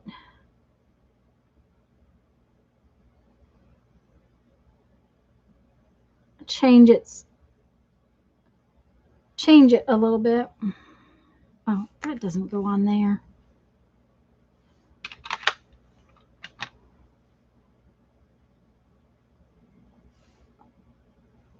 Oh.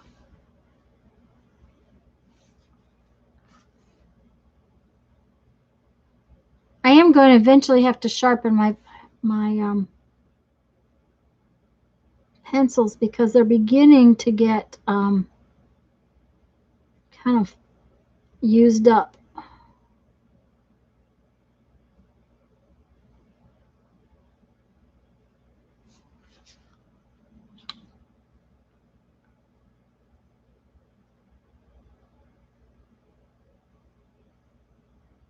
Oh, you're welcome, Mindy. Yes, and you're right, Susan. And without cockroaches, especially. Most interchangeable. Yeah, that's true. That's so true, Lisa. Uh-huh. But that's why I'm coloring bugs, Mike. I wanted my color bugs to have colors. For some reason, this one just is boring. It needs more. There, that's better. Sometimes once you let it dry, if you then go back over it with another color, you get this shading kind of thing that I really like.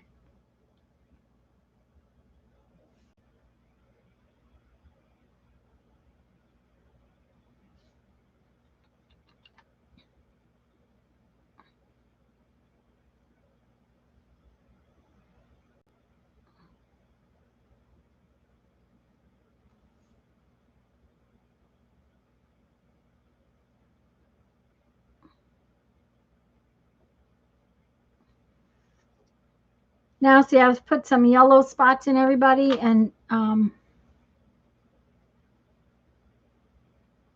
we'll come back and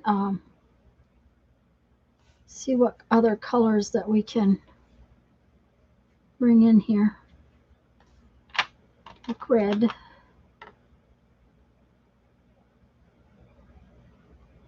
Oh, that is not a problem. Your ping on my phone has had it was the last one was the next door neighbor telling me that the grocery store has a deal on pork. So, you know,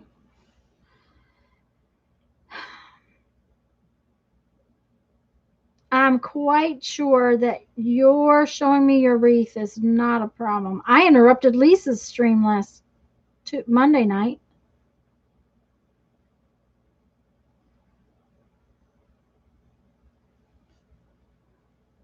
I didn't mean to, but it pinged and it was me.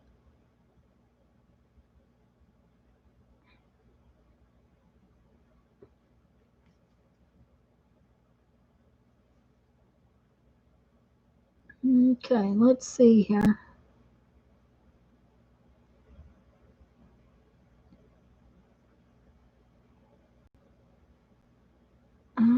Maybe if we make this red, but then we go back and in a minute we will make it more than one color.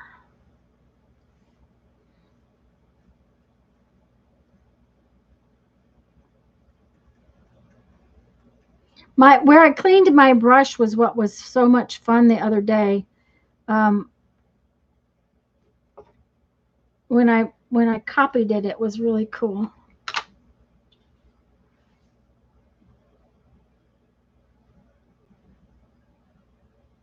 Oh, it's all downhill. Oh my. I wonder if I can get it to pull up on my phone. Let me see.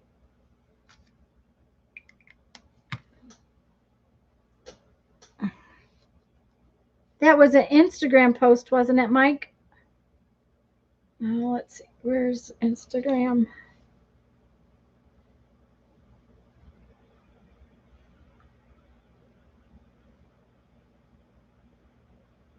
Okay, let's see if I can.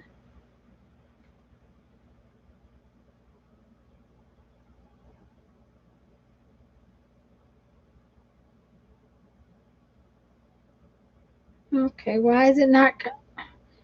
Now, Mike, I'm finding a giant tractor.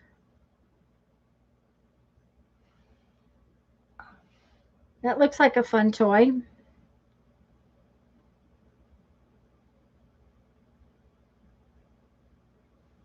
Huh. Was that not an Instagram post?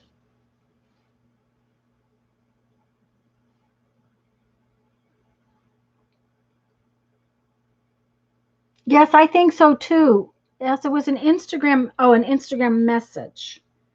Okay. Oh, there it is. Can I show it off? Is it all right if I show it, Mike? Yes, he is. It's same as his. It's WTF Mike, Julie. Okay. It's really cool. It's got a clock in the middle of it. Let me see if I can make it bigger. Okay, let's see here. I can't. Is it going to turn? No, it won't turn. That's as big as I can make it, guys. It's very pretty, Mike. And kind of spooky because it's got a witch's broom. Okay, let me see if I can see this little broom. I want to look at it on my computer.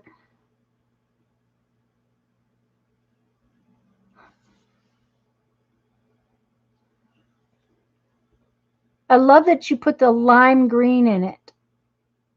It's a clock. It's a wreath. But I really like the lime green with the, there's a witch holding the broom. That's what I thought. There is a witch holding the broom. And I can't see it very well on my phone.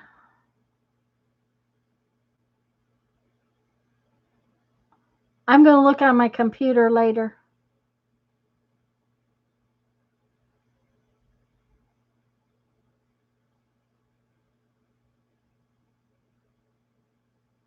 Yes, he said that the hardware store, Mindy, had a 20-foot snowman.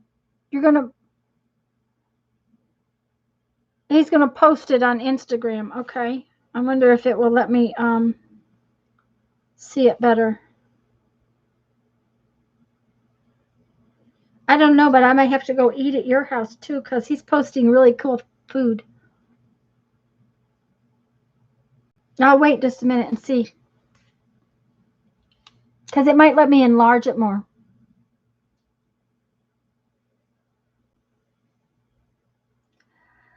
It had, Julie, it has, let me just a minute and I'll show you his logo.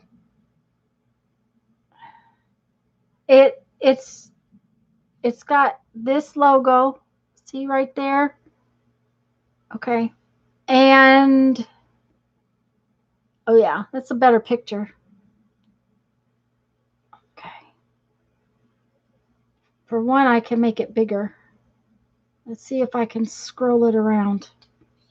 Glasses. Oh yes, I see the witch now. Do you guys see the witch? There's the witch is, I'm holding it backwards. That's why the problem is. See the witch in there? It just does that. Come on.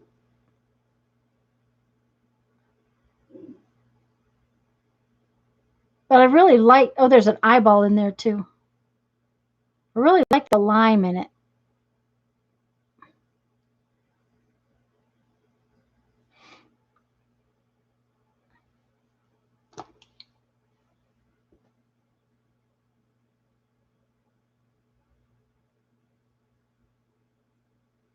All right, let's see what time it is. I got about 5 minutes, guys.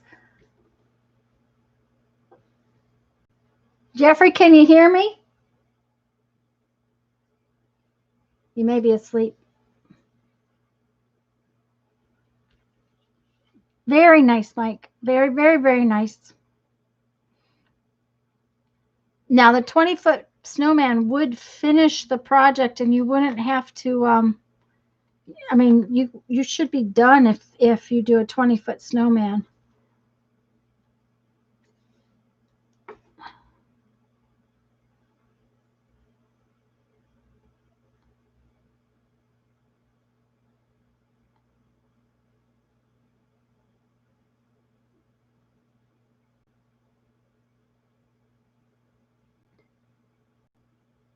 But see, when you go over something with another color, you end up with a different color. So I like it. I love these as far as using them.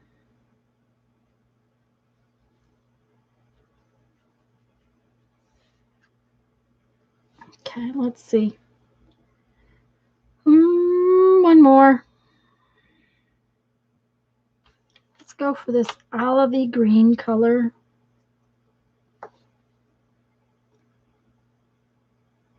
I still got some blue on my brush.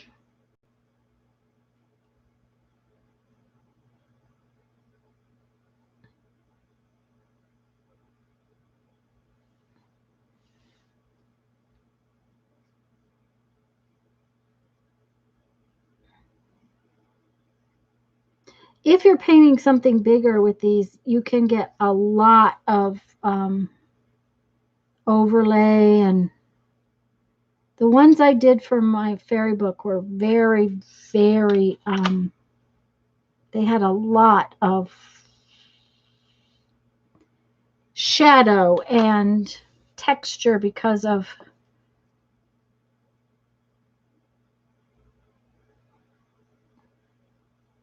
at the same time they go nice over a drawing or a picture like this, so that you get kind of a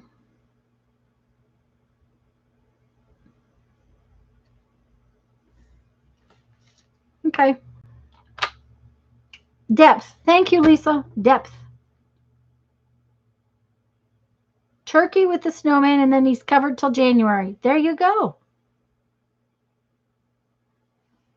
Yeah, Julie, I think the colors are gorgeous. Okay. Let's clean my brush. Whatever you do, do not leave Inktense in your brush.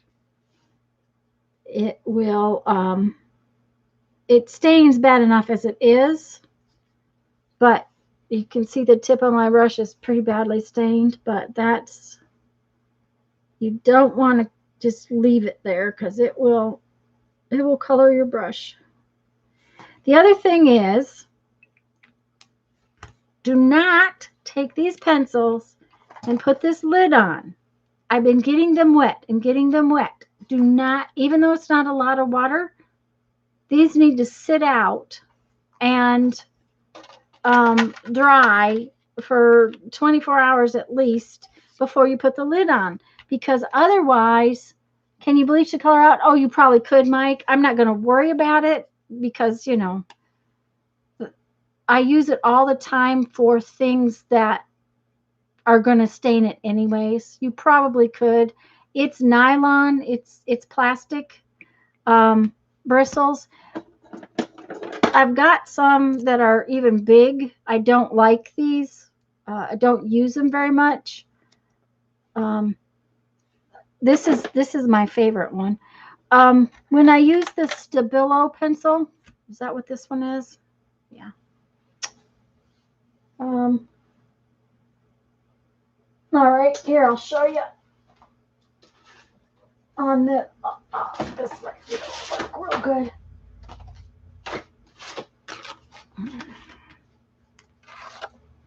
When I use this Stabilo pencil to outline something, and then come back with my watercolor brush to do that, it gets black. So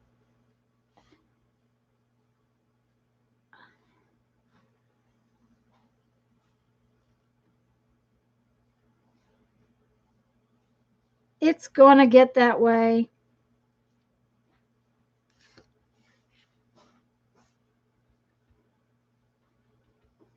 I just try to keep it cleaned out.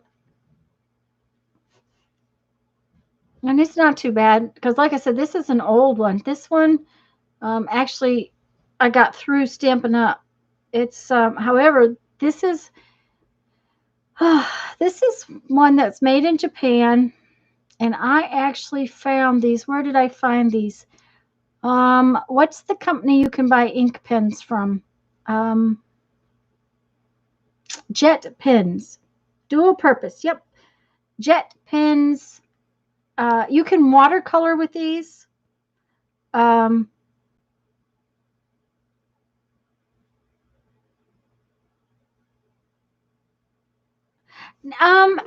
just don't like them because they're too big. First off, while the barrel has got lots of water in it and everything, it's just such a big brush that, now not this part, but this part. When I use this, most of the time I'm sitting at the table, and this was a set of 3, and Okay, that one's fat too.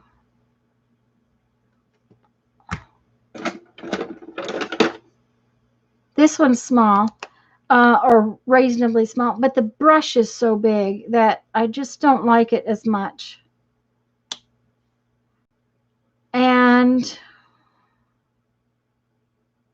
But I found this, they have these at Jet Pens. This is, let me see. There's a name on this. It's, just a second. I got to have better glasses. No, that's not going to work. These will probably work.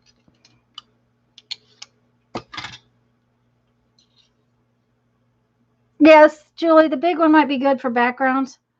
This is KUMETAKE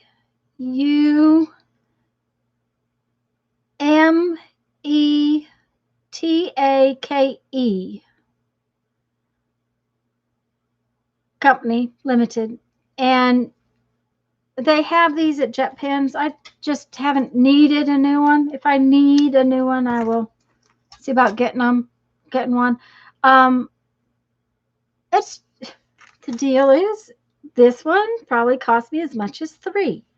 You know, that's, this one's harder to fill, but okay, guys, I'm going to go. I'm going to take my little bugs. I will bring my bugs on Tuesday at 2, my channel. Tuesday at 2, my channel. We're going to work on our books. A little hole poking, they're better.